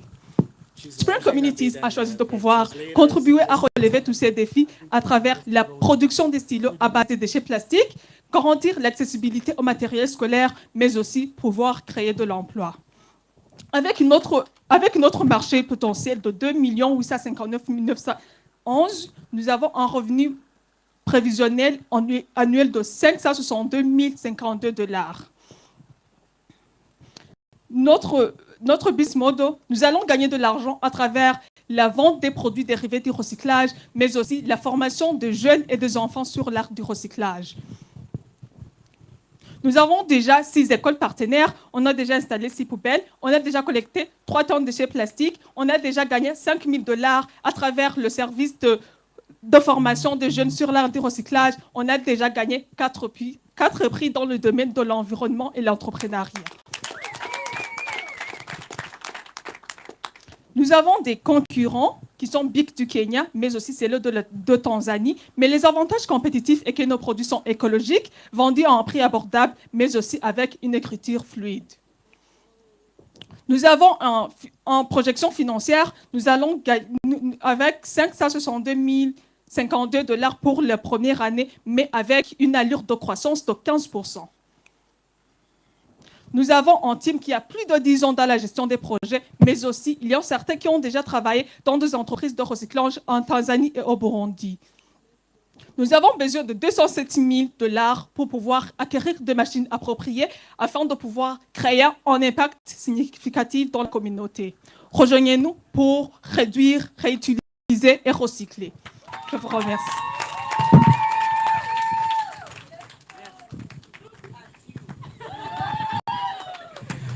Merci beaucoup, merci beaucoup. Any questions from the judges, comments, clarifications, questions, comments?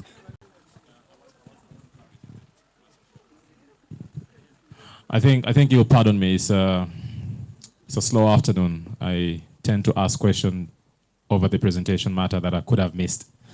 Sorry, I'm not so clear a bit. On the, what I understood is that you're recycling plastic.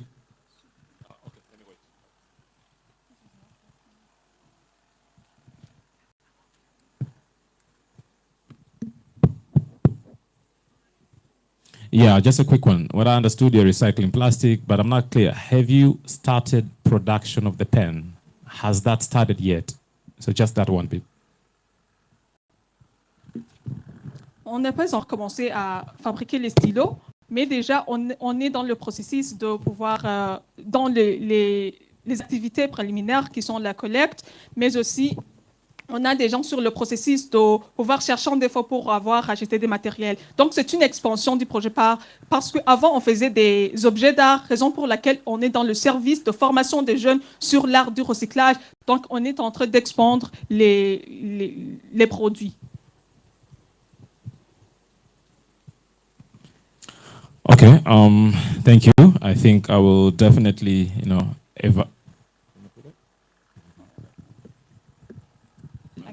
Je traduirai.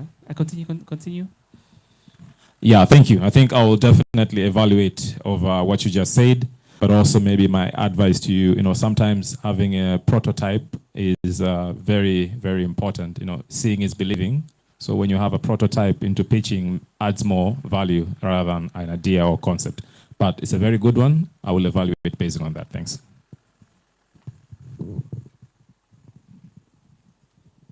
Any other feedback from the judges before we go to our supportive audience? Yeah, maybe mine is just more on the market viability. I think it also aligns well with the prototype.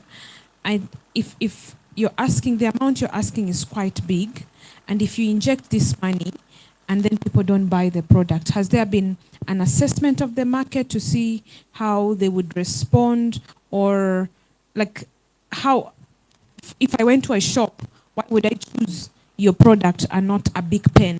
You get, I know the market is there because every day we use pens, but maybe even you might find in production it costs more to produce a more sustainable or recycled pen. So have you done some analysis, assessment of the market? Maybe there are also other countries that have done similar work. Premièrement, nous travaillons avec des ingénieurs qui ont déjà travaillé dans des entreprises qui faisaient du recyclage. Déjà en France, Butter Two Pens, ils ont déjà fait la fabrication des stylos à base de déchets plastiques. Aussi, nous avons une partenariat avec le ministère de l'Éducation. Nous travaillons en partenariat avec les écoles. Donc déjà, les poubelles sont installées dans des écoles. Aussi, pour les enfants et les jeunes donnant des formations, ce sont des jeunes qui sont dans les écoles. Déjà, on a des clients. On a déjà des clients qui sont des gens non partenaires parce que ce sont les élèves qui utilisent des stylos.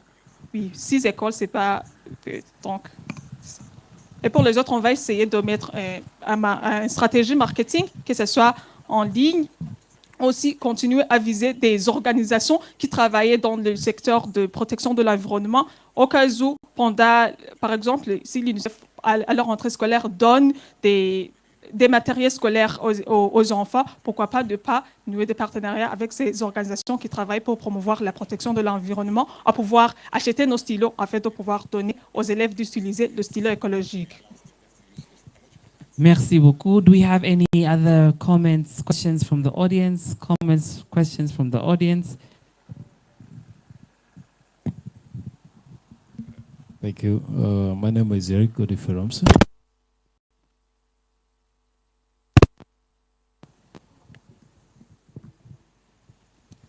Okay. I'm a founder of 2 entities. One is non-profit called Kijanai Foundation. We are working in Zanzibar at the Makutano Africa. It's a business entity. My question is not a simple question. Just evaluate your projects and your business entity. All the pitches focus on sustainability projects and business. I want to give you advice. You cannot, if you have pen, take your pen. I'll give you the stakeholders in Japan. They called Borderless Japan.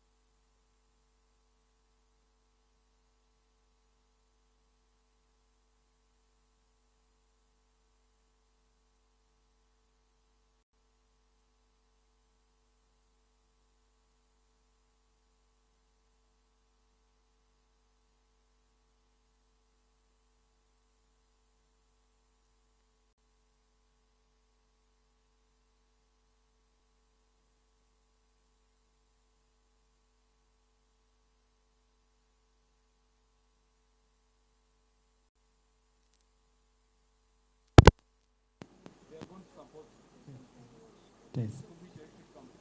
Testing. There is a recommendation for us to visit Borderless Japan. They support green projects from Japan. Sustainability projects. Borderless Japan is a business entity that supports all sustainability businesses.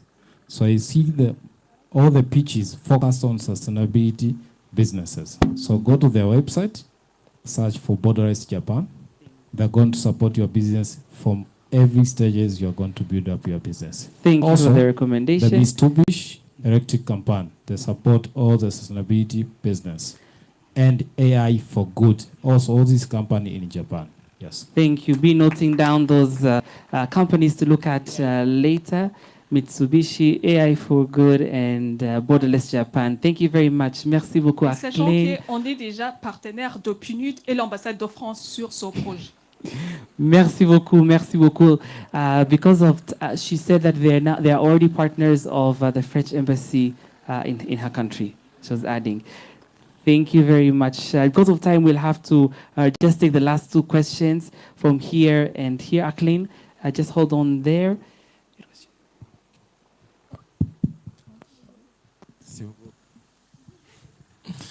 Hello, my name is Kajage Laurian, professional marine scientist. My question, I was saying, my name is Kajage Laurian. I'm a marine scientist by profession. And my question is, my question or comment will be, if you're making pens for the children, don't you think you'll be adding to the problem in a way? Or are you also providing education or waste management for those pens that are already being used in the schools so that you can keep them in the recycling chain? C'est la raison pour laquelle j'ai dit on est déjà en partenariat avec ces écoles. On a déjà installé 6 poubelles dans les écoles pour pouvoir récupérer les stylos déjà utilisés, genre les parties des stylos déjà utilisées. Last question. Hi. So, congratulations for the business and the solutions you're creating. So, mine is not a question, but rather an encouragement that keep doing that, and also in doing so, would be important to explore partners that can subsidize your business. The likes of governments and organizations that are really attached to the cause of sustainability would be your primary target as clients, because sometimes if you position your business directly to consumers, I think the greatest effort you'd have to do is education into why the consumers would have to buy your pen or pencil as opposed to the conventional pencils. So I think you keep doing that, and you could explore primarily organizations and governments for subsidies, because these are the ones addressing the agenda, and that way I think you'll have more turn up. Congrats. Thank you for the recommendation. Round of applause for Spring Communities. We are going on swiftly from this row. I need one of you to introduce yourselves. This is a wonderful networking opportunity. Introduce yourselves and pick for us, where are we going next?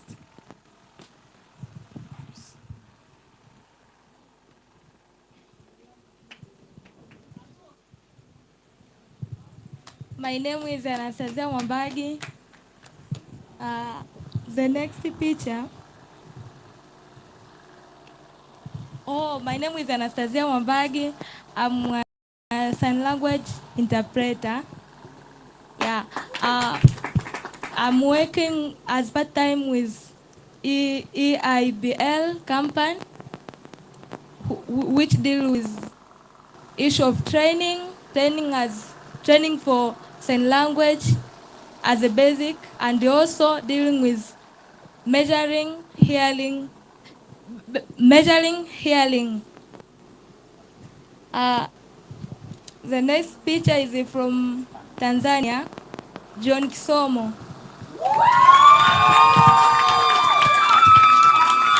John Kisomo from Tanzania. John Kisomo from Tanzania. 3 minutes to pitch. 3 minutes to pitch, followed by 2 minutes Q&A. Ready, set, pitch. Good afternoon, everyone. My name is Juliet Sewava, an EAC Youth Fellow from Tanzania, and the founder of John Kisomo, which means nerd. Okay, so by the show of hands, how many of us have ever experienced extreme academic stress during studying or during exam preparations? Good. And how many of us have even lost classmates due to it? I have. And researchers say that 60% of students and researchers like you and me experience the same problem. And this is why I introduced to you John Kisomo Platform. John Kisomo Platform is our very own African baby that is also an all-in-one learning platform that helps you actually engage with your educational content and your learning materials. How does it do it? We have several features that help you engage with your educational resources. We have flashcard generations, which help you test and improve your memory. We have our learning roadmaps. These are actual customized and tailored pathways that help you go through the essential topics that you have to learn through our platform. But we also have another feature that gives you access to more resources, such as articles related to the specific topic that you're learning. As John Kisomo, we have the potential to access more than 800,000 students and researchers in higher learning institutions. And we believe that we are well positioned to serving this community because statistics also say that digital platforms such as ours have the potential of improving academic performance by 23%. As of now, we have been able to acquire 200 users in the 2 months that we launched our demo, but we aim on gaining more than 1,000 users in the next year. And our revenue model is based on subscription and freemium models, whereby users would have to pay to get unlimited access to our features. But we also aim on gaining partnerships with higher learning institutions who will be able to upload their educational content on our platform so that they can be used by students and fellow researchers. Yes, we have competitors within and outside our region, but our uniqueness is that we are able to give you the experience that you won't get from any other competitors because we'll be able to actually engage with your educational content and learning materials. Our team is composed of 2 able people, including me, which is the co-founder and product strategist, and my fellow, who is also a co-founder and the lead programmer. And our asks as John Kisomo is that we need you to give us and trust us that we can use $5,000 to further develop our platform, gain more market, but also improve our technical infrastructure. Thank you. Thank you very much, John Kisomo. Thank you very much. Over to you, judges, for a quick round of questions or comments, clarification. Please, Zuri.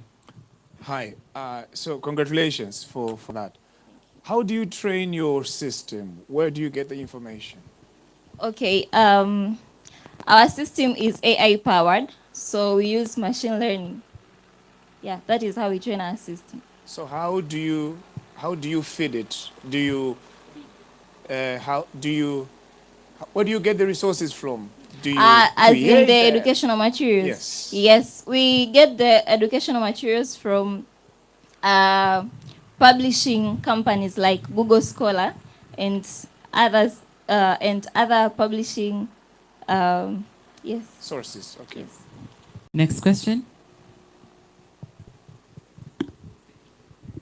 Yeah, thank you. Great idea. I think following question, comment from my fellow judge. I think maybe you're already doing it, but aligning that to, the existing curriculum of, let's say, if you are going to target secondary education or higher learning education, I think you mentioned you get material from the Google. Not so sure how that tallies to the curriculum in these institutions, but I think aligning them, maybe that's the ultimate goal. Aligning them to the current curriculum might be a bonus, but also I'm thinking as an value-added service, if you can be able to, a lot of students that are being given homework. It's hectic, for parents to track homework of students. But if through this, a parent sitting at the office is able to go through his phone and check the progress of his students' homework, his children's homework and whatnot, can be an added value. So I think it's a viable idea. And there are a lot of platform-based, cloud-based that are supporting e-learning. Maybe you can see how you can build synergy with them. So good luck, but I think it's a good idea. Thanks. Thank you. Feedback from the audience? Any feedback from the audience? Sorry, Collins. Maybe Yes, you just a question also on the value addition. Yes, you're providing material. As you mentioned, there are so many others doing that. But I think for me, I would have seen also your added value in how you simplify. Because yes, you can give me an article, but I will speak for the case of Tanzanians. They don't want to read an article that is 30 pages. So how do you make sure you simplify that content? Someone is able to go capture an article and they're able to get the gist and move on. I think that would also be your great value addition to the academia field if you're targeting higher learning institutions. Well, that's actually our competitive advantage, because with John Kisomo, you'd be able to generate flashcards which are simple questions with answers to those questions that help you test and improve your memory. But we also have a feature that helps you summarize the lengthy materials that you have to go through. Thank you, lady. Thank you very much, John Kisomo. Because of time, we will move on. Thank you very much. And now, let us have a picture from this row here, Introduce yourself, tell us what do you do, and pick for us our next destination.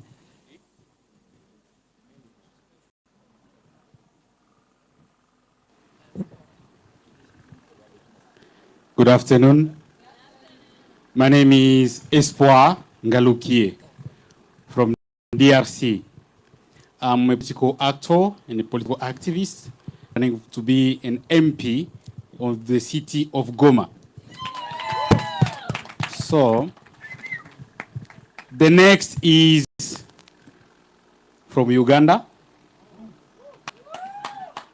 System genius, Robert. Thank you very much. STEM genius, take to the stage. 3 minutes to pitch. 3 minutes to pitch.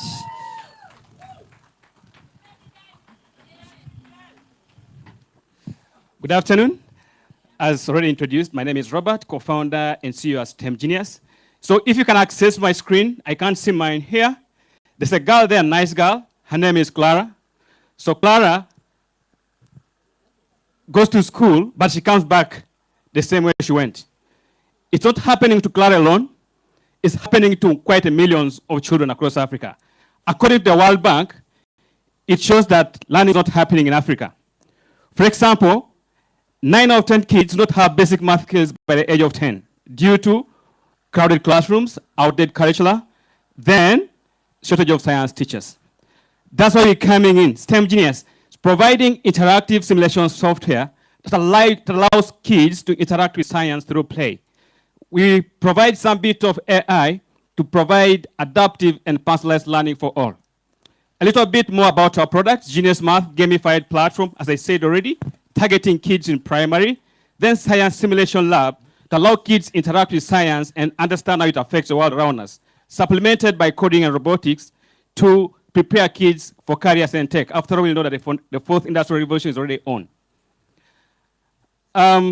Opportunity is quite there for us to create impact, standing at 3.8 trillion total available market in Africa and obtainable market, available market at 729 and 57 billion obtainable market. So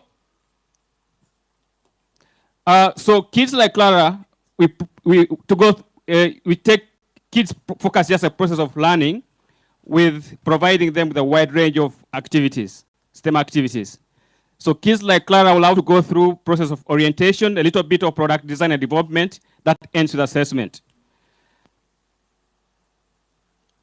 So we work directly with private sector with parents, then B2B, private schools, corporations, develop partners for partnerships, then B2G to support public schools.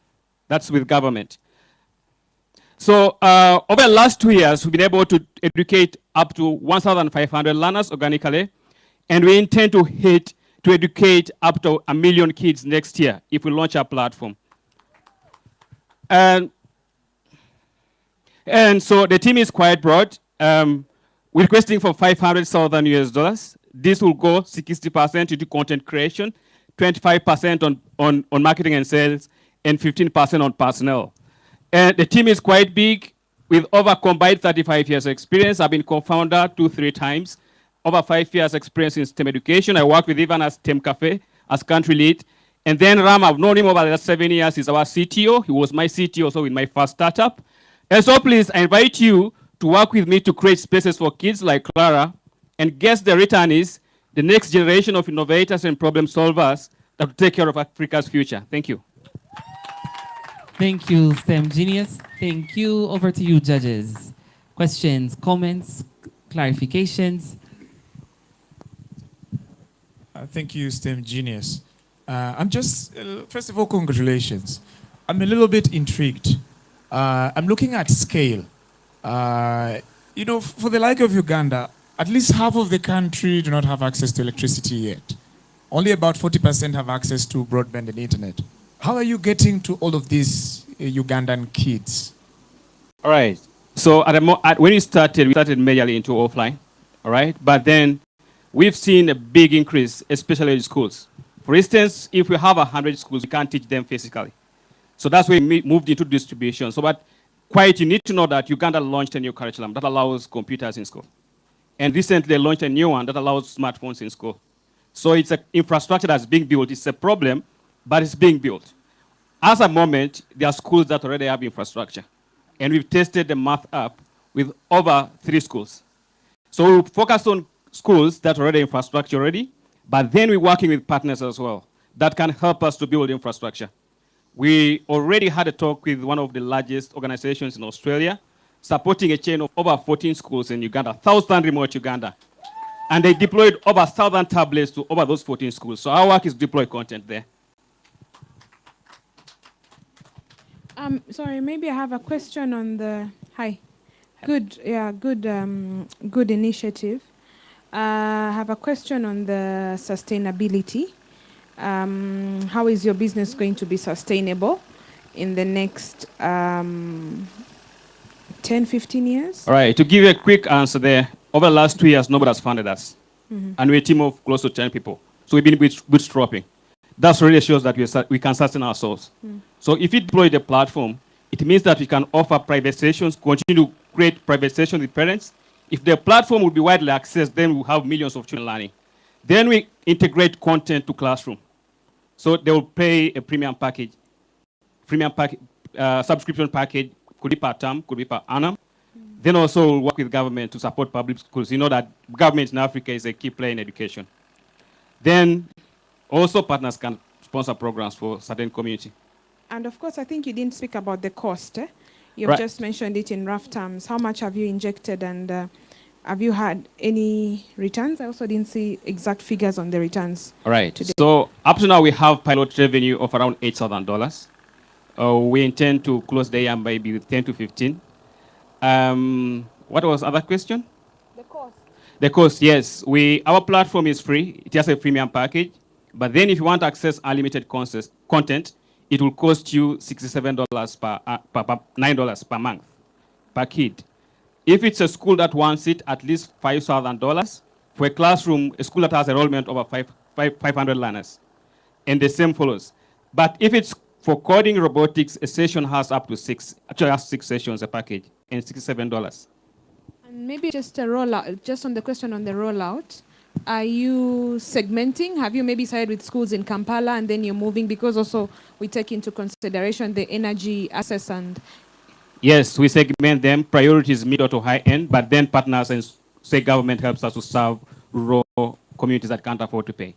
Thank you very much. Any reactions from the audience? From the audience, there is a hand here.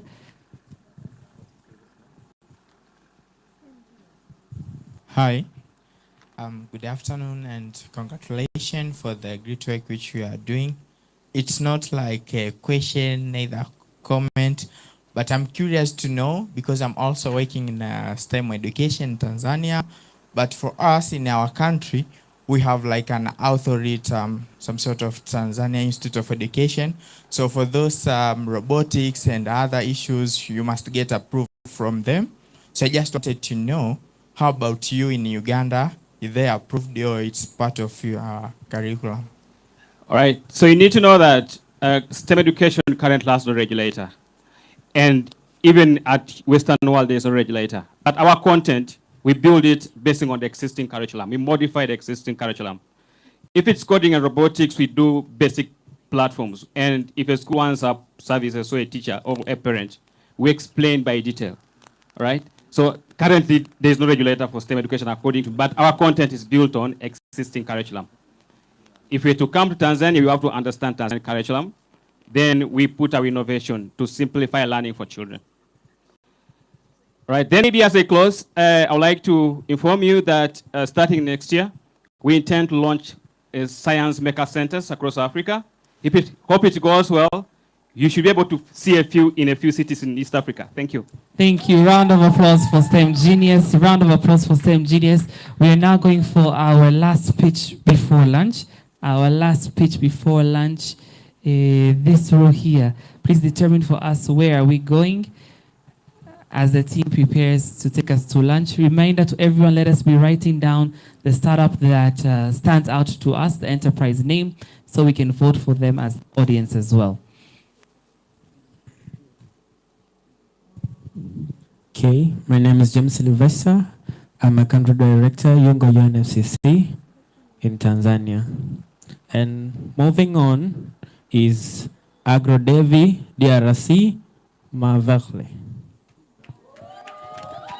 Thank you, Merveille. Agropavé, Agropavé, Agropavé. For the slides, Shadrach, Agropavé is next. Thank you so much. Merveille, welcome. So I'm going to present to English, but I will respond in French. No problem. Opening with the issue and agency of the plastic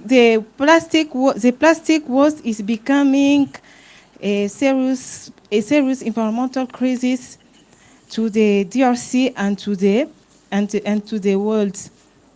So good afternoon, everyone.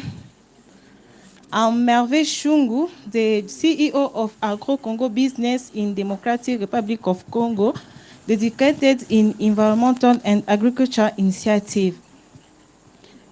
Establishing with the scope of the problem, DRC produce more than 40,000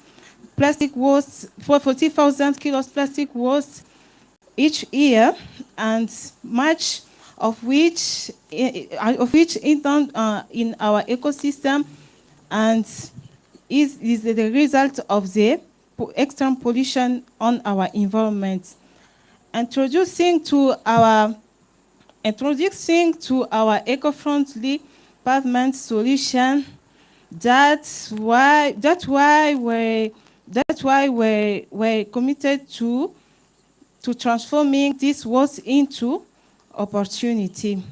Our solution is addressing to the municipal and local governance, to the construction company involved, to the green building project, to the educational institution, and to the household, tourism and hotel and tourism and hotel and more hospital in Goma. So our business model is to recycle plastic waste. After recycled plastic waste, we store it. After storing it, we produce a eco-friendly pavement, and we sell it, and deliver it to our customer. So about our traction, we have already conquered 75% of the market, and also we have more than 30,000 kilos of plastic waste in our storage. So we have many competitors in our community, but our value is that our product contributes to the climate, to the achieving of the SDG 13, that is to the fight of climate change and its impact. Our needs, we need $50,000, which can help us to the equipment and machinery and to project-related working capital. So our team made up 4 people, namely Merveille, a CEO, Héritier, a technical director, Rose, a marketer head, and Victor, a accountant. So join us in building cleaner community and healthier environment. Thank you. Round of applause for Agro Pavé. Round of applause for Agro Pavé. We'll now take questions from the judges. Questions, comments, clarifications.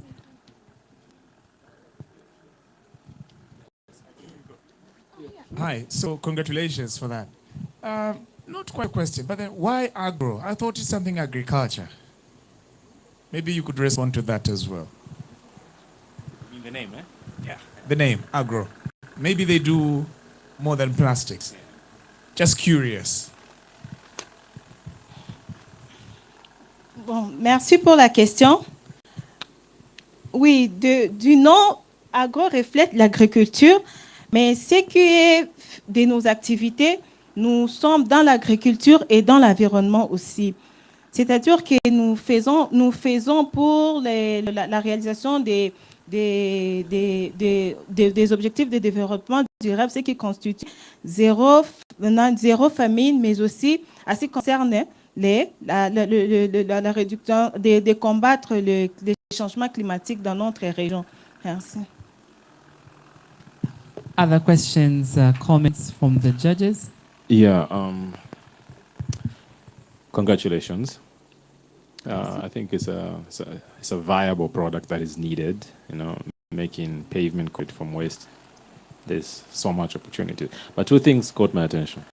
One, the amount of fund you're asking. I think it's 15, if I'm mistaken, 15. And I saw $5,000 for a machine. I think that's where my question is going. So is it one machine? And I was a bit, so I know a company called Tereco. Maybe you can Google it up. They actually do similar thing, but at a greater scale, where they use plastic waste and sand to create building materials, pavement block, roofing, and concrete block.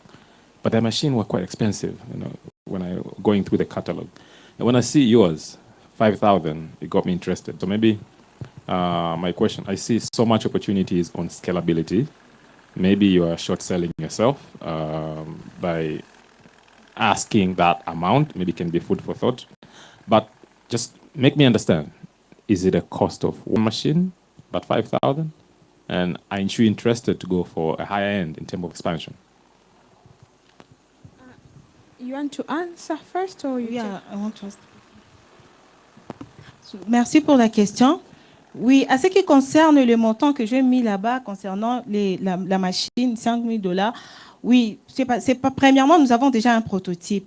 Et si j'ai mis le montant, c'est pour nous permettre, premièrement, que nous puissions un peu lancer le projet afin que le projet soit expandu autour de notre communauté. Et par après, nous aurons comment élargir nos activités en augmentant une machine qui produira à grande quantité les pavés. Merci. Last question. Oh, so you haven't started producing the pavements? You haven't started producing the pavements? Oui, j'ai déjà un prototype. Ah, okay. Because I saw you already say you have 75% market takeover, were you meaning in your city or in Congo? Oui. Voyez-vous, connaissez-vous que la RDC, c'est un pays qui est en voie de développement, mais aussi il y a plusieurs provinces et plusieurs, je peux dire plusieurs provinces qui ne sont pas encore urbanisées et il n'y a pas encore des infrastructures. À ce que je peux dire que par rapport aux 75% que j'ai mis là-bas concernant le marché, je peux dire que c'est les marchés locaux et les marchés nationaux. Pour dire quoi, je m'explique. C'est-à-dire que nous avons d'abord, avec le prototype que nous avons pu d'abord conquérir le marché avec le prototype et nous rassurer si réellement le projet sera rentable au niveau de notre communauté, au niveau de notre pays. C'est un peu ça. Oui, merci beaucoup. Pourquoi tu penses que ton projet va être meilleur et que tes produits vont être quand même trop sollicités par rapport aux produits déjà existants sur le marché? Parce que je sais très bien qu'il y a beaucoup d'entreprises qui produisent des pavés. Et donc, pourquoi tu penses que tes produits vont être trop sollicités par différents utilisateurs de ce produit? Bon, je sais que je peux dire que je peux te dire que mon produit est le plus meilleur parce que premièrement, ça contribue dans la réduction de la pollution de l'environnement par le déchet plastique. Et ce qui constitue la valeur du produit, par le fait que ça permet à ce qu'il y ait une grande partie de la réduction de déchets qui se trouve au niveau de la communauté. C'est un peu ça. Donc, nous sommes dans le projet qui contribue dans la réduction de combattre plutôt les changements climatiques au niveau de notre communauté. Merci beaucoup, Merveille. Any reactions from the audience briefly? Any brief reactions from the audience? If not, then round of applause for AgroPavé. Thank you very much. Thank you very much to all our pitches so far. We'll be taking a health break now so that you get energy to come back and clap even more for the pitches after lunch and for the entrepreneurs as well. We kindly ask that we are back in the room by 2:45, so that we can continue our session. Thank you very much.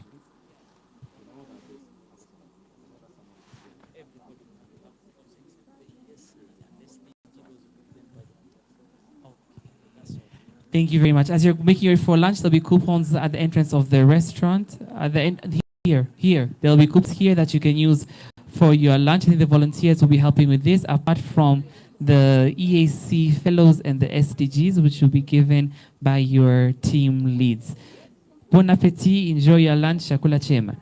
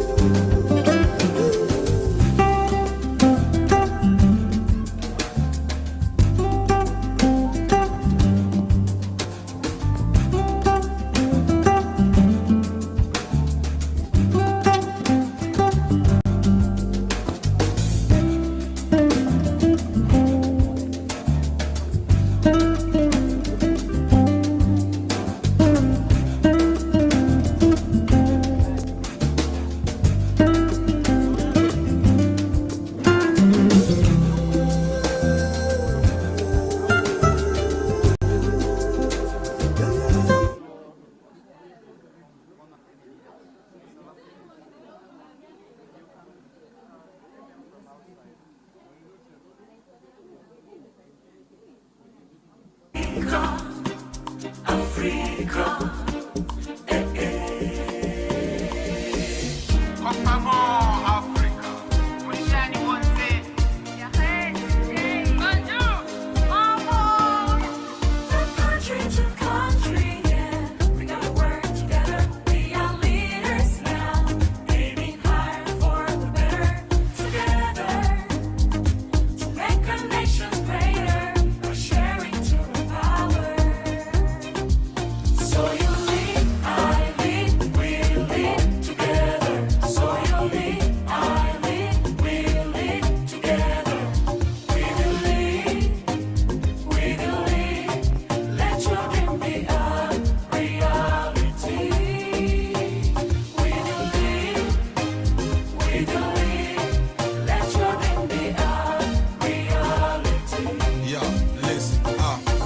Together we'll shape young men and women. With the pillars, with the future, here we are. Let's join together.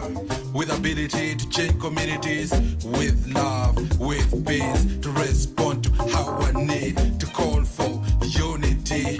Africa, hear me cry. Never leave me alone. As I see light in a brighter future. Let's join hands for youth and women. Let's join hands for youth and women. I lead, we lead together. So you lead, I lead, we lead together. We will lead, we will lead. Let your dream be a reality. We will lead, we will lead. Let your dream be a reality.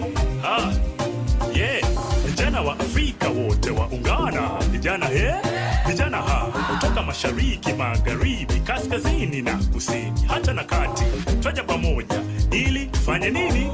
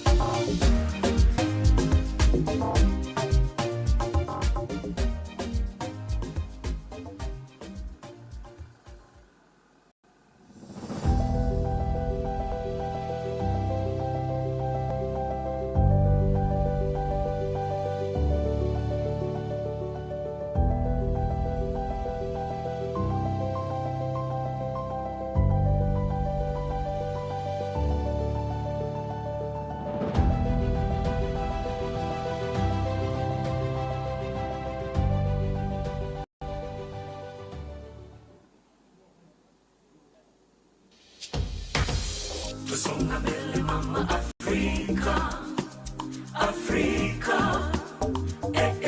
Gather around One Young Africa. The YouLead Summit is back. For the 9th year running, we bring together an Africa-wide audience of youth leaders, continental, regional, and national policy makers. Africa. Youth, we are no longer tools. So let's have peace in every step that we take.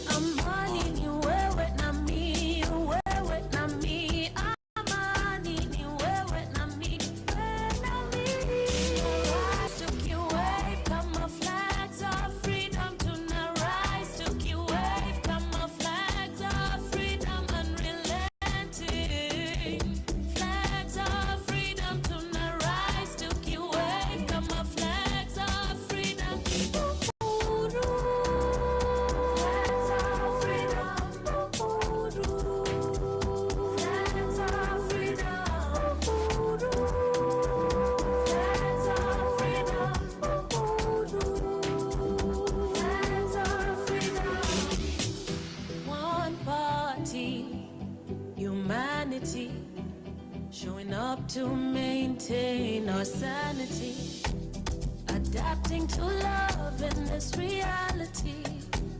With hope you can see, we struggle to be heroes rising.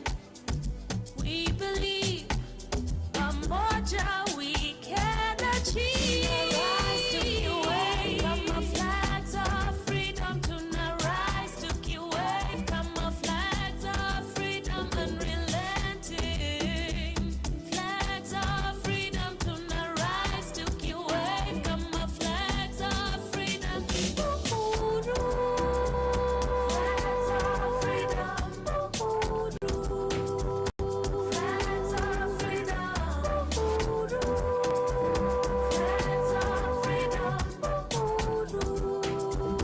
Flags of freedom. Young kings, the queen, vijana pose the key. When it's what I feel, we'll drink jalopy. Let's not, tomorrow we'll brain. Pour on me, please quench my thirst. Bring it, please, oh, that's my wish. Kenya, yeah, money, yes, see together. Beautiful people, yeah, Mama Africa. See the sun rising, we go get up. For the better, salute, we achievers. Hakuna kulala, not ready for game, I'm not ready for play. For the choice I make, yeah. For the choice I make, yeah. Rise to key wave, come our flags of freedom to now rise to key wave, come our flags of freedom unrelenting. Flags of freedom to now rise to key wave, come our flags of freedom.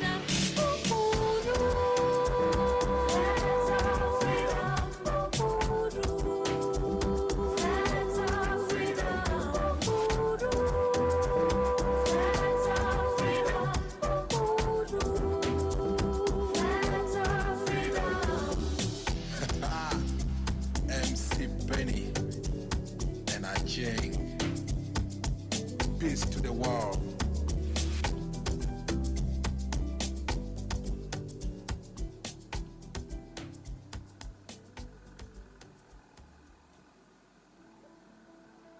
What solutions are we seeing coming out of this space? What I see happening within the climate space and young people in the climate space is finding this nexus between having something that supports our livelihoods as well as being able to engage in our passion for the environment. One of the things we've realized is that indigenous knowledge in the communities is not necessarily captured in our research and even in the design of some of our solutions. There's an audit and there's an environmental impact assessment that we should be able to feed in, because while we look at where things are happening, what are we doing closer home?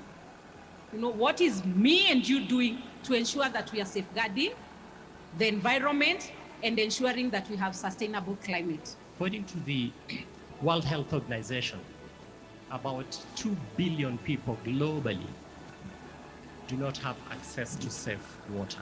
Let that sink in. 2 billion people globally do not have access to safe water. One of the most precious commodities, that is oil, that is petrol, that is diesel. Why is it that water is more expensive than diesel, than petrol? Have we ever asked ourselves that question? Among of the burning session in the EAC Youth Fellowship, climate was among of it, because it sparked the conversation from youth who are being tired with the stories about climate action, and what they need now is to take action, not about the stories.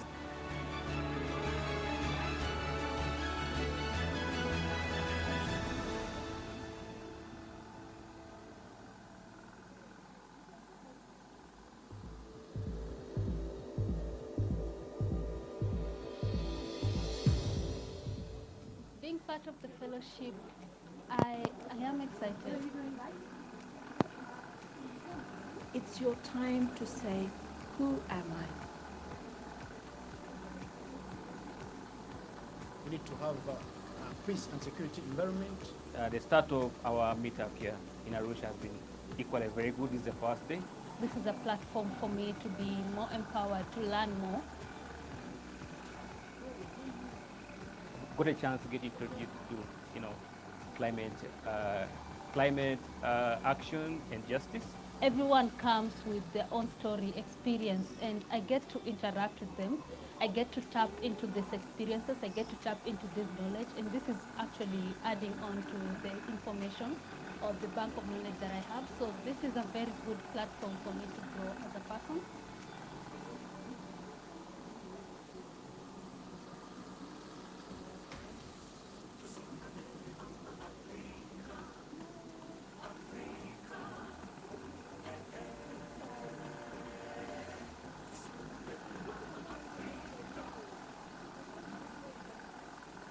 On day 2, the Under 40 Business Leaders Forum explored making the AFCFTA promises to African youth a reality, opening markets and opportunities for women, youth, and SMEs. It also served as the last mile for YouLead's ongoing process of collaboration with the AFCFTA Secretariat, United Nations Economic Commission for Africa, on consultation and collecting of youth and women views and contributions for AFCFTA Protocol on Youth and Women in Trade.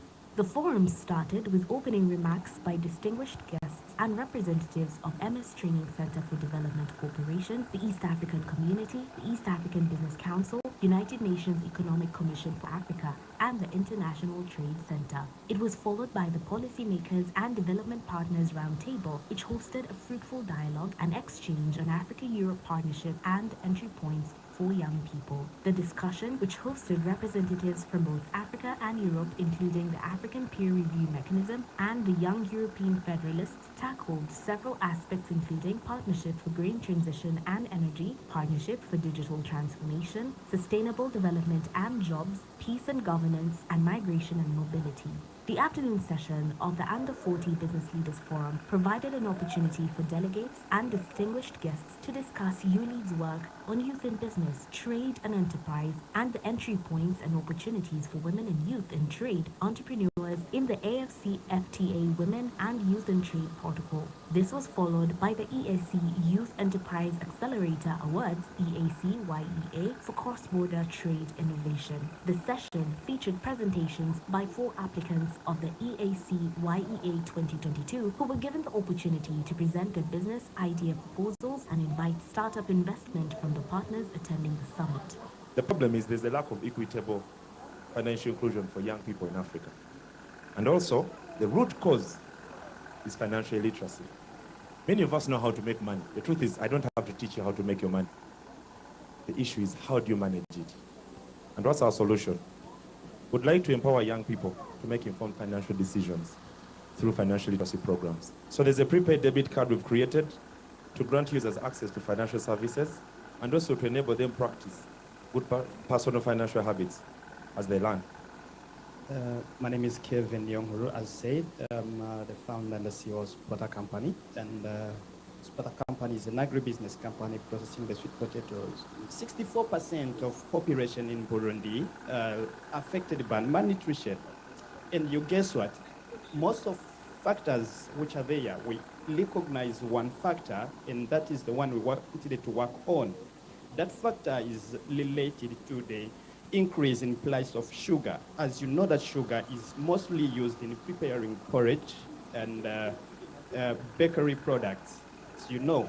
But in Burundi, you realize that along 7 months out of 12 months along the year, we have shortage of industrial sugar. Along the year, we harvest around 746 tons of sweet potato. That's why on that opportunity, we came up with different products so that we help the population of Burundi to be able to access to the highly nutritious porridge that doesn't require the sugar. Even if there is no sugar, they can still use this porridge.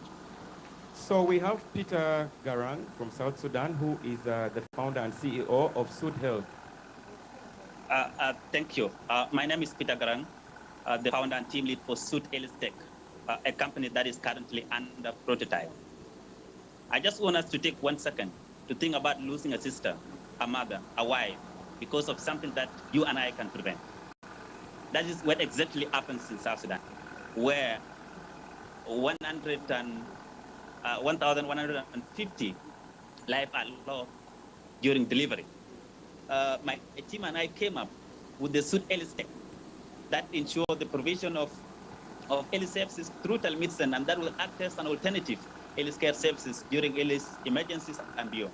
The forum was closed with remarks by His Excellency Albert M. Muchanga, Commissioner for Economic Development, Trade, Industry, Mining at the African Union, which marked the launch of the African Youth Business Council, AFYBC, a continental apex body for the youth-led private sector entities, institutions, and associations in Africa, advocating for a youth-friendly business policy environment in general and making AFCFTA promises to African youth a reality in particular.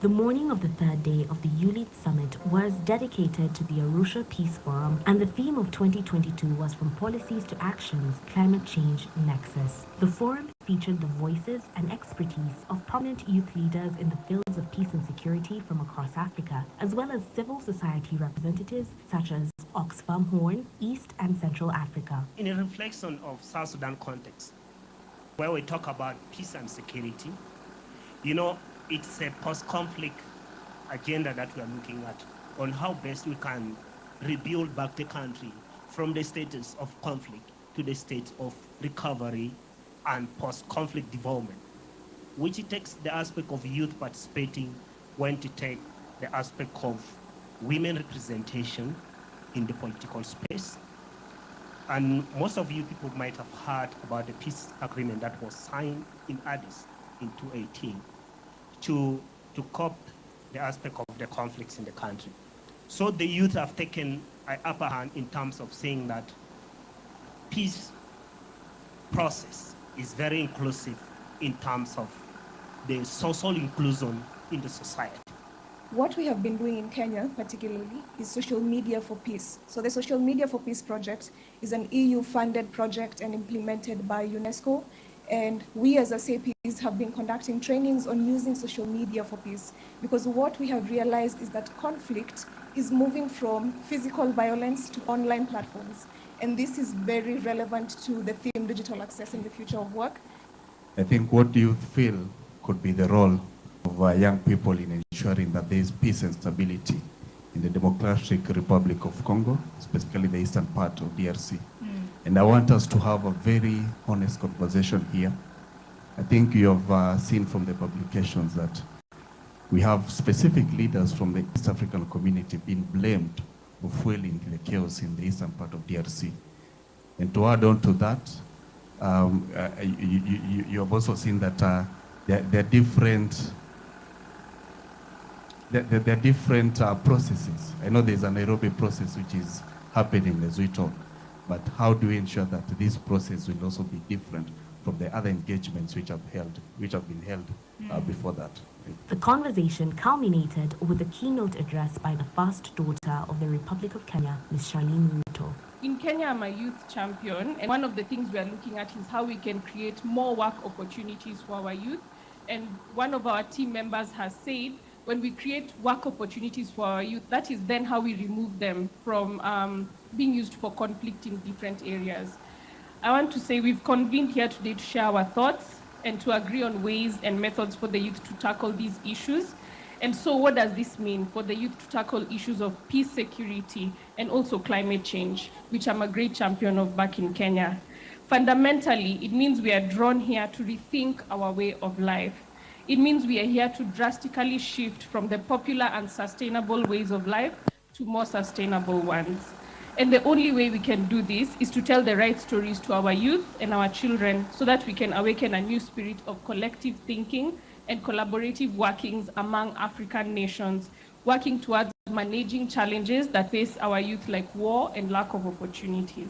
The afternoon session was dedicated to the Gender Equality Forum themed African Youth Priorities towards the Commission on Status of Women 67, Innovation and Technological Change and Education in the Digital Age for Achieving Gender Equality and the Empowerment of All Women and Girls, providing a platform for African youth to deliberate and provide recommendations towards the Commission on Status of Women 67 in 2023. The Gender Equality Forum commenced with opening remarks from Ms. Makena Mwobobia, Executive Director of MS Training Center for Development Cooperation, Dr. Mona Girgis, Director of Plan International Tanzania, and Ms. Kodan Ado, UN Women Representative in Tanzania. The opening remarks commended the work of EAC Youth Fellows and the importance of the fellowship as a contribution to achieve gender equality and empower young women in the fields of politics, business, trade and entrepreneurship, and peace and security. I believe that this Gender Equality Forum and fellows graduating today as a convening that focuses on women leading in the future for now, driving policies, championing change, and breaking barriers beyond the challenges. It is that same drive, the strong will, and resilience that matter as well henceforth. And this fellowship opportunity becomes that training ground and launchpad for young women to effectively execute as leaders too. The opening remarks were followed by an intergenerational dialogue on bridging the gap to foster innovation and technology for gender-sensitive education, serving as the consultative platform for CSW 67. Speakers included Honorable Nusrat Hanje, Member of Parliament of Tanzania, and Lead Her Fellows, Miss Anita Soina, Miss Glory Florentine Kimario, Miss Patsy Mugabi, Miss Isabella Eli Mamalekela. The Gender Equality Forum concluded with the graduation of Lead Her Fellows and the launch of the call for applications for the second cohort commencing in January 2023. And as a graduate of Lead Her Fellowship, I must say this has been a great platform to learn feminism and leadership. It was such a profound network with young women who are intelligent, with creative mindset on how we can take over in leadership space in politics, peace and security, business and entrepreneurship as youngsters.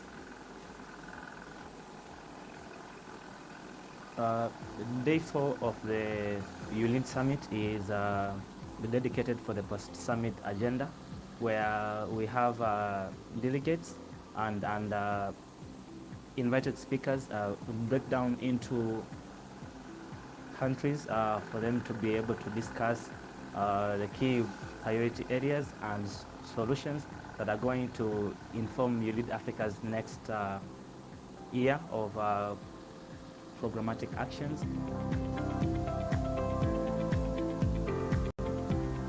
We need a review of university courses to meet the marketplace demand.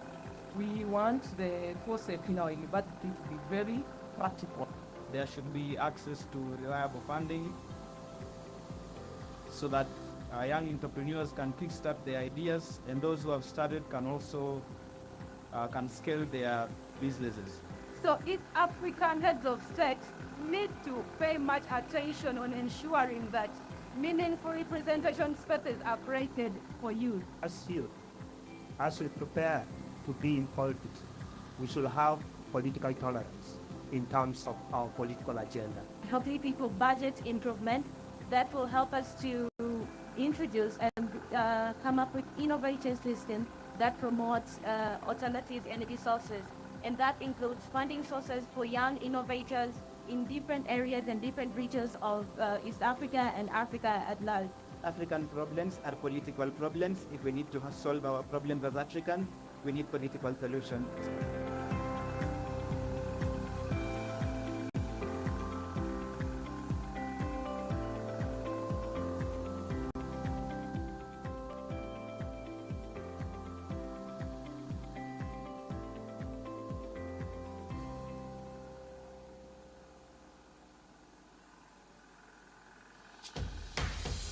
Tusonga mbele mama Afrika, Afrika, Tusonga mbele mama Afrika, Afrika, Kwa pamoja Afrika, mwishani wote. Bonjour, mama. From country to country, yeah, we gotta work together. We are leaders now, aiming higher for the better. Together, to make our nations greater, by sharing to empower. So you lead, I lead, we lead together. So you lead, I lead, we lead together. We will lead, we will lead. Let your dream be a reality. We will lead, we will lead. Let your dream be a reality. Yo, listen, together we shape young men and women. We're the pillars, we're the future, here we are, let's join together. With ability to change communities, with love, with peace, to respond to our need, to call for unity. Africa, hear me cry, never leave me alone. As I say loud, in a brighter future, let's join hands for youth and women. Let's join hands for youth and women.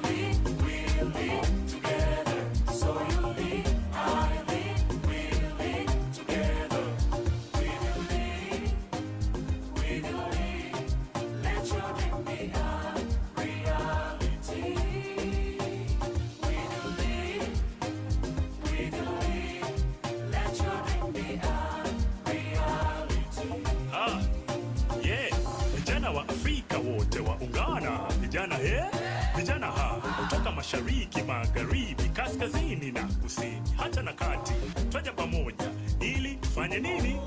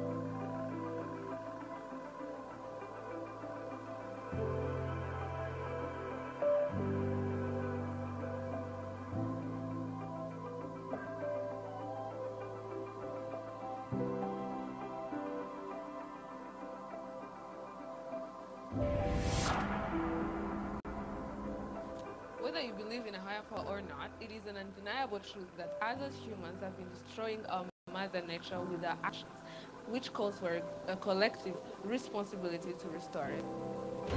Only when the last tree is cut down, the last fish eaten, and the last stream poisoned, we realize that we cannot eat man. Justice is all about going back to our roots and protect our Mother Earth. Going back to where we come from.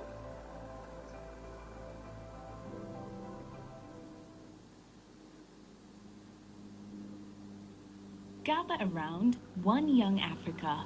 The YouLead Summit is back.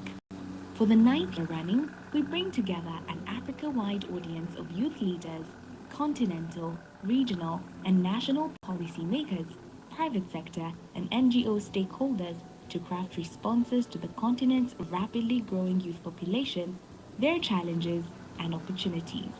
The YouLead Summit is convened annually by the East African Community and MS Training Center for Development Corporation through their youth engagement initiatives, the EAC Youth Ambassadors Platform, and YouLead Africa. From the 4th to the 8th of November 2024, the YouLead Summit will be held in Arusha, Tanzania, under the theme Igniting the Potential of Africa's Youthful Population, Reinstating Education as an Eminent Public Good. As has been the tradition, we'll explore this theme through the lens of our signature forums. Day 1, the Under 40 Political Leaders Forum examines the role of policymakers and development partners in creating an enabling environment for youth participation in governance, leadership, and development. Policymakers and Development Partners Roundtable examines the role of policymakers and development partners in creating an enabling environment for youth participation. The SDG Workshop shall examine the SDGs, the pace of their implementation, and propose ways in which the youth can influence the implementation of the same. The Presidential Address, co-convened by His Excellency Dr. Jakaya Mrisho Kikwete, former President of the United Republic of Tanzania and the Secretary General of the East African Community. The Fireside Chat with His Excellency Dr. Jakaya Mrisho Kikwete on education as a priority to achieve the African Union Agenda 2063 aspirations. Day 2, the Under 40 Business Leaders Forum gathers young business leaders, decision makers in government, and development practitioners to find solutions to pressing issues in the region's business development.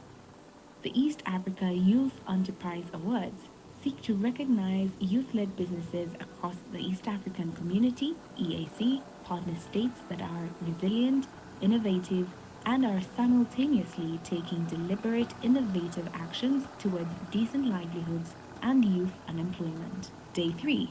Arusha Peace Forum, a youth forum on peace building and conflict prevention, showcasing models that promote the role of youth in peace building and participation in conflict prevention as proactive measures to maintaining peace and security in Africa. The Gender Equality Forum discusses ways to dismantle the structural causes at the root of the gender inequality and advances the Action Coalition's commitments. Day 4. Post-Summit Agenda of Action, a proactive mechanism to ensure that the life of summit discussions go beyond the summit reports, actively transforming regional business and politics by providing the right environment at program level in partnership with YouLead consortium members and stakeholders.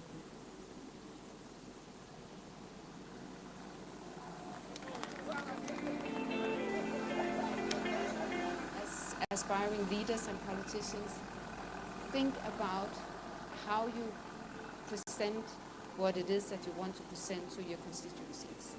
I must say that I'm very excited to be here because I have been attending the sessions online. I have realized that politics and business must work together. I actually never thought when I was applying for this fellowship that it would be of importance putting the business people together with the politicians, the young politicians of East Africa.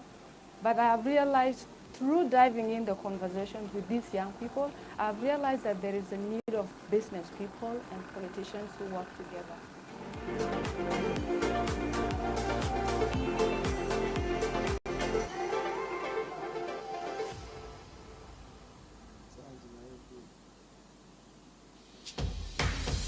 Tusonga mbele mama Afrika, Afrika. Tusonga mbele mama Afrika, Afrika.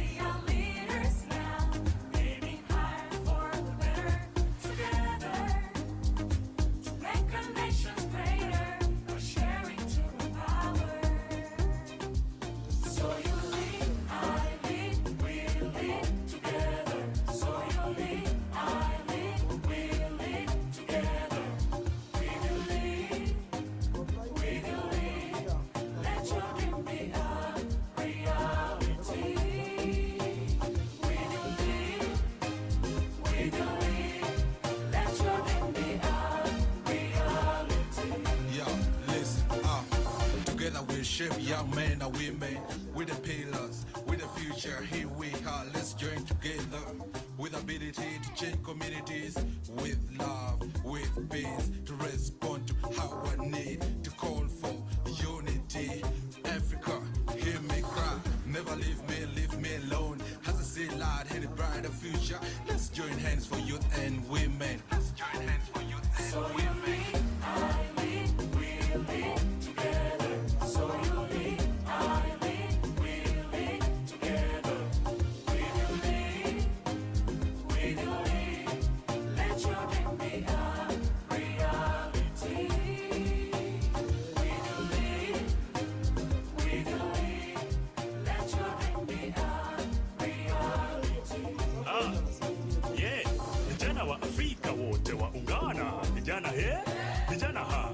Mashariki, magharibi, kaskazini na kusini, hata na kati, twaja pamoja ili tufanye nini?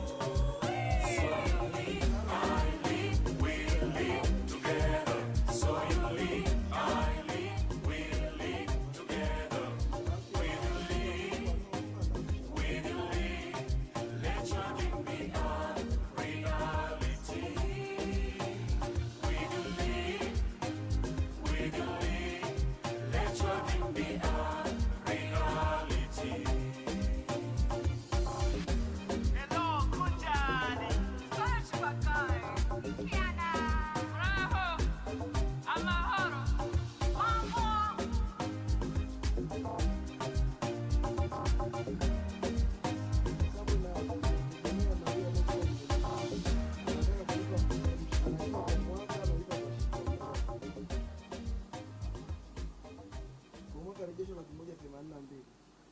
It is a great pleasure to be with you today.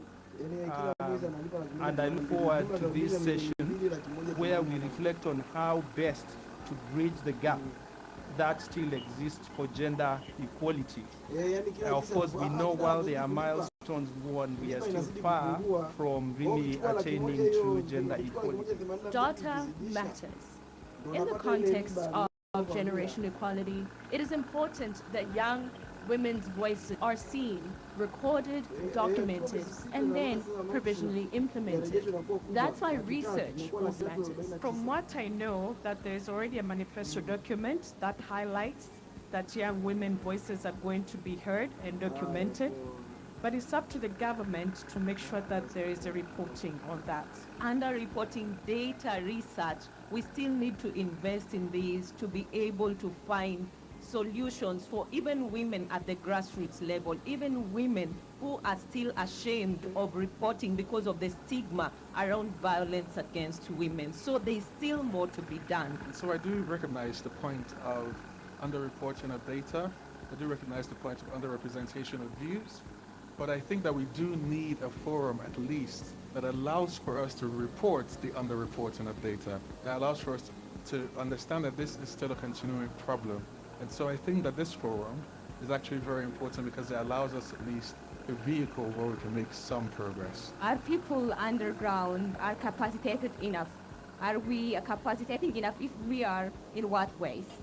And after all, we are talking about sustainability, which include all parts of the community and all members of the community, including women. Then what's going on under the ground? At the global level, women have to celebrate the fact that the UN, the global government, African Union, the continental government is cognizant of inequalities existing in the continent.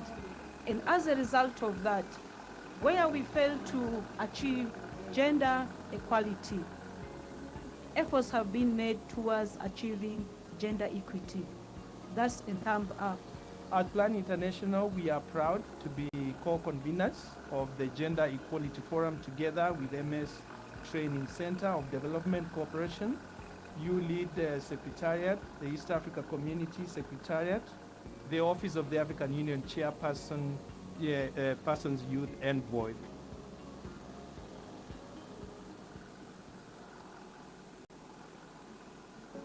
My river of life to this particular fellowship starts way back in campus when I led the students in the Students' Union for about 2 to 3 years, and I had this motivation to do politics to the higher level. So I delved into trainings that were training people on how to be good political leaders, especially women, and I got a lot of insights to understand how the system works and how my country understands and takes women in politics and how it treats women as well. Later on, when I delved into YouLead Summit as well, I found the link on the group to apply for Lead Her. This motivated me to just still delve into women in Africa and trainings in Africa as well, to come back and bring that to my community. The reason I applied for this fellowship is because of my interests. I'm interested in public management, in leadership, in being a leader that makes an impact and a positive impact at that. And immediately I saw the advert, I just thought, wow, what a good thing it is to be in a space of female leaders and female leaders with a positive impact. It was such a good opportunity, and I said, why not? I need to connect and network with like-minded people. So I gave it a shot, and I'm so privileged that I was actually shortlisted.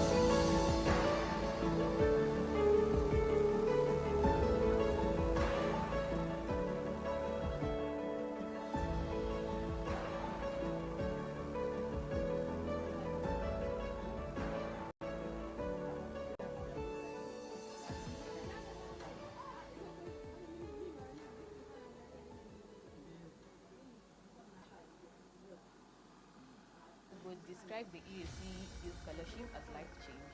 It's transformative. It's a networking opportunity. We learned about climate justice and gender.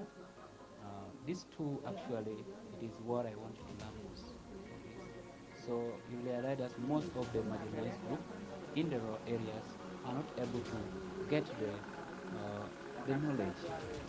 I want to expand my network on the regional community because I know that among us, the majority of people will be the leader of our different countries in 10 years, 20 years, and we need to know each other for now.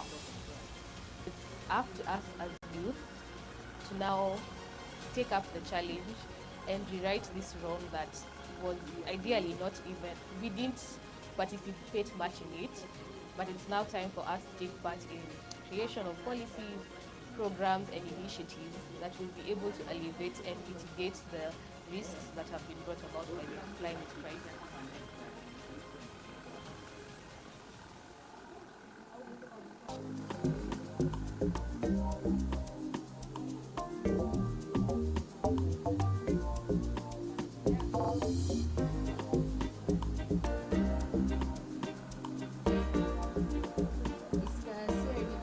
Today we are going to be focusing on conversations relating to youth and business.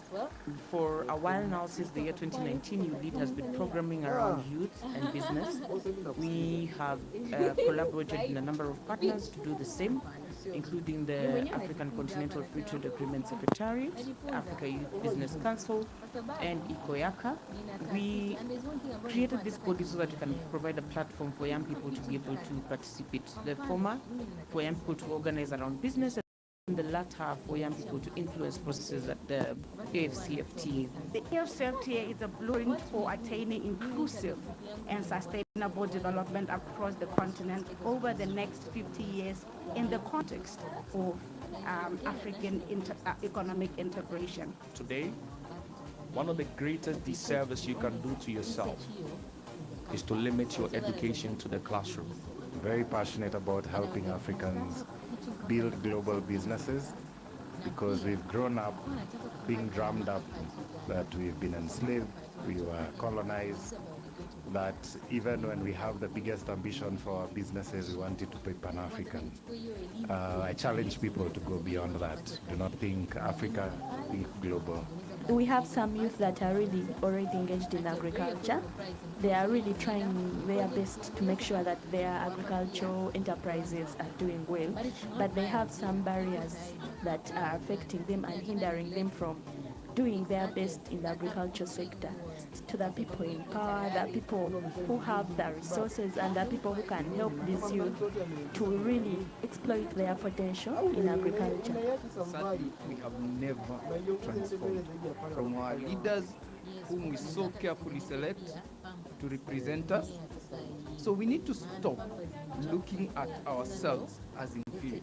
We feed the world, we are the world, and the world looks up to us.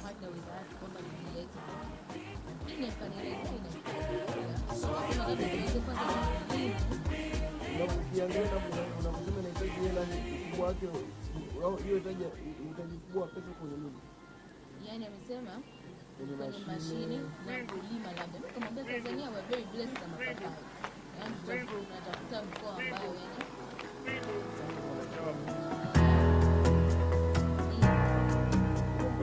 We actually study about how people who stay in these more natural places are healthier long term. It's not just about climate, it's also about leadership, it's also about business. And so a fellow who comes for this fellowship becomes an individual who is all round, not just one who is limited in the limited scope of just business or just politics or just climate or just environment. So that nature that is holistic, I think, is one that is very important for any leader.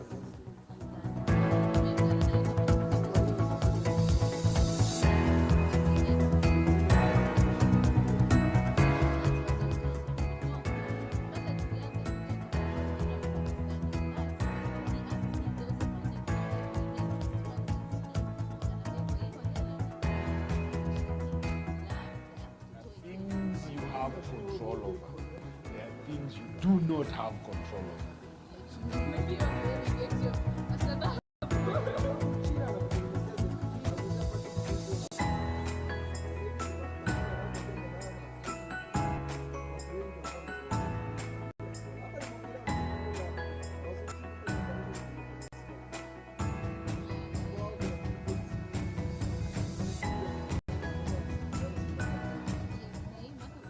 The EAC Youth Fellowship is impactful. It has equipped me with skills regarding negotiation, the importance of having youth involved in these negotiations. I have skills in video editing and graphic design, so I'm going to use those skills to create advocacy for climate justice.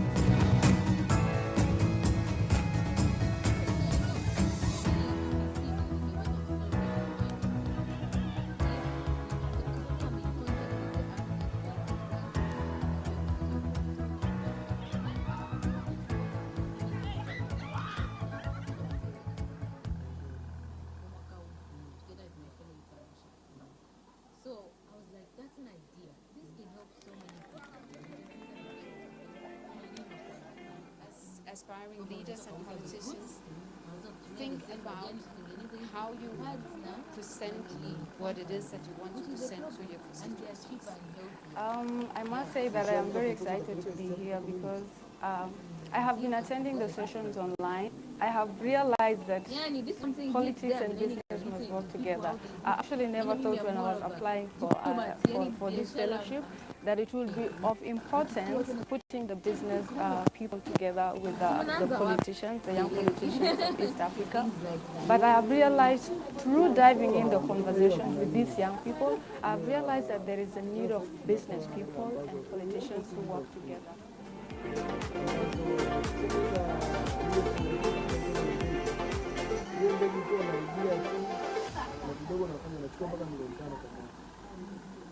Lakini hichi project kubwa ambazo ni za sola tunatoa mpaka milioni 300, 500. Sasa kama wewe ina maana ukiweza proposal yako au kutana na watu wa CRDB katika proposal iko na value chain.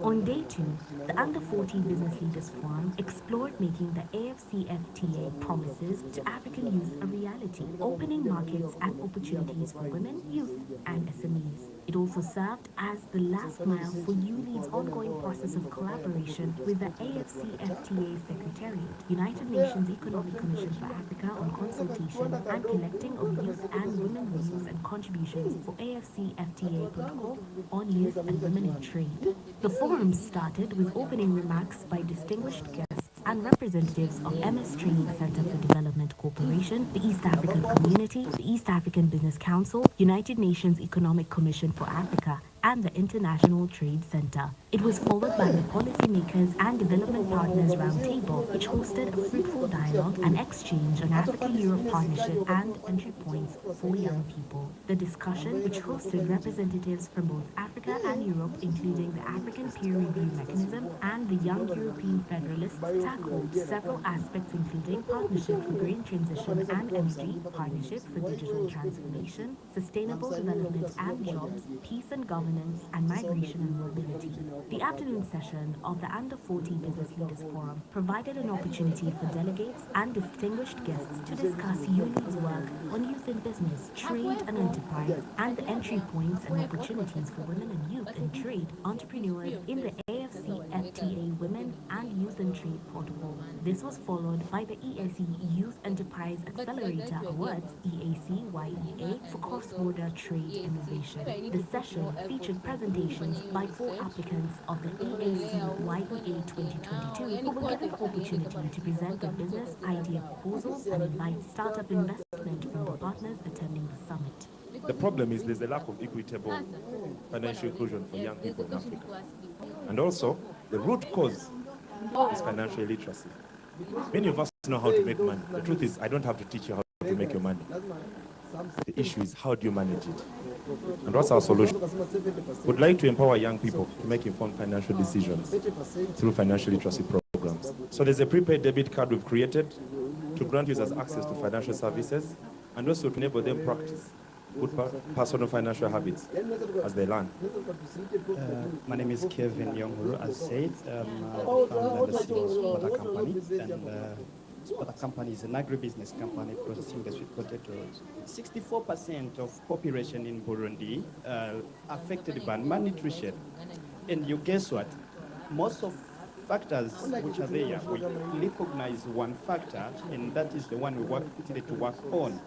That factor is related to the increase in price of sugar. As you know, that sugar is mostly used in preparing porridge and bakery products, as you know.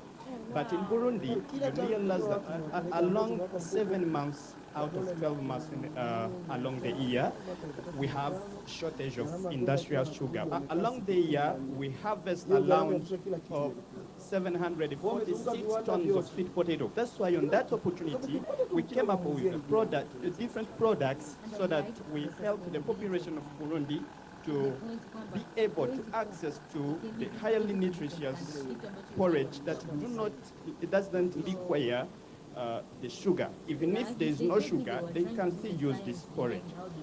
So we have Peter Garang from South Sudan, who is the founder and CEO of Sud Health. Thank you. My name is Peter Garang, the founder and team lead for Sud Health Tech, a company that is currently under prototype. I just want us to take 1 second to think about losing a sister, a mother, a wife, because of something that you and I can prevent. That is what exactly happens in South Sudan, where 1,150 lives are lost during delivery. My team and I came up with the Sud Health Tech that ensure the provision of health services through telemedicine, and that will act as an alternative healthcare services during health emergencies and beyond. The forum was closed with remarks by His Excellency Albert M. Muchanga, Commissioner for Economic Development, Trade, Industry, Mining at the African Union, which marked the launch of the African Youth Business Council, AFYBC, a continental apex body for the youth-led private sector entities, institutions, and associations in Africa, advocating for a youth-friendly business policy environment in general and making AFCFTA promises to African youth a reality in particular.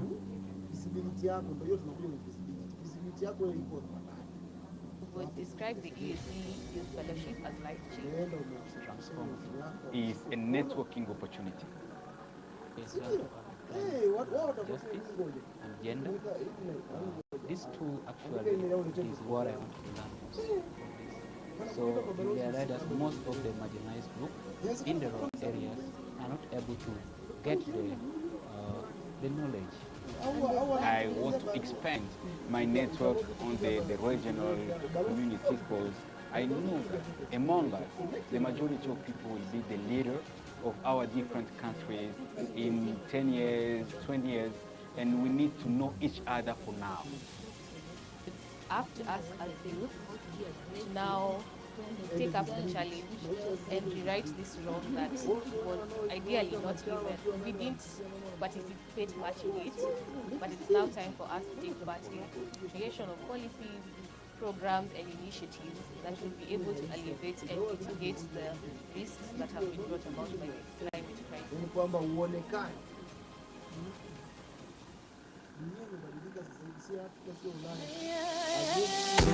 Kopano Africa. Youth, we are no longer tools. So let's have peace in every step that we take.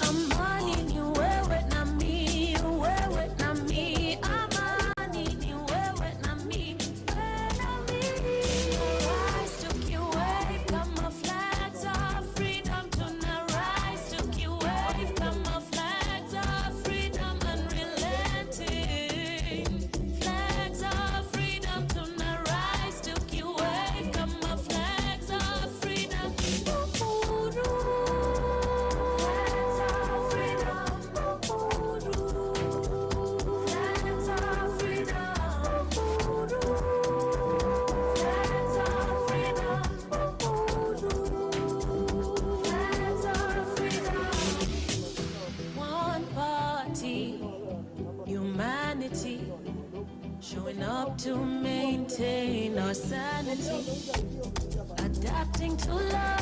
in this reality. With hope you can see, we struggle to be heroes rising. We believe Pamoja we can achieve. Rise to you wave, come our flags of freedom tonight. Rise to you wave, come our flags of freedom unrelenting. Flags of freedom tonight. Rise to you wave, come our flags of freedom. Flags of freedom.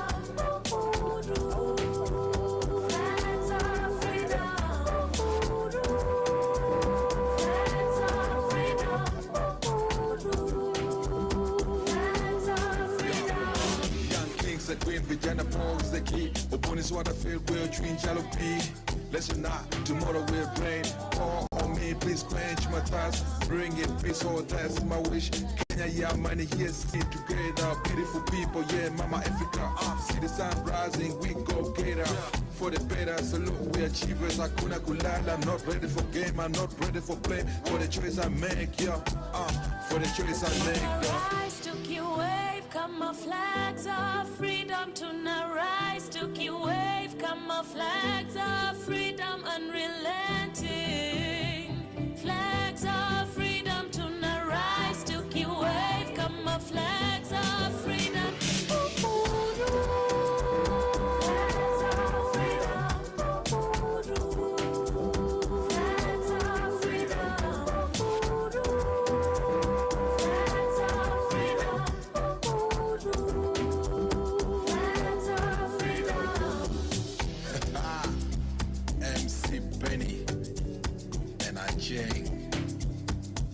Peace to the world.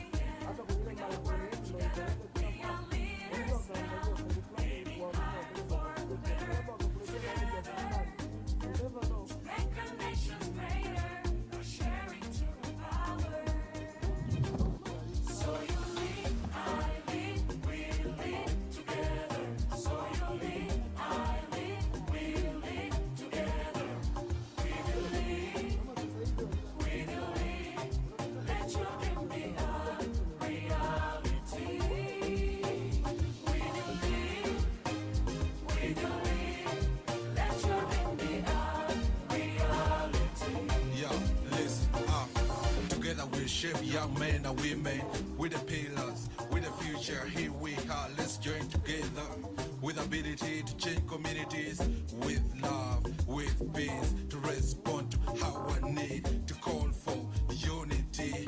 Africa, hear me cry, never leave me alone. As I say loud, hear the brighter future. Let's join hands for youth and women. Let's join hands for youth and women.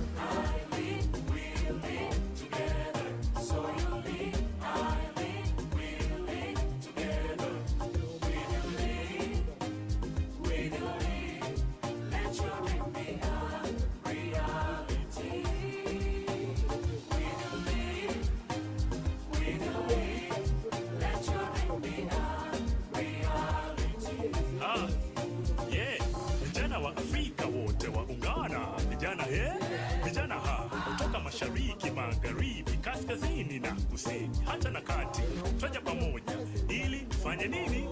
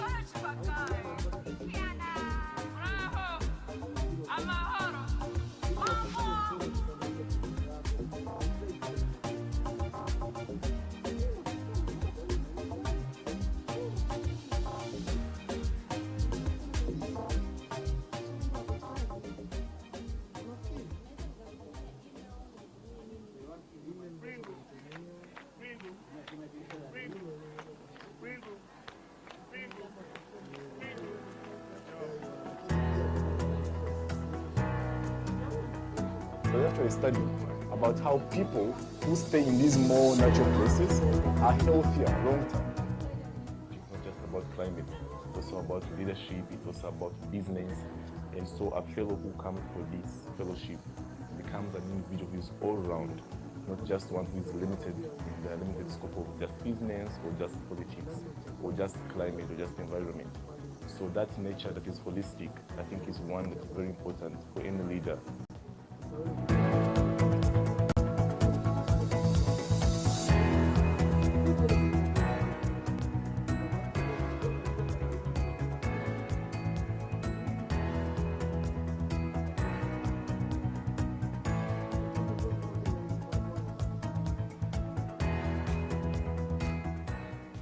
Things you have control over. There are things you do not have control over. Time to rejoin the conference room. Time to rejoin the conference room. If you can hear the sound of my voice, Karibu Nindani, welcome back inside. Let's continue our session. Time to rejoin the conference room. Time to rejoin the conference room. If you're outside, welcome back to the main conference room. Volunteers, please help us usher our delegates back into the room. It has equipped me with skills regarding negotiation and the importance of having youth involved in these negotiations. I have skills in video editing and graphic design, so I'm going to use those skills to create advocacy for climate justice.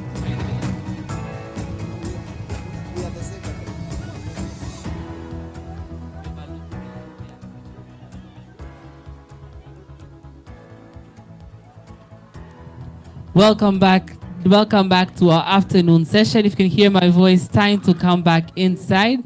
Time to come back inside as we wind up our session.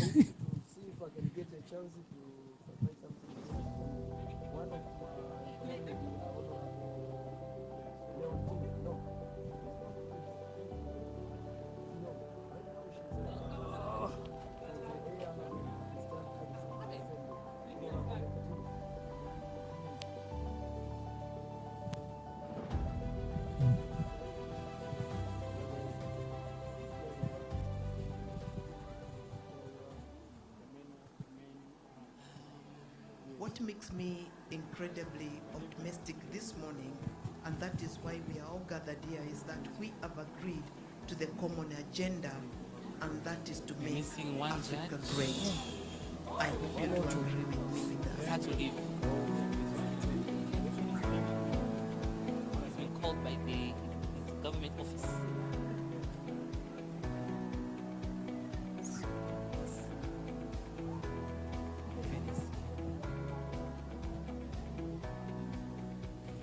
I'd like to take this opportunity as patron of this summit to thank His Excellency President Ruto, President of the Republic of Kenya, for agreeing that his great country plays host to the 7th Youth. Welcome back inside. The delegates, come back inside. If you can hear the sound of my voice, come back inside. We continue with our pitching session. Welcome back inside. We're going to continue the pictures afterwards. Welcome back inside. I think moderator should give us background. What to reach out to the youth and you get it. So what's a jackpot? You have converted me, so wherever I go, I try to encourage you to launch an initiative similar to this one. Good or less good or bad, what goes on in Africa has repercussions in Europe. And conversely, what goes on in Europe has an impact in Africa, as we clearly see with the war of aggression by Russia against Ukraine. We thus have a mutual interest in seeing each other prosper, be at peace, and fulfill our potential.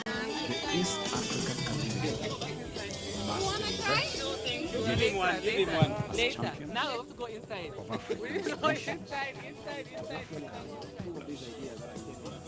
Our youth must be champions of East African and indeed African integration.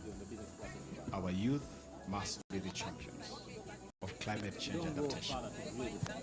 Our youth must be champions of peace and security in our region.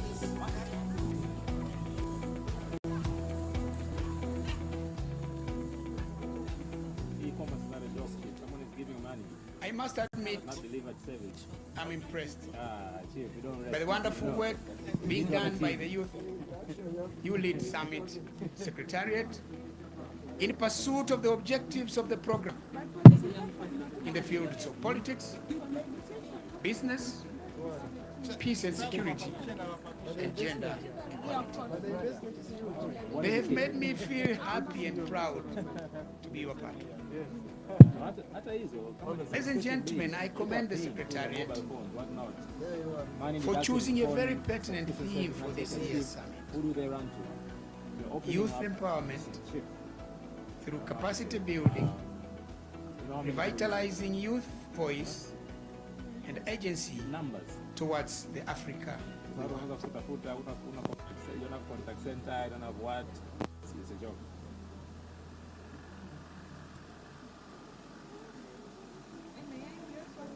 My river of life to this particular fellowship starts way back in campus when I led the students in the Students' Union for about 2 to 3 years, and I had this motivation to do politics to the higher level. So I delved into trainings that were training people on how to be good political leaders, especially women, and I got a lot of insights to understand. Let's take our seats. Let's take our seats as we prepare to continue our session. Find your seat quickly. There's space in the front if you're looking for space as well. Women as well. Later on, when I delved into YouLead Summit as well, I found the link on the group to apply for LeadHer. This motivated me to just still delve into women in Africa and trainings in Africa as well, to come back and bring that to my community. The reason I applied for this fellowship is because of my interest. I am interested in public management, in leadership, in being a leader that makes an impact and a positive impact at that. And Hello. immediately I saw Good the afternoon. advert, I just thought, wow, Good afternoon. what a good thing it Good after lunch. How are you? How was your lunch? Let's move forward. Let's occupy the first seats. Those who are behind, let's occupy the front seats. Let's occupy the first seats. We occupy the first seats. I need the chief whip in the house. Guys, let's go to these seats. Yes, in front. Everyone. I'm going to disable the internet.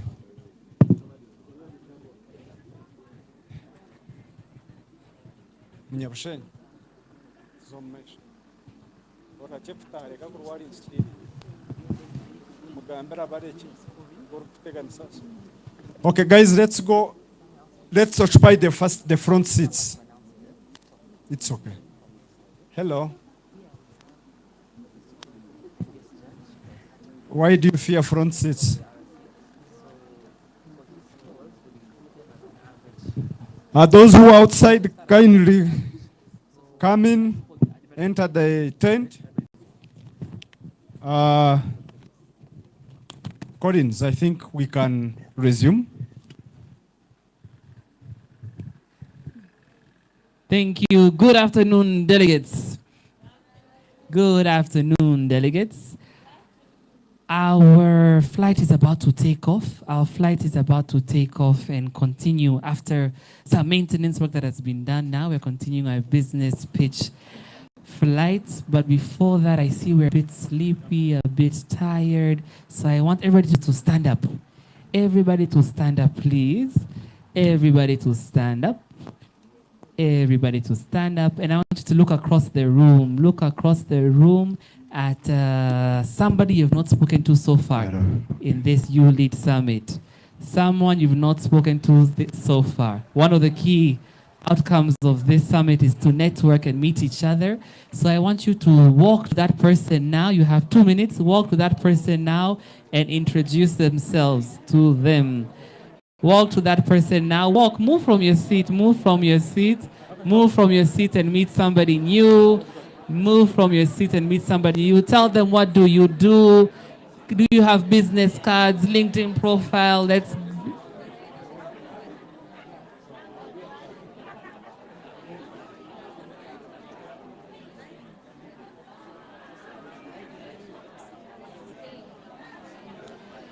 tell them what can you offer and what do you need? Maybe you can find your partner. Indeed, I don't know you also. My name is Colin. I like it. Rupa Fazo. Nice to meet you. Karibu. Welcome to Tanzania. What do you do, Rupa Fazo? Nice. Nice. What do you do? Uh-huh. Fantastic. Good things. As well as another hat. That's more to wear. Good job. Myself.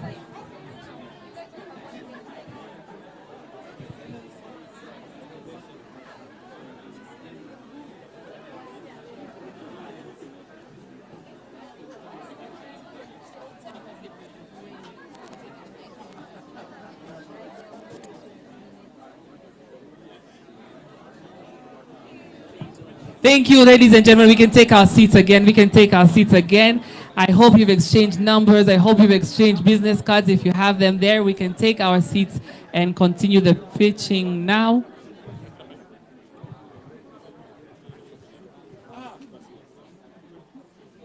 Thank you very much. We can take our seats and get ready for the next pitch as we're winding up the pitches. And now, a reminder for you, audience, to be paying attention to which is the enterprise you want to vote for. We'll have the voting after the last pitch, so please do paying attention to the name of the enterprise that you'd like to support. Let me come to this row here.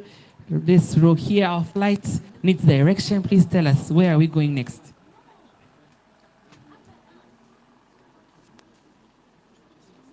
Our fellow third cohort. And the next, from South Sudan, and the name is Plan B Recycle. Lab for Plan B Recycle, Plan B Recycle, which also has the video,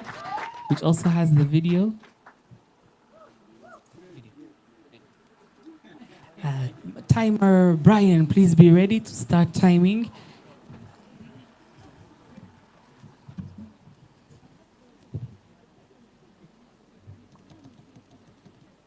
Judges, be ready to start judging.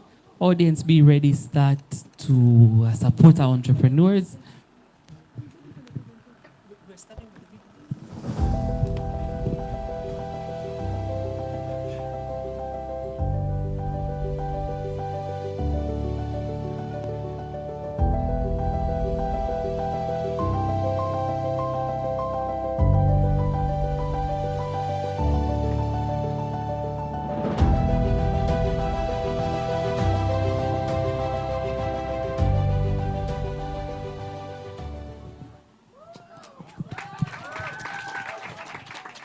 The slide, please. Hello, I'm Mark Leon. I'm from South Sudan. I would like to greet you first in my language. Salam alaikum.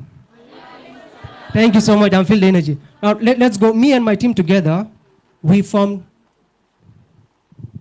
Back, please. Me and my team together, we form a Plan B Recycles. It's a eco solution to the waste that are endangering our planet. We are recycling the plastics and other solid waste by turning them into building materials like bricks, fibers, and pots. That one is in the future. And this is not only, we are not only solving the waste issues, but housing as well by providing affordable housings that last, durable. Next, please. The problem, we have three problems that we have identified. The first one is the plastic waste pollution. Second one is flooding and poor infrastructure. And third one is housing crisis. Now, according to the report by UNDP South Sudan, it says that 80% of the plastic waste in South Sudan, particularly in Juba, are dumped.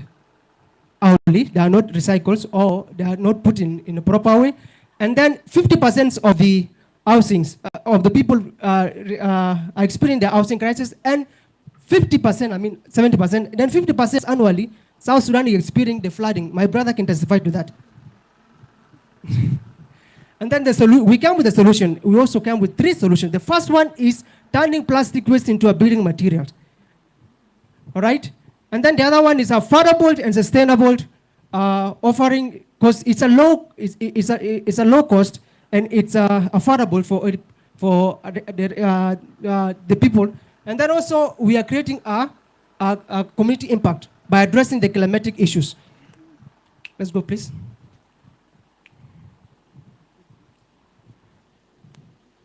Now the revenue. We are a construction company. We construct using plastic bottles. All right? And then we have partners, like for example, we have Celestine of Don Bosco. It's a religious institute that partner with us, and we're able to build the houses.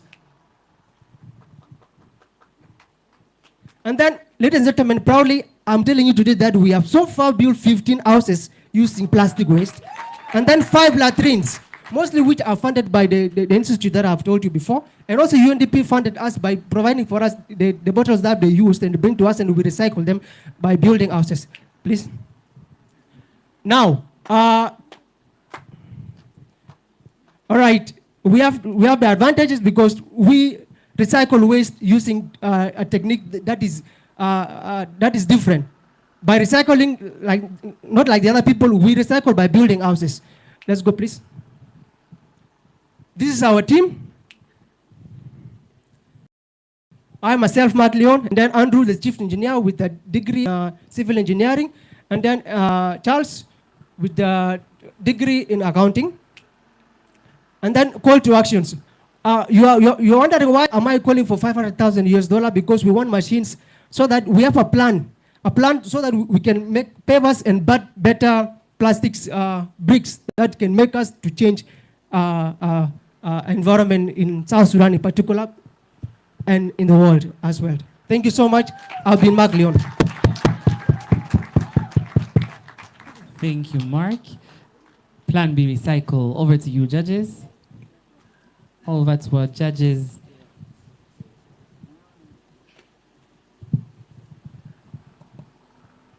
Yeah, thanks to see another, plastic recycling idea. If I look at that compared to, the other pitch from Agro Congo, I think it's just a scale. And, you're going for a bigger ask of a cake.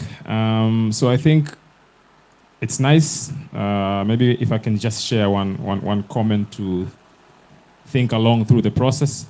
I did mention a company called Tereko when we were reviewing the Agro Congo. So it does similar thing at a much bigger scale. And I think the plants were costing around $120,000 if I'm not mistaken. But they do have a model where if you do strategic partnership with them, you don't have to buy the machine. They can lease the machine to you on partnership basis. I think when you pay 60 up to 70%, they can be able to give you a machine, or I think somewhere around there, 60 or something like that. So you don't have to buy the whole equipment. You could look at alternative ways of partnering with such firms. But I remember something that really came across when these guys were pitching to one of the local building agency. I think the concern was around, it's lesser safety issues on pavement, but when the discussion started moving to housings in a bigger scale, there was a concern around, strength of the bricks and whatnot. So maybe your engineering team, can look at that as you want to expand more. Just food for thoughts, given my understanding in this industry. But other than that, I think it's a brilliant idea. And good luck. We will evaluate accordingly. Thank you so much. Thank you so much. Yeah, maybe my question goes on the revenue model. You haven't presented how much you have been. First of all, is the timeline. When did the company start? All right, we started in 2021. 21. Yeah. Maybe if you could give us roughly how much you have injected, maybe also your costs per annum, and your profit along the 5 years, 5 years, so that we see Is this sustainable in the coming years? Is it a business we'll come to Juba and find? All right. The last one is maybe on the scalability. Do you plan to only remain in Juba, or considering flooding is a problem within the South Sudan in totality, do you also plan to go beyond? But even within, there are so many African countries just in this particular year that have suffered flooding. If plastics are offering a better building material that can help prevent that, why not? Is it something that you're also considering? All right. There's one report by UN says that plastic waste can last for 20 to 500 years. So we have advantage of that. It is durable. Scalability, of course, we have to start first of all from our home. First of all, we are the first construction company that deal with plastic recycling bricks. Okay, so it gives an advantage. But first, we are starting with home. After that, we are, in near future, after we get the machines, we are able to scale even to EAC region as well. We started by a group of us, we start by constructing as like other normal construction company. But then, we are just youth who come up and build something, you know. Then along the way, we thought of something like recycle. And so far, I think the revenue, if I could put it on what we have get like from the beginning to where we are today, we have so far made something like $50,000, I mean. And we have the injection that we are putting so much, it's the material that we buy like for construction companies, used for tools for the machines and the rest. So roughly it can be 10,000, and now you can see the profit that is $40,000. So I believe it's sustainable because we are not solving the environmental issues only. We are also solving the housing crisis, and also we are fighting the flooding in South Sudan as well. Maybe we can extend as scalability as you put. We have a bright future ahead. Thank you. Last question from the judges. Yeah, Plan B, I would like to know your customer segment. I did not get it clearly in your presentation.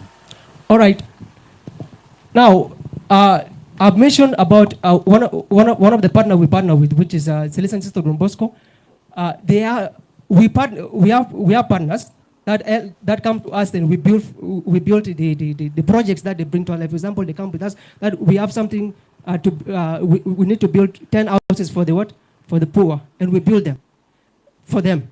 Okay, and then we have some individual after they see the houses, they feel impressed. They come to us, and we build for them also the other 5 houses. So far making it 15 houses, and that the latrine I've told you, it is the company, it is the UNDP who come to us. And they say that we have a project of latrine for a school, and we build for them 5 latrines of the school. So when we are talking about that, we are talking about the partners mostly who look into environmental issues. They are our main customers. And then we have individuals who feel impressed by our things, and they come and they also help us. Thank you, Mark. Yes, any quick reactions from the audience? We'll take one. Thank you so much. I think I'm so much impressed with the model. A quick question in terms of the costing. If you compare this material, the plastic materials, and the normal other materials for building, how do you compare the price? Is it lower or more costly to use this than the other building materials? Thank you. All right. Now, since we have been building with our material before we transition into plastic waste, the difference is this. Building a full concrete house, a full set actually, can take you something like more than $10,000. Something can reach to 15,000 based on the structure of the thing. But with plastic waste, if it's too much, it is $7,000. Full house, a full concrete house. I don't know whether it's expensive, but from where I come from, building materials are very expensive. But when we use plastic waste, it's less. It's very less, and that gives us advantage over the other people. Thank you very much. Round of applause for Plan B Recycle. Round of applause for Plan B Recycle. You may take your seat. Thank you so much. Thank you very much. The flight is continuing to move.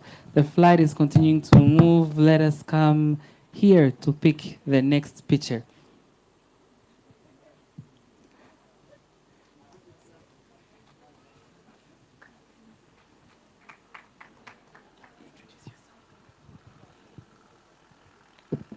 Hello, my name is Khadar. I'm from Somalia. The next presenter will be Banina from Kenya.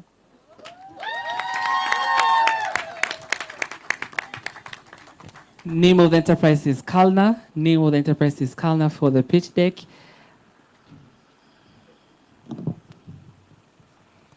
Ready, set, pitch. Thank you. My name is Penina Orengo.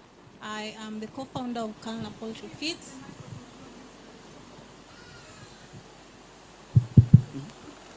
Thank you. My name is Penina Orengo. I am the founder of Kalna Poultry Feeds. When you think about the food that we eat, particularly indigenous chicken meat and eggs that you ate chicken last night, you ate eggs this morning. When you think about it, we think about rich flavors, we think about high nutrition and high protein content. But behind every bite that we take, there's a story of resilience, sustainability, and local farming, especially a story of women farmers who cultivate and grow poultry farms in our backyards. So what if the crisis of food crisis is right, the solution to food crisis is right in our backyards? What if the work that our grandmothers and mothers are doing in poultry farming is the solution to food security? At Kalna Poultry Feeds, we believe that indigenous poultry farming is not just a business. We feel like it is a solution to climate resilience and an approach to food security. One of the problems that we are solving is to provide access to women farmers, particularly to resources and products that will allow them to scale up their poultry farms. And then we are also looking at affordability in terms of poultry feed products because of the high costs of poultry feeds that is there. We know that approximately 15 million Kenyans face food prices. And we also know that there's low productivity in the sector of indigenous poultry farming because more people are engaging in commercial poultry farming. Next. So what solution are we bringing? We process and package and store and sell high quality protein foods. We use the local farmers to grow their own ingredients that they bring to us and supply to us. And we process those ingredients and into poultry feeds, which we sell back to them, which allows us to maintain affordability because they are our suppliers in part. We also want to help women access educational programs through trainings and those capabilities. How are we aligned with the UN SDGs? We are aligned with SDG 2, 8, and 13. Our enterprise was born in 2020 with a grant funding, and through 2021 to 2026, we've been growing it across Kenya, particularly Kisumu and the Western region. Why now? We want to maintain climate resilience given the current climate situation in the world. And we also want to leverage on the technological aspect by using data patterns to help farmers, particularly women farmers, to learn their patterns and grow their poultry farms. Thank you. Thank you very much. Kalna, over to you, judges.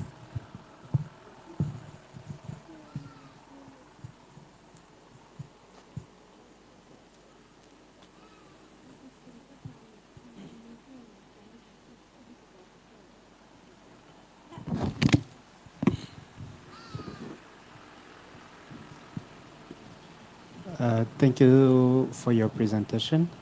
I would like to know more about your team. I don't know if you are running this business alone or if you have others as your team members. We do have a team of experienced agriculturalists. One of our CEO actually is an agriculturalist with over 10 years of experience. Our production manager is well versed with the machinery that we require to do the production process.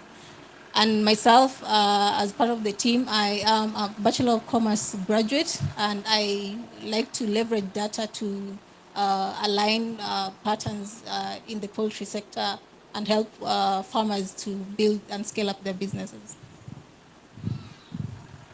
Any other questions? Thank you for your presentation, but you didn't mention the competitor around you. And also, as we know that Kenya is, sorry to say that, is an aggressive environment for the business. How will you manage to sustain the business if you get this fund? So in poultry feed manufacturing, our main competitors are the small businesses that are doing the same business around Kisumu, because our focus is in the local area of Kisumu.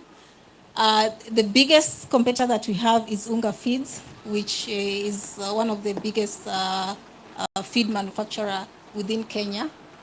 But our competitive advantage is that we're focusing on sustainable solutions. We're focusing on women, providing access to their information on poultry farming and how they can scale up their businesses. And we're also focusing on the climate aspect of it. We're helping them grow their own ingredients and then use their land to grow their own ingredients and then supply them to us. Thank you very much. We'll pause there for judges' questions because of time. Any audience reaction? Any audience reaction?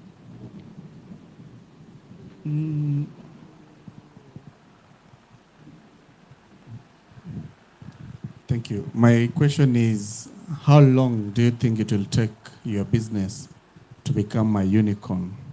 That means a multi-million-dollar business. I think in the next 2 years, we are planning to scale up to the entire Kenya. And for us to become a multi-million, like global, I feel like the trade aspects that we just talked about today will contribute to us scaling up probably in another 3 years, so maybe 5 years. Round of applause for Kalnam. Round of applause. Thank you very much, Penina. You may take your seat. Our flight is continuing swiftly, and next we are going to... Hi, my name is Kola Jonathan. I'm the founder of Cafè Solutions, where we make machines which help in post-harvesting of peanuts. And the next person is Trade Legacy from Burundi.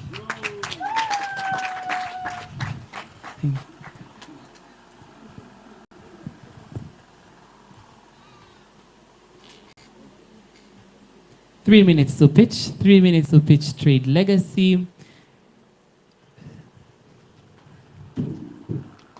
Timing ready. 3, 2, 1, pitch. Good afternoon, everyone. Bon après-midi. Habari za mchana. Good. My name is Bokim Benini Jose, the founder and CEO of Trade Legacy Burundi. Trade Legacy is an agri-tech company that empowers farmers with a modern technology to maximize yield. On top of that, in Trade Legacy, we exist simply because you deserve the best. Imagine Claudine, a small-scale farmer in Burundi, in the rural areas. And her land is very fertile. Also, she dreams of building her, building her future through her harvest.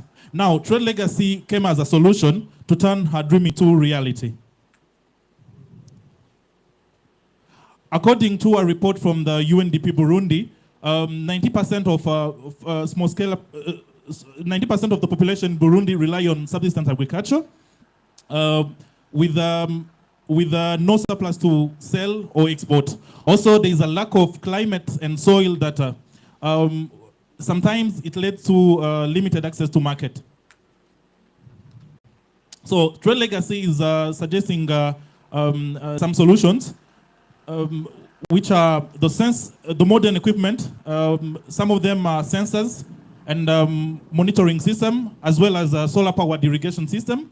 Also, we provide trainings for small-scale farmers, especially for basic digital literacy, as well as we are trying also we are building a marketplace platform so that they can get real-time price as well as a real-time demand report.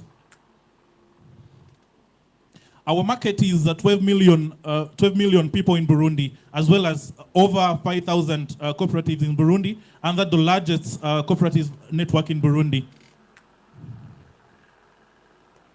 So our we are selling the modern equipment, especially the sensors, which will capture the climate and soil data, as well as we'll produce sales also, as well as microfinancing for small scale. We registered our company in 2021. So far, we have trained over 200 small scale farmers. Also, there is a 60-hectare land available. So we have a team with a very good experience, from 3 to 7 years experience. So now our price is $43,500 US. 50% of that will be used for equipment, 20% for training, and 30% for marketing for operations. Thank you. Round of applause for Bokim, Trade Legacy. Judges?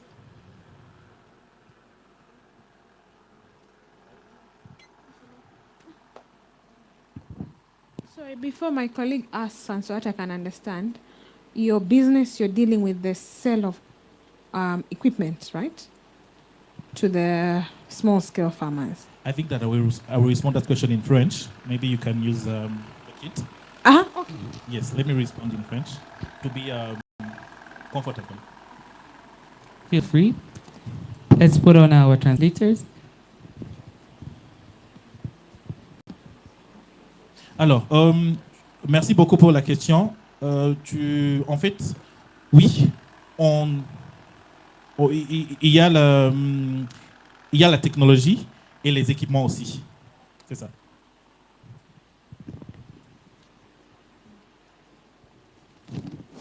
Other questions? Other questions? Yeah, thank you. Thank you for a good presentation. Again, we're starting to see trend in terms of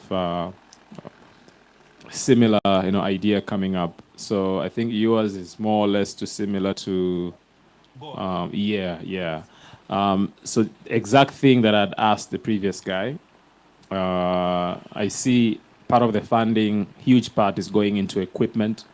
So I would like to understand, the costing of this equipment. And again, I had asked the other gentleman the same question, but maybe I was not very clear enough on the follow-up question after he responded to me on the cost of the equipment. My essence is to understand, the target client that you are targeting. So when you look at, SME, the whole SME is usually categorized in terms of the manpower in that SME and also the capital those SME are applying. So if SME can be categorized into micro SMEs, I think it's less than $3,000 in terms of capital that's being applied, less than that.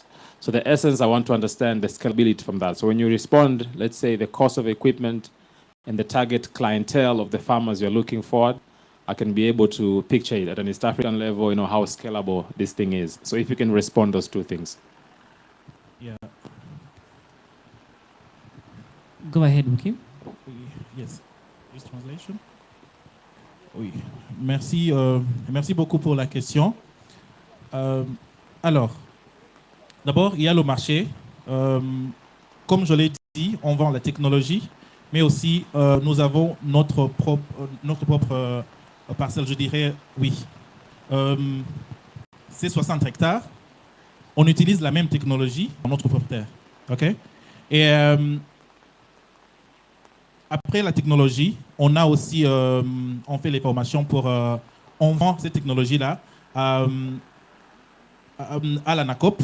Je l'ai précisé dans mon slide là-bas. C'est l'association des...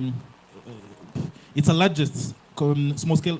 the largest small... it's a network for cooperatives in Burundi. So we sell that technology to those ones. So we have the technology, we have our land. Also, we train them so that they can be able to take advantage of those opportunities for that technology. For the market, we have 12 million Burundians living there. So it's our market. Also, we have the AFC FTA, which gives us access to almost 1.2 billion people in Africa. Yes. Oui, merci beaucoup. Je trouve que c'est vraiment très important de voir qu'il y a des solutions qui viennent appuyer les femmes entrepreneurs et bien aussi d'autres jeunes dans l'agriculture. Comme tu as commencé à montrer qu'il y a une femme qui est en train de cultiver, mais par rappel, et ne parviennent pas à avoir des rendements suffisants comme prévu. Et pour vous, la solution est de donner des formations à ces agriculteurs.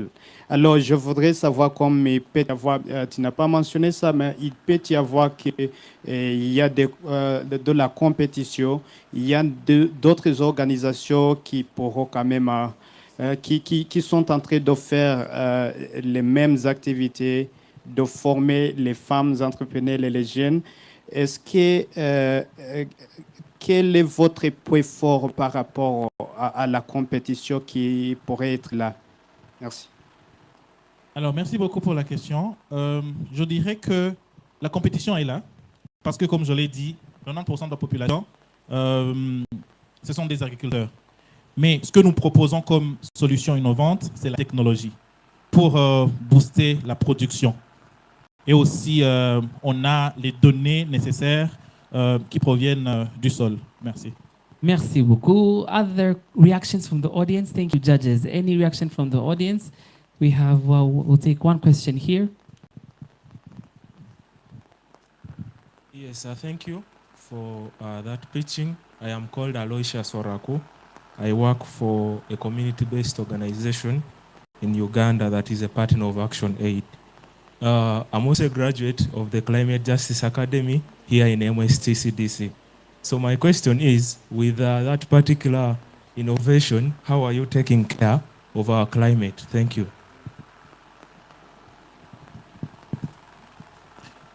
Répète encore la question, s'il te plaît. The question is, how does this solution address climate change? OK. OK, merci beaucoup. Alors, comme je l'ai dit, à travers les sensors qu'on met dans le sol, on a des données en temps réel en provenance du sol. OK? Alors, c'est-à-dire qu'à partir de ces données, on saura comment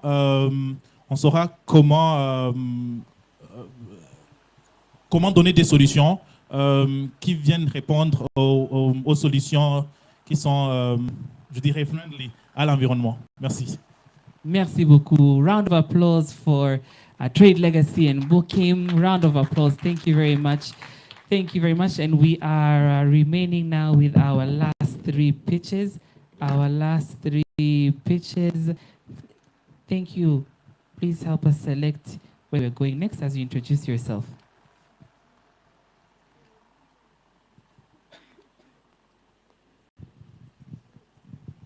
Good afternoon.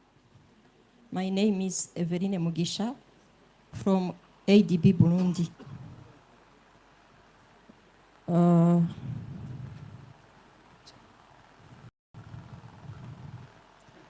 The name Luku Chap, Tanzania.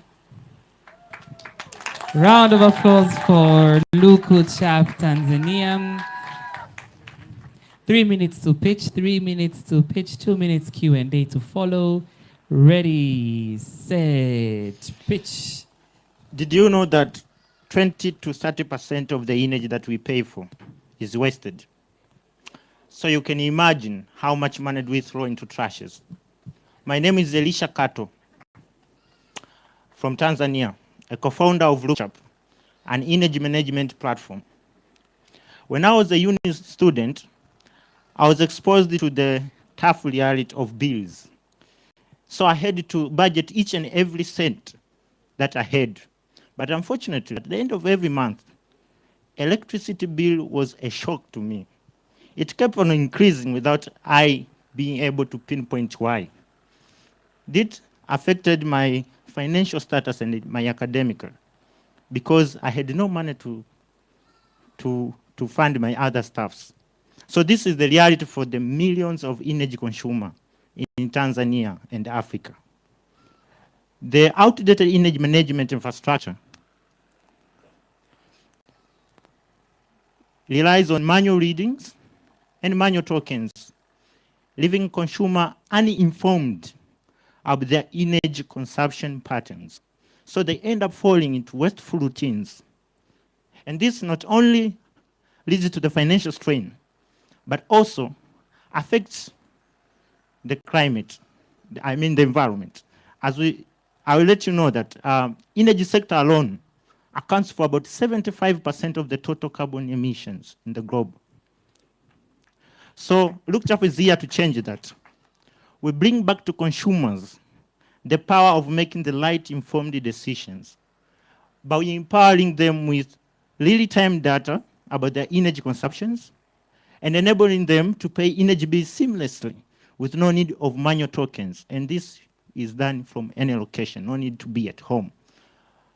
But also, Lookup offers actionable insights to help consumers cut wasteful routines by up to 40%.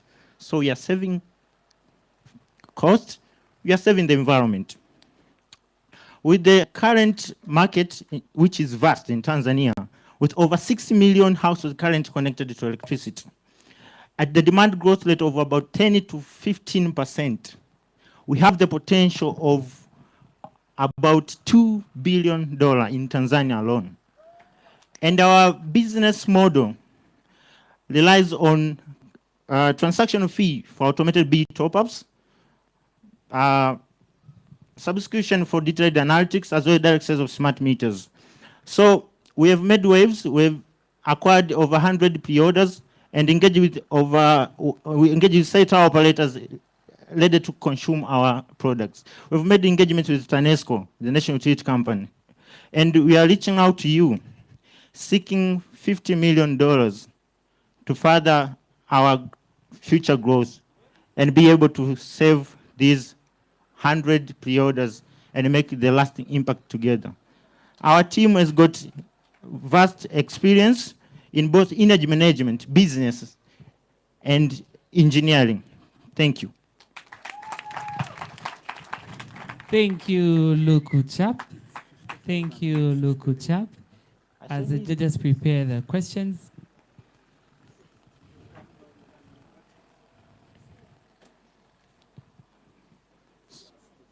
Sorry, I asked you for 50,000.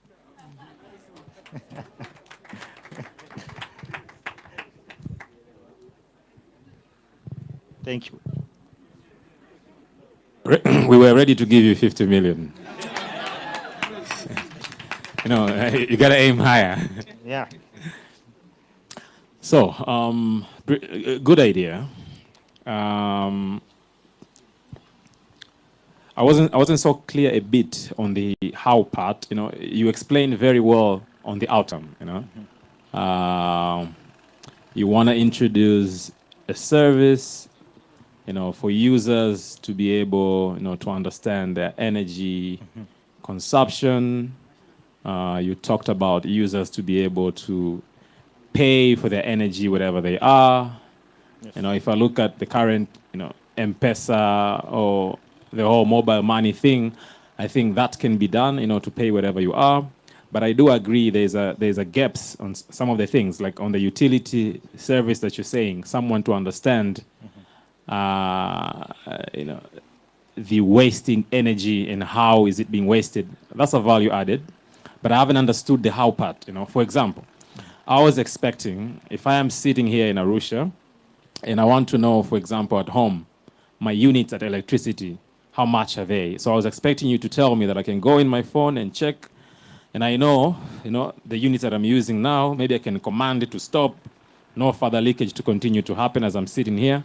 I was more looking forward to hear the how in your solution. That did not come out very clear. I don't know if you want to get an opportunity to do that.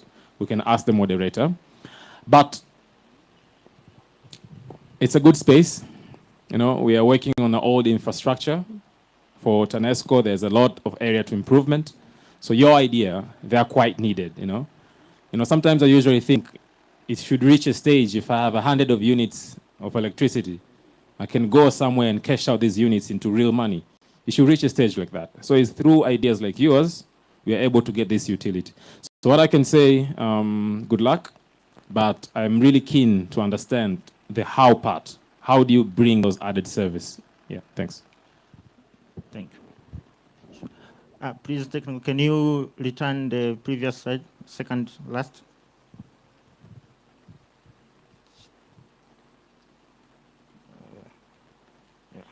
So this is our platform. We synchronize the in-edge meters. Sorry, and for the sake of maybe fairness, because we're kind of giving him like extra time, please keep it very minimal so that we treat everybody fair. Yeah, thanks. So we synchronize in-edge meters, consumer mobile phones. So right from where you are right now, through Look Sharp platform, you can be able to see how many units are consumed in a day in your household in Dar es Salaam, and you are in Arusha. You can be able, before the in-edge units get completely depleted, you even get notifications. You have remained with one in-edge unit, please recharge. And after recharging, for example, we are here at the summit. Your household is in Dar es Salaam. You've got the notification that you've remained with one unit recharge. You recharge and the units get automatically top up in your household in Dar es Salaam. There's no need of you to go back in Dar es Salaam when you start inserting tokens. Thank you. We'll take one last question from the judges. Yeah, maybe my question is on, we have heard of how much you're asking. Yes. Is sustainability with regards to finances. Yes. What is the timeline? When did you start this platform? Oh, all right. No, just ask my question. When did you start? 2022. 2022. How much money have you pumped? So if you can tell us so far, how much have been your costs setting up this platform? And then maybe your revenues. You haven't told us how you plan to make money or how much money you've made. And the long term, how does this platform continue to give you money? So we started in 2022 November, where Isteco, with partnership with East African Community, gave us a seed fund of $5,000 for making an MVP. We made an MVP. We presented to UNESCO and other stakeholders, and we secured another. We won't trust one business angel who is with us to date, and we have spent like $10,000 up to now in the R&D about this. And we have acquired one cell tower operator interested to deploy our solution. I don't want to mention its name. How are we going to make money? Through transactional fee for the automated bill top-ups. We've made an estimation that we're going to, when we have at just 2,000 users, in 3 years we're going to reach $1 million. Yes, 1.6%. Thank you very much. Are there any reactions from the audience?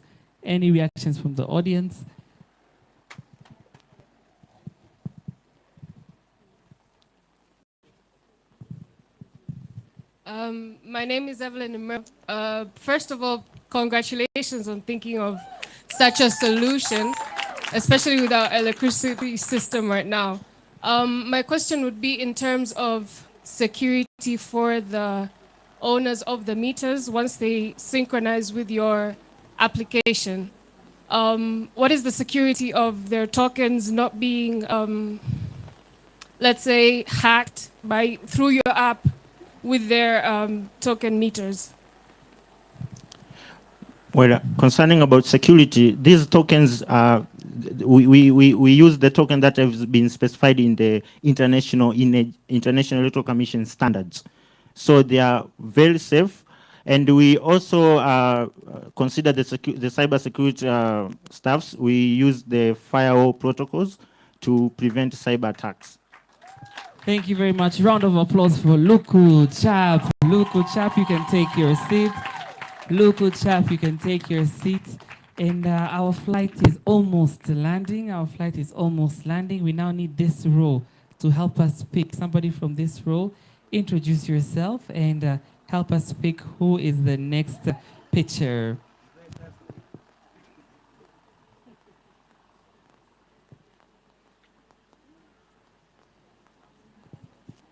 Hello, my name is Telios, and the next speaker is Nelevat from Rwanda. Thank you. This is the Nelevat Enterprise. Nelevat, thank you very much. Pacific, in the Pacific, welcome. 3 minutes to pitch as we wind up.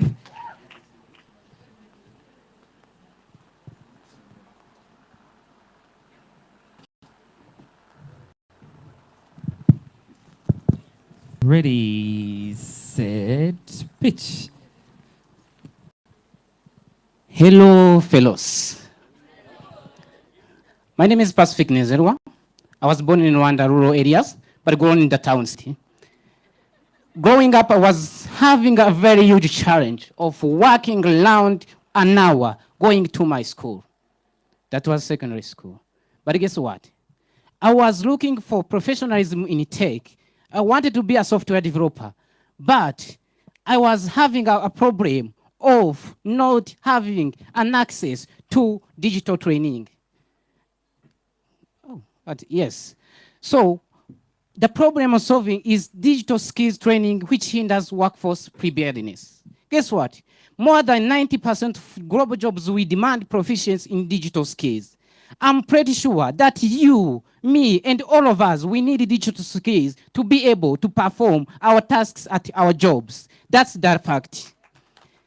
The man you are looking there is a very sad man, confused. Who is me? Who should be you? Maybe your brother, maybe your sister, maybe your cousin. Those are us. We require to be that in Rwanda, there is more than 85% of young people that are off track, means they are also in that category of confused, sad, and depressed young adults. But there is an opportunity. That's what in Elevat we are solving. Elevat means elevation. We are elevating education and empowering learners and the future of East Africa, the future of Africa. This is an opportunity to serve more than 500 million young people in Africa, aged between 16 and 35. We have a solution which is impactful digital training programs. We're doing this into using innovative e-learning tools and branded learning solutions. We have built an innovative e-learning platform. When I was coming here, last Friday before we come here, I had invited you fellows, which were coming in this program, to test together, to showcase this learning platform. Trust me, you can test it also. We have freemium models, and we have also other skills there. Again, we are having a market overview, which we are able to serve more than 80,000 USD in millions. We have a B2B, which we are having direct payment, subscription, partnerships, consultation, and corporate sponsorship. We have made success of 200 and 500 learners.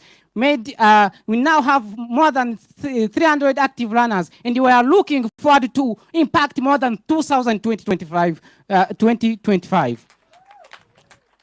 We have a super team, which you have me. I have 7+ years of experience, 7 years of experience of our technical advisor, 15 years. And we have Dr. Susan, who has more than 20+ years of experience in education and psychology. We also have a combined of 35 years of experience. Yes. So we have a competitive analysis. For us, we're doing digital training, or we are doing online training, branded learning, affordability is there, and we also offer jobs or outsourcing. Well, So we have partners and accelerators. We didn't do this alone. We have partners and accelerators who are helping us doing this both locally. We have won Youth Connect. We have won East African Startup Awards. You have been in partnership with ACC in cybersecurity and other more partners. So now, lastly, we are asking for more than 85,000 USD that can help us develop e-learning tools more very advanced, have AIs, personalization, and other things that could help you and me to make it more it happen. So we are also looking to create content that should be any course that you may want to deliver to make sure that you can learn where you are sitting, or you can learn on in physical spaces that we are setting. What is brand learning? Training, registration, product development, technology means community outreach, and marketing. Lastly, we are thanking you to help us in this elevation journey that we are making, me and you together, to make sure that education is public, means, and being accessed by each and everyone. Thank you so much. Round of applause for Neleva. Thank you very much. Over to you. We'll take 2 questions from the judges. Just 2 questions from the judges because of time. Yeah, thank you so much. And this is very nice, since the theme of this year, the YouLead Summit, is focusing on education. Congratulations on this business you are doing. My question goes to the point of knowing how and why will your business scale efficiently? Thank you. Thank you so much. For me, I have been in operation 1.5 years, since 2023, but I was in ideation long time ago, starting 2022.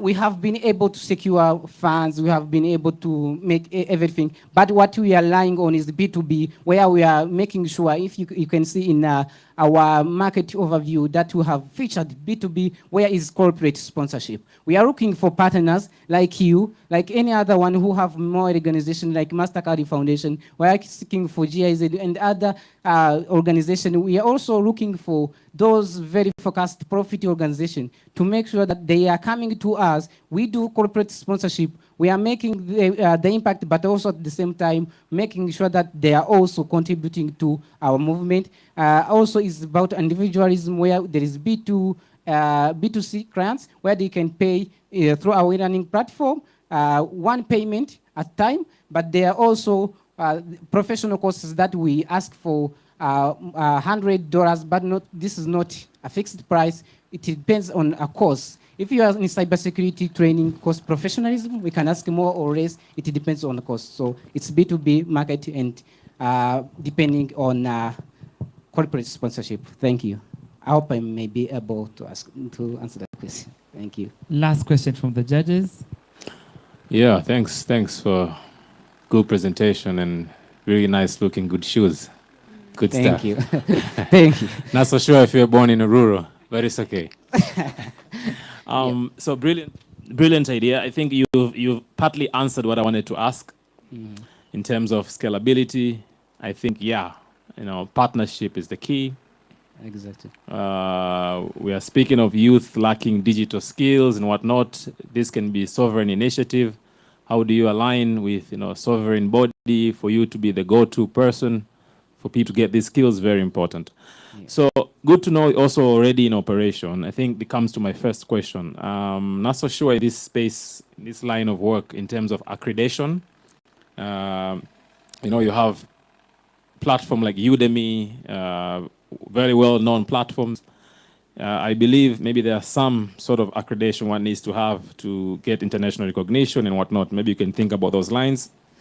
But secondly, I think this also goes to other pitches that I've talked about, web-based learning, web-based service. Yours is on learning, but others, they pitch here about other services that are web-based. There's an aspect of a support function or team, a call center to be able to support such kind of operations. When you're taking public money as a subscription, online payment and whatnot, there's a lot of frustration that comes along with that. And hence you need to be equipped in terms of support team. So these are the areas maybe you can also look at. But brilliant. I think it's a great idea. And I think coming from Rwanda, Rwanda now they've revamped the educational system, moving from French into English. there's an e-learning project like this, maybe you can also attach yourself to additional curriculum to Rwanda Development Board. Thanks. That's why too, I'm working on. Thank you so much.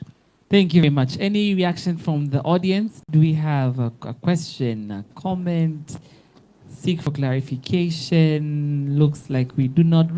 Thank you very much. Nelevat, you may take Thank your you. seat. Round of Appreciate. applause as Pacific leaves the stage.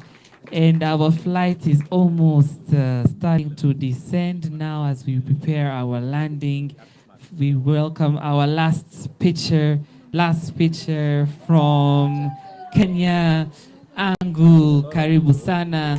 A round of applause for Shadi.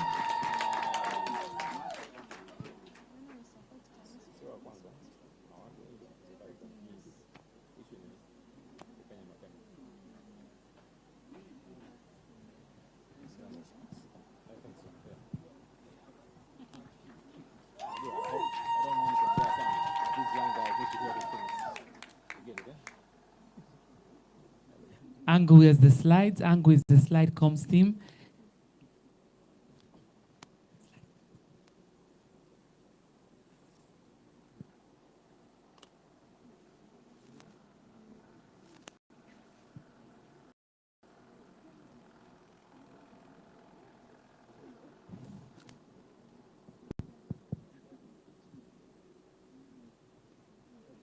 Three, two, one, pitch.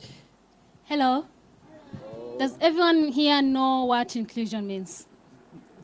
Okay, let's talk about clothes anyway. So, clothes are meant for three purposes: functionality, style, and comfort. My friend Vasundhara has mobility impairment, and she has to give up 2 of these to only get 1. Can you imagine having to depend on someone to go to the toilet? This infringes on your freedom, your right to privacy, and also makes you a burden and dependent to other people. What about me who has albinism? Earlier today, the temperature was 30 degrees, and if I dare to go out without having another pair of clothing or clothing on me, then that means I am risking nasty sunburns and skin cancer. Yes, my clothes are stylish. My clothes are comfortable, but they do not serve the functionality purpose, which is to protect me from the sun. Did you know that in Kenya, there are, after the 2019 census, there are 0.9 million persons with disability, a population which the fashion industry has been ignoring, setting aside, leaving behind, and not including. What about East Africa? What about Africa? And so I decided to found Angu. At Angu, we infuse inclusion and innovation to bring you adaptive clothing that serves style, comfort, and functionality. Here, instead of having the normal buttons and zippers, we have magnetic closures, we have open seams, adjustable hems, we have elastic waists, so that our users, our beneficiaries can be able to put on and take off their clothes at will and independently. We also make sure that we customize our clothing to fit any body measurement. And understanding that the fashion industry is one of the biggest emitters of GHGs, which add to the climate change, we use extremely organically quality. We use quality organic fabrics to make our products, in which we promote slow fashion and we reduce wastage. This is inclusion for us. Right now, as we stand, the global adaptive clothing market stands at 135.8 million USD, with a 7%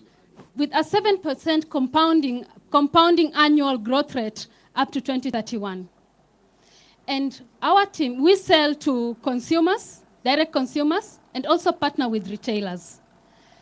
Our target market are persons with disability, with an extension to the elderly, people with chronic diseases, and you who want to feel how it is to have a cloth that is functional, stylish, and comfortable. We have a team of 3 people. I, Shalene, who is part of the design team. Joshua, who is in the marketing business, and Olive, who is in the production. We are asking for 2,000 USDs because we want to continue with our business in implementation and also to scale it. And now I will ask you again the final question. Do you now know what inclusion is? And if you want to feel included, then patronize Angu. Thank you. Round of applause for Angu. Thank you, Charlene. Judges, 2 questions from the judges. Thank you. I think, guys, together we can raise $2,000 for if one by one contribute, right? I mean, let's take that as a challenge. You know, by close of business, maybe we can raise $2,000. This is the smallest amount we've seen today, and I think it shouldn't be an issue. So I'm putting on this challenge to you. Yeah, starting with me. Yeah, sure. I hope you accept dollars. Okay. Oh, yeah, she's asking dollars. Yes, I do accept dollars. Yeah. Great. So, just to be very specific, on the first slide, the value proposition for these clothes is flexibility to open, right? All right, great. Oh, yes. Okay, good. I just want to be clear on that. But thank you. I think it's an innovative thinking, and yeah, we'll judge it accordingly. Thanks. Yeah, my question goes back to the money. If you could give us rough, how long ago did your company start? Maybe I missed it. Okay, the idea was born back in 2022, and it was the idea that came from my own personal experience. But until last year when I met my friend Vasundhara, and I noticed that this is not a problem that only I face, but most of people with disability also face, and I noticed also the elderly face this, and that is when I started thinking of it, and we started implementing it early this February this year. So roughly till today, how much have you put in? Made any profits maybe? And also I would have loved to see your marketing. How do you reach your target audience? Okay, so we have not yet made any profits, but we have worked with people already. We created some outfits with Olive already, and we shared it with some of our friends in the disability community. And the feedback is because that was the prototype that we were using, and the feedback is what has made us go to the next level. Thank you very much. Any reaction? Sorry, the question? How we make it? Okay, so first we've been marketing through word of mouth, social media, and we have a website right now, so we envision to go globally, strongly on the online platforms, and also just to continue marketing through word of mouth. Thank you. Any reactions from the audience? We'll take one.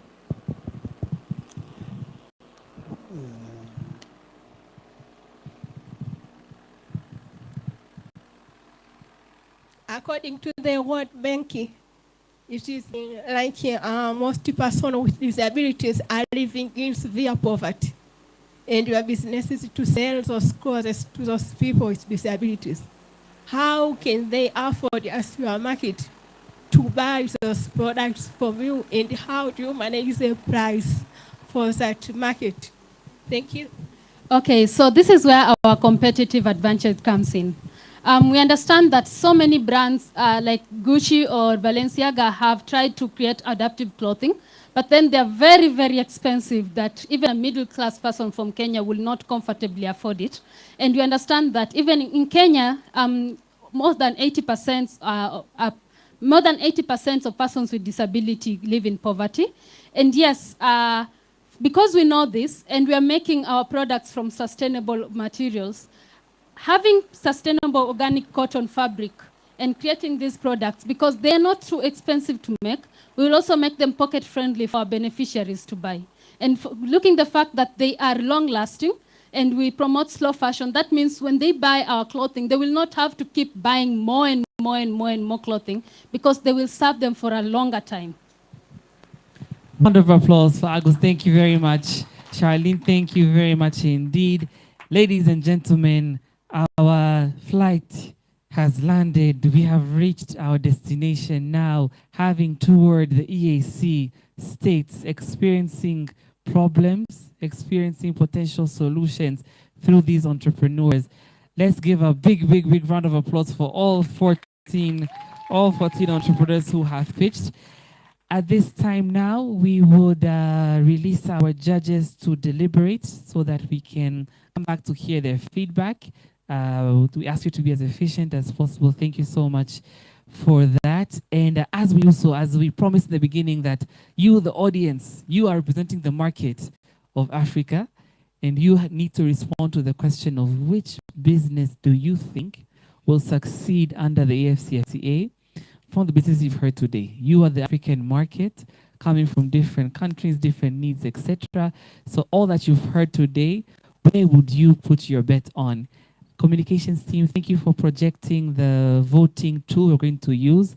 So please bring out your phones now. Bring out your phones. This is the time we want you to use your phone in the session so that we can vote for one of the enterprises. Thank you. On your screen there, you'll see a QR code that you can scan.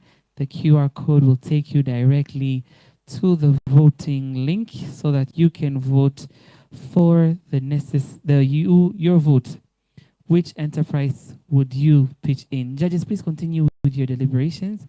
Judges, please continue the deliberations. Come up with the total scores.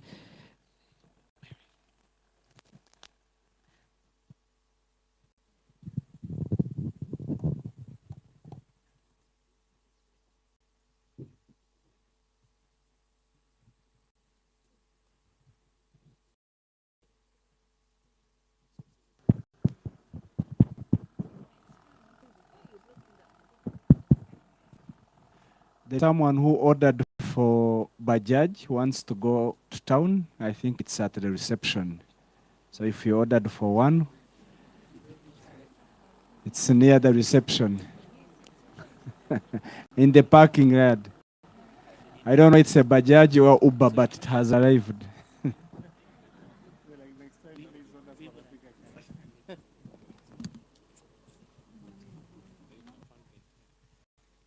Good question.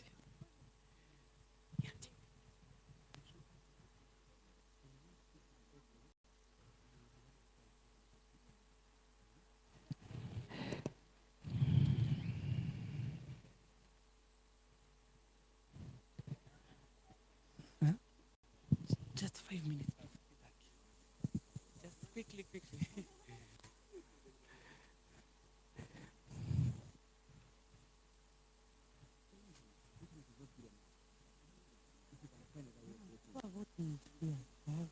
Not everyone, like a few people. I'm sure it's a private internet.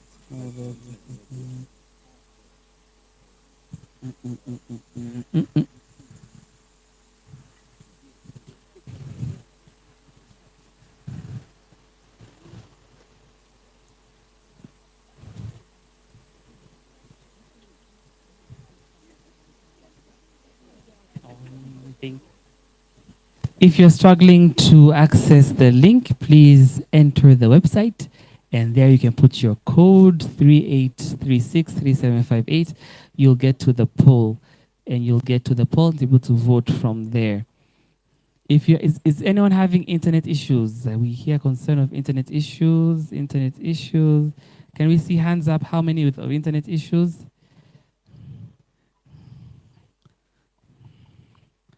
Okay.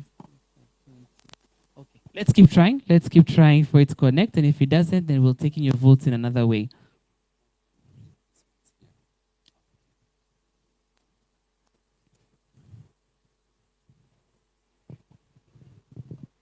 If you've been able to vote, you can disconnect from the internet so that others that are struggling to connect can connect.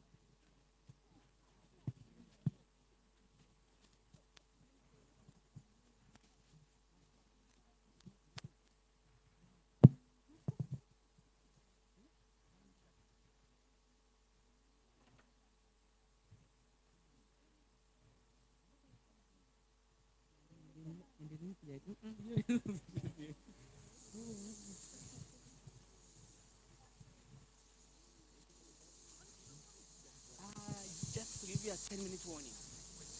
Okay.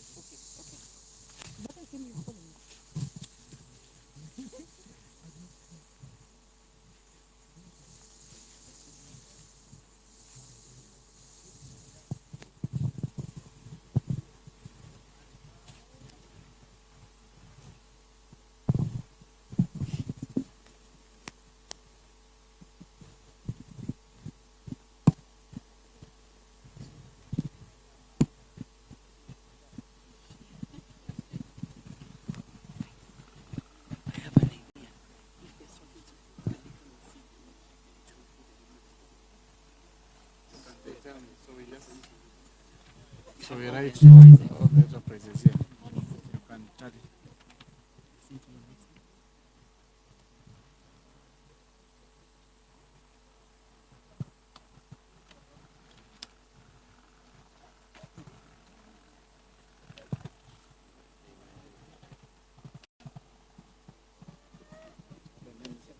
See, those are the delegates. The names, they're not Yes, sir.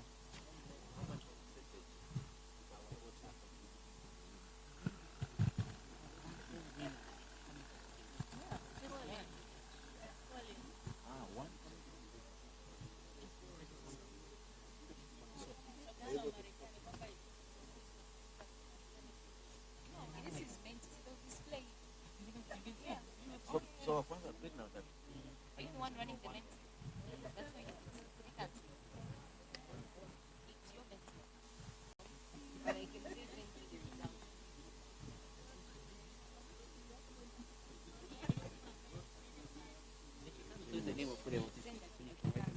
If you're struggling to vote, technical issue, please come and see Brian here. Please come and see Brian here, part of the bootcamp faculty team, or up there. He'll be up there so that you can cast your vote that way. So if you have an issue voting digitally, please see Brian and make your vote. We want to be inclusive. We understand digital sometimes can be a challenge, so you can cast your vote offline.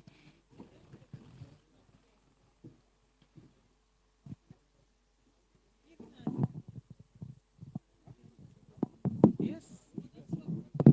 You're done. If you voted, no need to go. Only if you're struggling to vote because of internet issue, go and see Brian, cast your vote. But you don't vote twice, huh? No. if you have already voted that with the system, you don't come to see Brian, right? But correct. Yes. Only if you're having internet issue, you can go and vote directly in there with Brian. We're gonna add both scores together.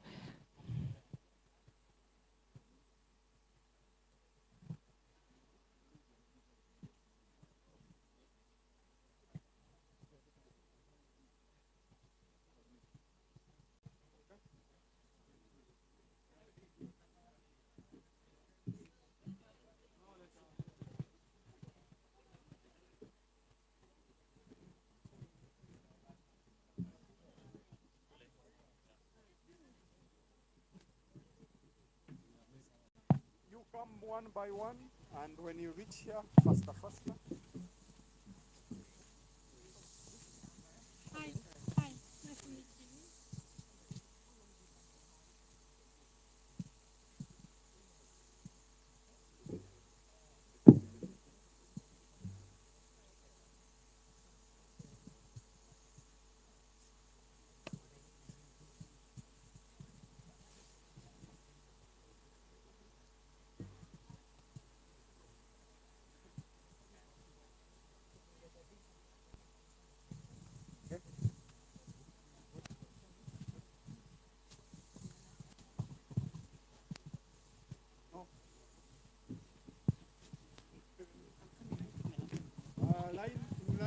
Please see Brian if you're having issues voting. Make sure your vote counts.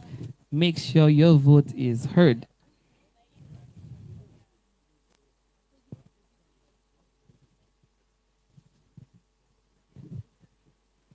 Remember know if you vote by system, we see your head. If you come to vote twice, it's a rigging.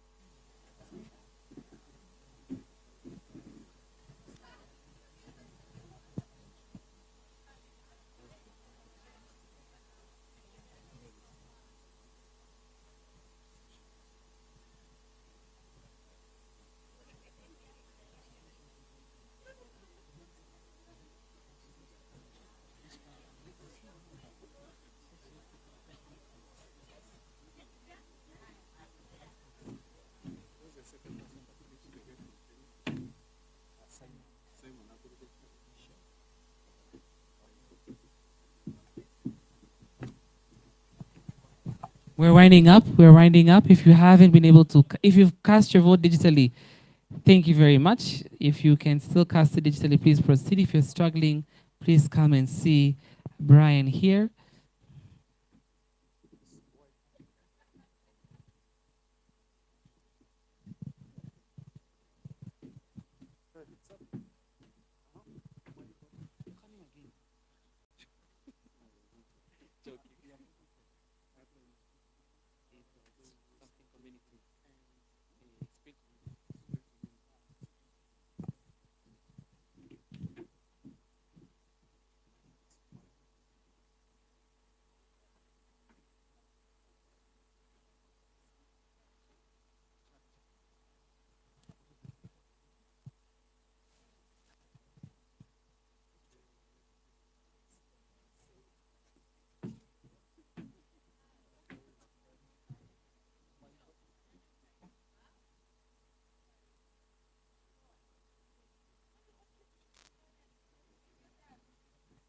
Are we okay?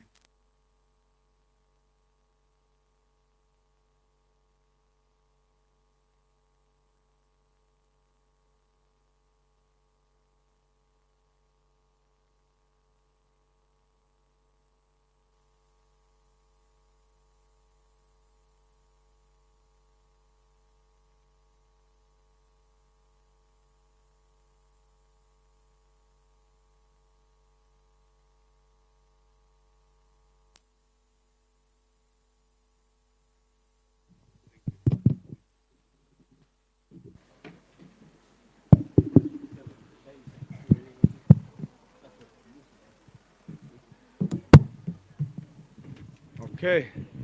So we believe all of you, most of you have voted through the system, right? So those of you who haven't come, we are closing with the manual voting.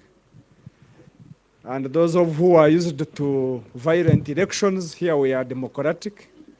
The process is transparent. You know what is happening tonight in the world or tomorrow, the voting, somewhere. Okay? All right, for manual, we are closing. I think, Brian, we are closing. Then we wait for judges. The judges will give us results. Then after, we will announce the winners and the way forward after the winning.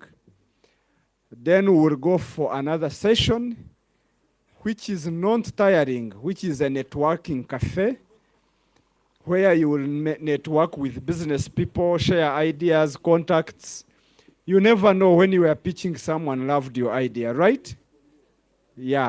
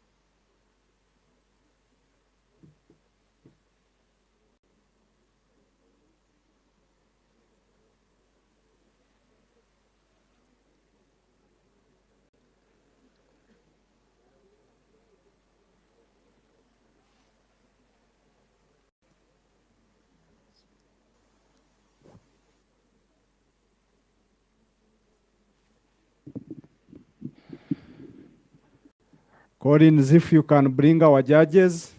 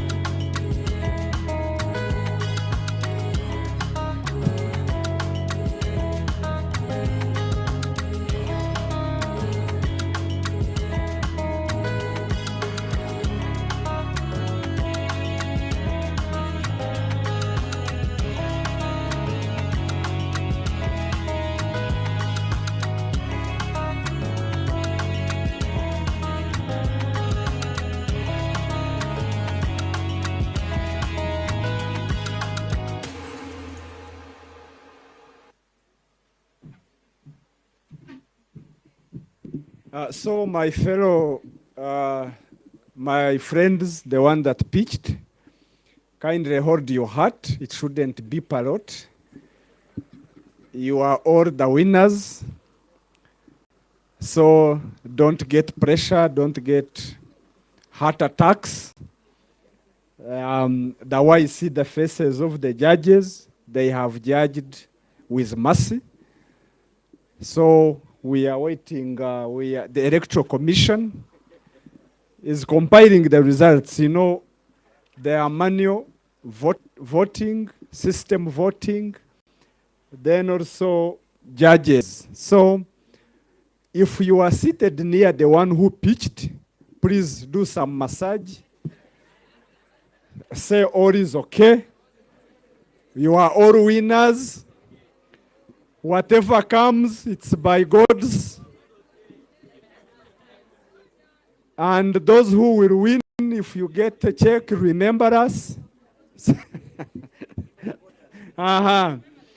But believe us that the voting will have been transparent. There is no concoction and editing. So the people in machines, you can be giving some good music. If you have gospel, you can pray it. It's the time to be near. So you can pray some gospel so that I can mend and melt our hearts. Thank you.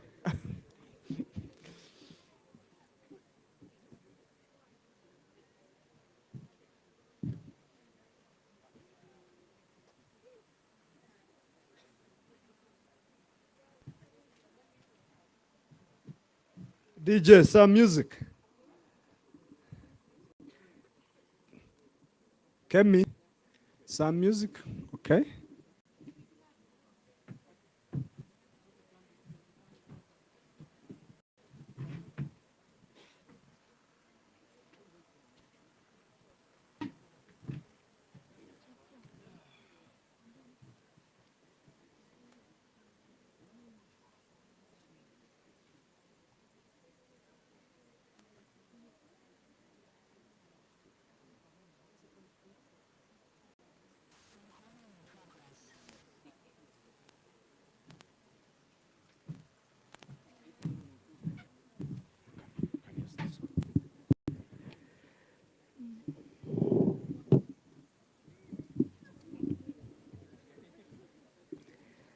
Thank you very much for your participation throughout our flight. We have safely landed now, and we are ready to hear the feedback. As Moses was saying, really, for all the entrepreneurs, we are very, very proud of you. We know the challenge that it is to pitch in front of such an audience. So round of applause for all our winners today, which are all the 14 brave men and women who have taken to the stage. And we all wish you well in your journeys. In the room, you have potential partners, potential investors. So make sure we are networking as well after today's session. Without taking too much time and building anticipation, let me now briefly welcome the judges. First, Ibrahim, to present brief feedback. Thank you, panelists.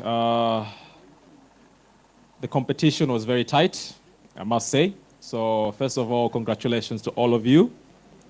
You have made, it's quite a courage, to try and to get the opportunity to stand up front, to present your fact. You're already a winner by far. So I would say, let's just keep the spirit up. Coming to the numbers, it was a very, very tight call. And the top three that have emerged, of which Madame will announce, there is a very small margin or difference between the first, the second, and the third. This shows all these ideas were great.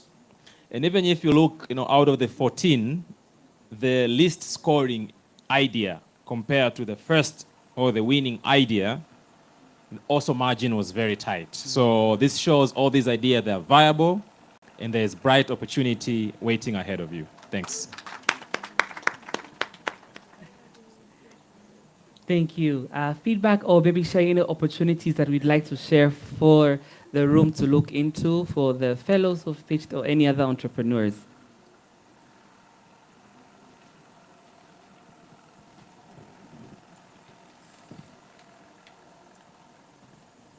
So yes, in the words of my colleague Ibrahim, everyone is a winner. Even if you've not been announced, just know your idea is implementable, it's scalable, and I would recommend reach out to people. There are many people who are not judges in the crowd, but have good business acumen that could really give you constructive feedback. You know, I once sat in a panel and someone said, and it's a bad example, but I'll give it. They said sometimes it's not the business is not good, it's just the presentation. So sometimes maybe there are just small things that you need to tweak here and there so that when people listen to your idea, it's captivating from the go. So that's something I would love to add. So my biggest encouragement, reach out to people, ask them for feedback. If you find the judges, ask them for feedback. Maybe they might remember your idea and how maybe you could improve for future pitching.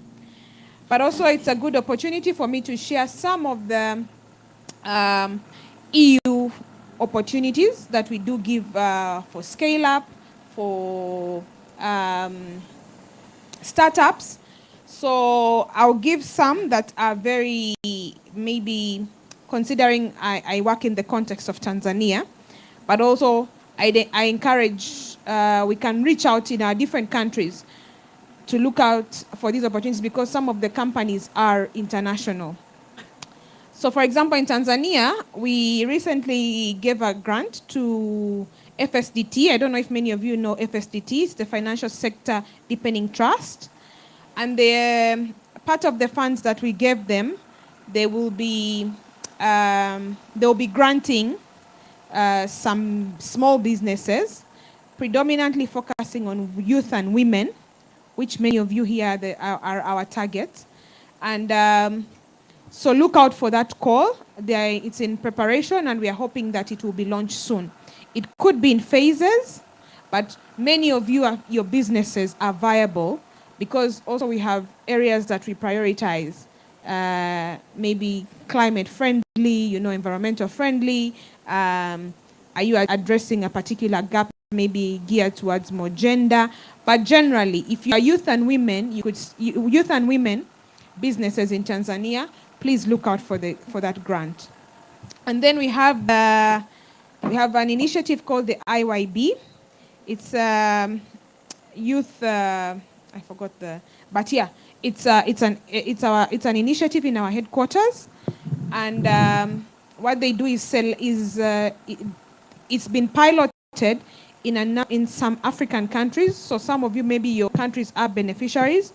So they select a cohort of young entrepreneurs. Some of them are women, some of them are youth, and they give them mentorship. And they mentor them through the process of pitching, developing good proposals, until where they're able to actually give them some seed funding. But the fact that you go with them through that whole journey is a great initiative. So please also look out for them. And this one is global. So any of you from South Africa, Burundi, whatever you're from in the continent, look out for the opportunity. And then we have in Tanzania, we are supporting the government in setting up the first venture capital fund. And we're still discussing the nitty-gritties, but please look out for it. It will be the first one of its kind, but it's crucial because it aims to provide funding to youth businesses. The last one I would speak about is so even the IYB is a venture capital, but it's just the difference is it's more global. While in Tanzania, we are also hoping that together with the government, we'll be able to establish a venture capital. We are looking into 2025. And hopefully we shall be able to find some initial funding to put into that venture capital. The last one is the Funguo. How many of you have heard of our Funguo program? Yes. So we have a Funguo program in Tanzania. We have similar in other EU delegations. So look out for these initiatives in your. But it's a grant-based program that we give to startups, businesses that are scaling up, businesses that are off-taking. So look out for it. We had a previous call, and now we're in the process of assessment and probably awarding. But we will have another call, and I think it will be the last one in this phase in the first quarter of the year of 2025. So for the businesses, especially the Tanzanian businesses that have pitched today, why not? And you can reach out. I think they also they link you to some hubs and some, who can provide some mentorship on how you access this funding. Yeah, happy to answer questions, not now, but considering the time, but definitely do grab me and we can speak more. Thank you very, very much. Mr. Kevin, any last remarks in terms of feedback, could be opportunities for the entrepreneurs to leave with here? What I would like to say is to encourage everyone, because according to the businesses that you have seen, as my colleague has already mentioned it, we've seen that the competition was very tight, and all those entrepreneurs are really working hard to see that our community, Africa, is changing towards to the positive way.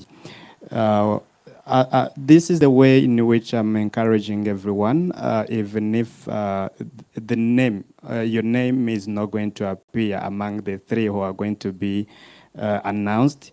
Know that your project is really, really viable, and it has been considered as a good project.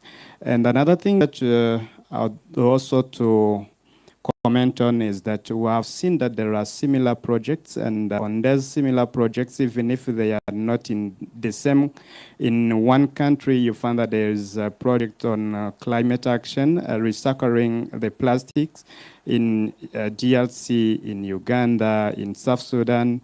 One thing that I can say is that as young people, as entrepreneurs, we have to be sharing ideas, because what you can do can be good to another entrepreneur in South Sudan if you are in DRC. And so the one who's in South Sudan can also share the knowledge to you, so we can keep improving. That's all. As I conclude by saying congratulations to everyone who presented project. Beaucoup. Thank you very much, Mr. Kevin. Lastly, from CRDB, Mr. David Yesaya. Karibu. Thank you. It was a good time for me to be here, and many things have been said by the previous judges. But what I can say, the last one, is that all of you have the good idea, and the idea we are matching. But what I can say is just know how to position and to put the visibility of your idea. Sometimes you can lose just because you failed to position it during presentation. Have a good time. Thank you very much. A round of applause for all our judges. We're very grateful for your time, for sharing your experiences and constructive feedback. We definitely will take it into consideration for the entrepreneurs. Collins. And sorry, IYB stands for Improve Your Business, and I've just seen actually it's in Somalia. So there's Somali in the house? They are present. Yeah. So if it's in Somalia, it's in many other countries. Definitely look for the opportunity. Fantastic. Let us indeed look for the opportunities. And without taking more time, we are very privileged to welcome to the stage to share with us those three selected entrepreneurs, both from the judges as well as from the audience vote. But I need you to clap a lot for the person who is coming, who is one of the brainchilds behind all that we're doing today, Ms. Lagara. Let's give a warm, warm, warm round of applause as she comes and closes out the session for us. Stella Karibu.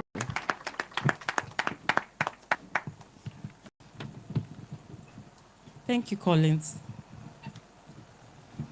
You have all done an excellent job in planning the entire pitching process and even the training to prepare the fellows for this session. Yesterday, I did not appreciate the faculty. It was by a random accident. I was supposed to appreciate them and appreciate them on behalf of all the faculty who have been a part of preparing the EAC Youth Fellows. So please help me clap for them for all the good work they have done. Clap like you know what value they have added to your life. And then a special clap for Collins, Eve, and Moses for preparing this particular pitching session. And for the rest of the faculty, Brian and Kuda, for supporting the judging and everything. Please, a good clap for them. And of course, for the judges. You know they could change their mind. You better clap for them nicely. It's not every day that you have people who will spare their time to share with you their knowledge on what you need to do to improve your business. Especially because they also have the capacity to set up your business and do it better than you. Because they've been in the market for long. So when you have an opportunity to get feedback from judges of this caliber, number one is to appreciate, number two is to soak in everything that they have shared with you. I like the fact that everyone had an opportunity to hear from them. You also had an opportunity to hear from the audience. So even if you don't win today, at least you have something that you can do to improve that pitch, and the next time you make it, most likely you will come out at the top of whatever competition you shall be pitching for, or you at least get the investment that you're seeking from whoever you shall be trying to convince that your business is viable. All right? So first of all, I want us to clap for everyone who made an attempt to actually pitch. Every single one of them.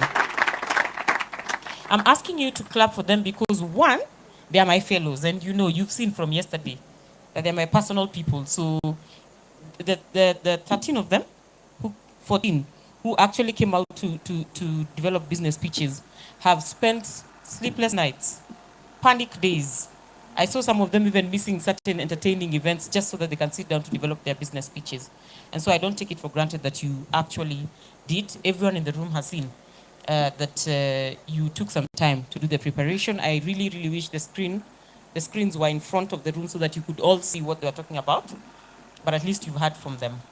Having said that, let me not be the person who will receive stones from the crowd because I'm taking too long to get people out of their misery. And I'm not even going to try and continue doing counseling here by telling you everyone is a winner. I'll just pull the last of last, and I'll pull it hard and fast. At number 3, we have Gordon Agriculture Organization, Uganda. Please clap for Okejo. Come to the front. People need to see you. They also need to confirm that you're the one they voted for. That's Gordon Okejo. You had his speech. He has come out at number 3. And then,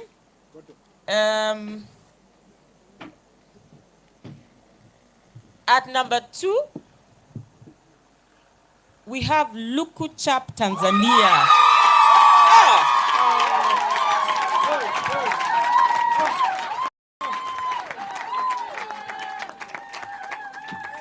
Congratulations, Kato.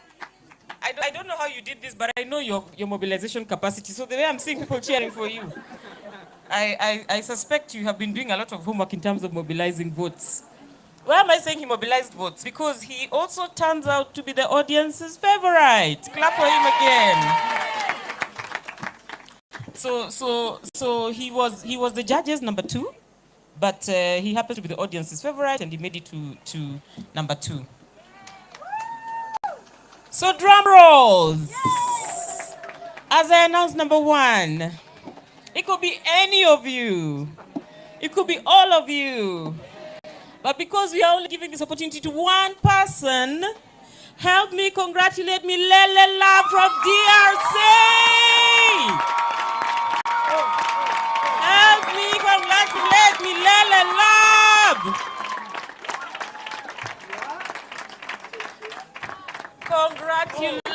Congratulations, Miriam. She knows the meaning of this. She really knows the meaning of this. If you remember yesterday, I had mentioned to you that someone did not have a travel document and they had applied for the regional fellowship. That is the winner of the business pitching. If she knows how to tell stories like me, by now she should have told somebody that the girl on the microphone here was about to cancel her participation in the EAC Youth Fellowship. So I would have cancelled my winner. Congratulations, Miriam. Well done. Well done. I want us to give them another good clap. Congratulations, all of you. Please come and stand here with the judges so that you take a picture with them.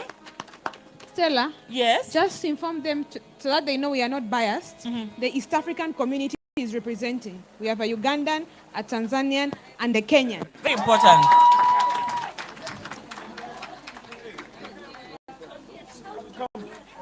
Please come and stand with the This is cool. Yes. But the East African community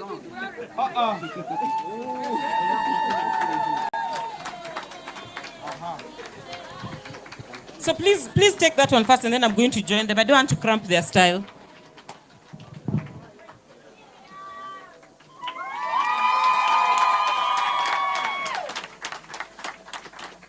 Can I join now?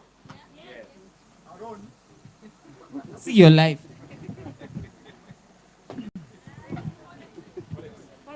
Collins, Brian.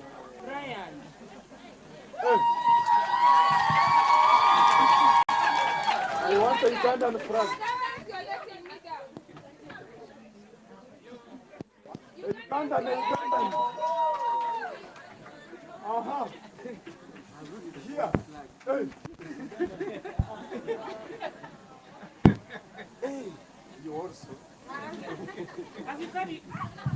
As you carry all those flags, kindly note that it was a Kenyan who was facilitating.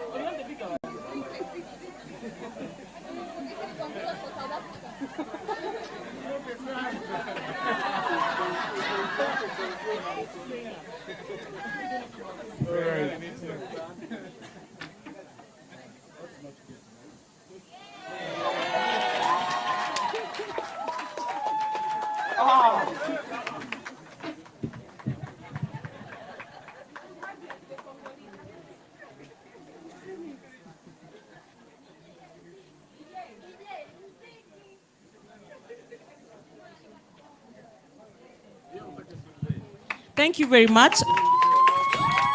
Thank you so much, faculty. Thank you so much, judges, for such a good job. Very well done. And thank you to all the fellows for participating in this exercise. It was free and fair. I have confirmed that nobody was paid to influence this process. And I truly appreciate all of you for your contribution to this process. Nyaribi, wherever you are, I would love to hand over the microphone back to you. Hi, DRC, you're doing the most. DRC, you're doing the most. Can someone find me Nyaribi?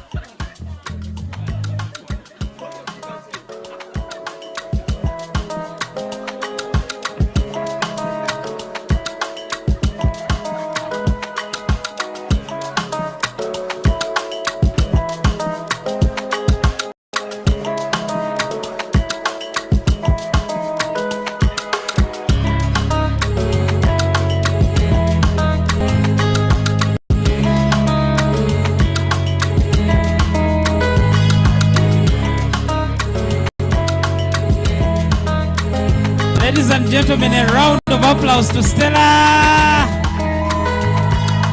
And if you love her dress, say yeah, yeah.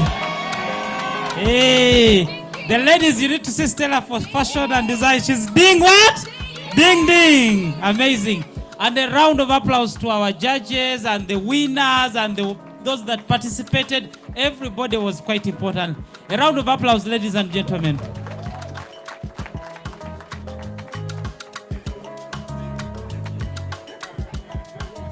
I'm reminded that I need to share a way forward for the winners. All the winners, we're going to have our own separate meeting about your winning. So let's not discuss it in front of all these people. Yeah? But we'll have a separate meeting. Please see Moses, and he is going to mobilize me. All right? Thank you, Stella. So, ladies and gentlemen, it's 5. We are going to break for tea, but there is a special session that is coming. Quite interesting with games and fun. You want to be back after the tea.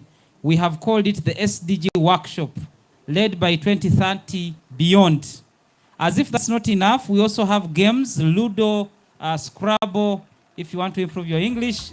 We also have snakes and ladders, cards that have been provided by Elimu Yetu Games. So certainly, and those will lead us to dinner. Tomorrow, we will be here, and you know from the program, what we have tomorrow? Anybody that can guess? Dance! Yes, the dance may be there, of course, but we shall have the session on peace and security as well as gender equality. So the team at the back will be able to play for us the Amani song. Tomorrow we shall, I think Amani means peace. We shall start with that song tomorrow as well as the YouLead song. So the crew that was here, make sure you take enough water, put on your dancing shoes. In the morning we are back to open the sessions. But then also, we expect that you are tweeting and sending the messages out there and sharing with the people that are not here with us. Of course, we have the online audience, and we must apologize that we have not engaged them as much. But tomorrow, beginning tomorrow, Thursday and Friday, we want to engage the online audience. So we shall work with the team at the back to see that the people that are joining us from all over the world are able to contribute as well. Ahmed is signaling, so I'll just get that whisper and then we shall close.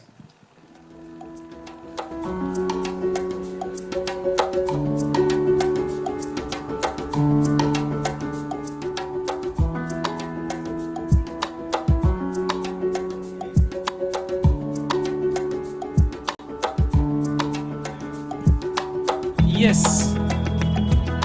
So there is a request that we need to be taking back our plates, especially after meals. It's, I think, a very good culture that, unlike in the hotel where you leave it there and then everybody will take it for you, you will need to do that. And also, we are being requested to keep the compound as clean as possible. Serviettes, disposable plates, kavera, we just need to put them in the waste bin. Especially that we are going to talk about climate change and justice tomorrow. And then there is a team waving. You wave again. It was so dramatic. You see what they are doing? There is a team at the back doing something. Basically saying that the gadgets need to be left here. Please do not think that God or Allah has blessed you with the earphones or headphones. They are ours. You need to leave them behind. We shall use them tomorrow. And I think that's it. Some people were asking if they should rewear the t-shirts. I don't know. But just be decent. If you can wash and rewear, it's very good. But if not, just put on decently and come for the sessions tomorrow. Yes, yes. So after the tea, please come back. After the tea, please come back for the SDG workshop session. It is full of games and interaction as much as possible. So with that, you could go and have the tea and come back within 30 minutes. Just please come back, please. Thank you.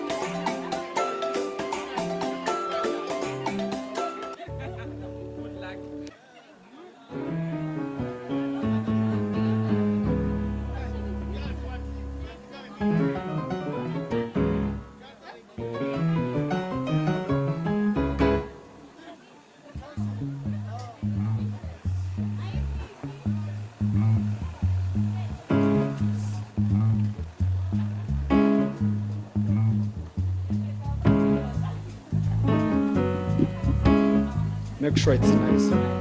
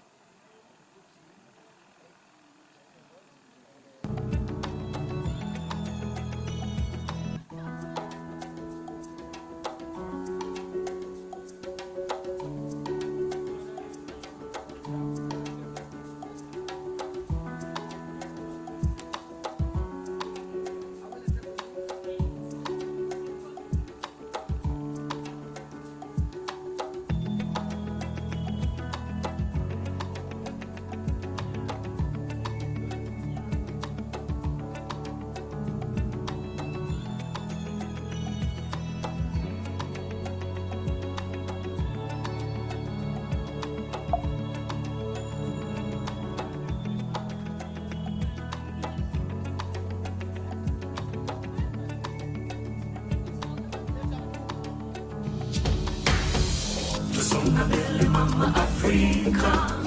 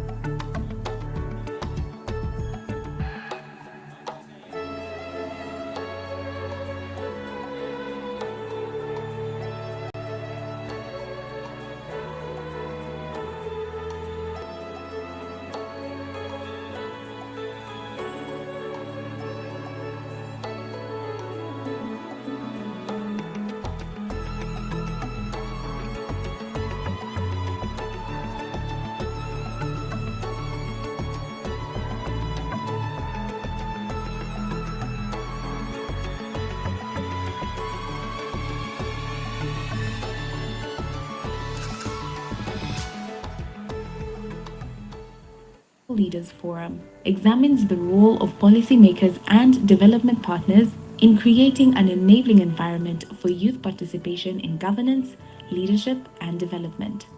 Policymakers and Development Partners Roundtable examines the role of policymakers and development partners in creating an enabling environment for youth participation.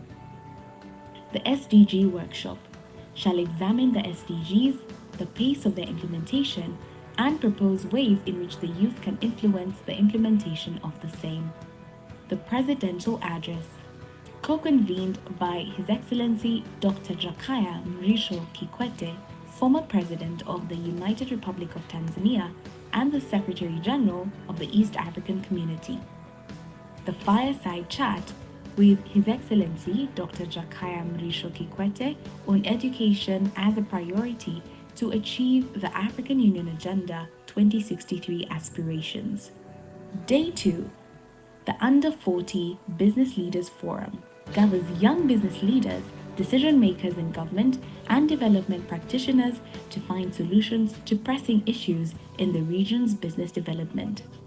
The East Africa Youth Enterprise Awards seek to recognize youth-led businesses across the East African Community, EAC, partner states that are resilient, innovative, and are simultaneously taking deliberate, innovative actions towards decent livelihoods and youth unemployment. Day 3, Arusha Peace Forum, a youth forum on peace building and conflict prevention, showcasing models that promote the role of youth in peace building and participation in conflict prevention as proactive measures to maintaining peace and security in Africa. The Gender Equality Forum discusses ways to dismantle the structural causes at the root of the gender inequality and advances the Action Coalition's commitments. Day 4, Post-Summit Agenda of Action, a proactive mechanism to ensure that the life of summit discussions go beyond the summit reports, actively transforming regional business and politics by providing the right environment at program level in partnership with YouLead consortium members and stakeholders.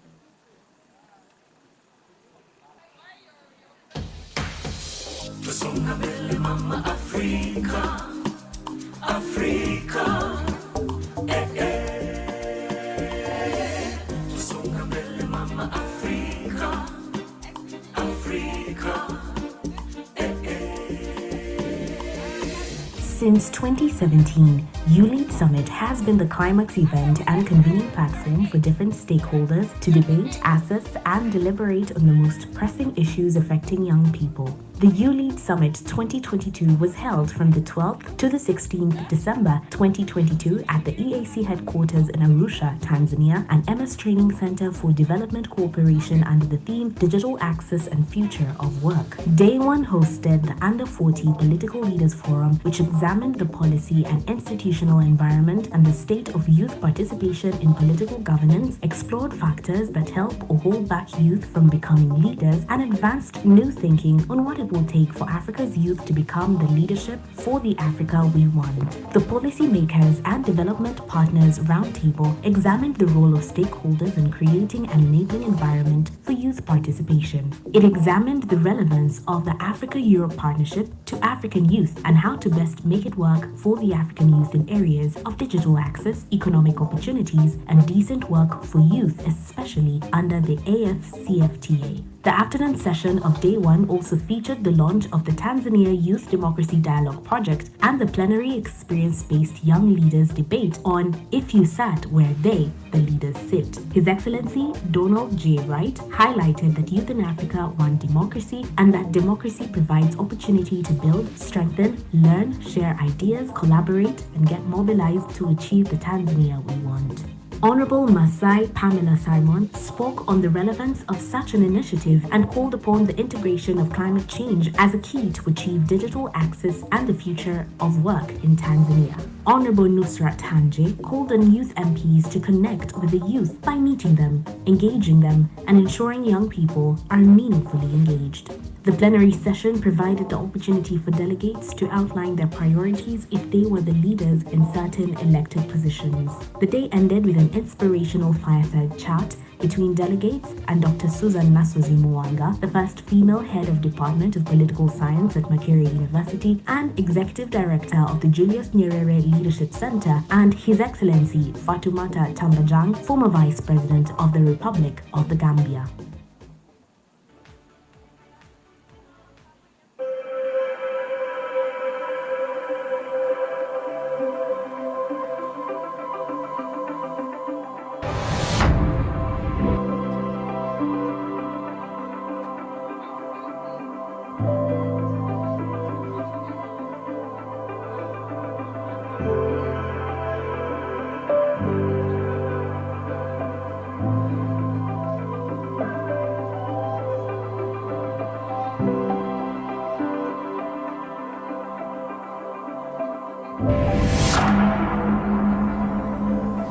Whether you believe in a higher power or not, it is an undeniable truth that us as humans have been destroying our mother nature with our actions, which calls for a collective responsibility to restore it. Only when the last tree is cut down, the last fish eaten, and the last stream poisoned, we realize that we cannot eat money. Justice is all about going back to our roots and protect our Mother Earth. Going back to where we come from.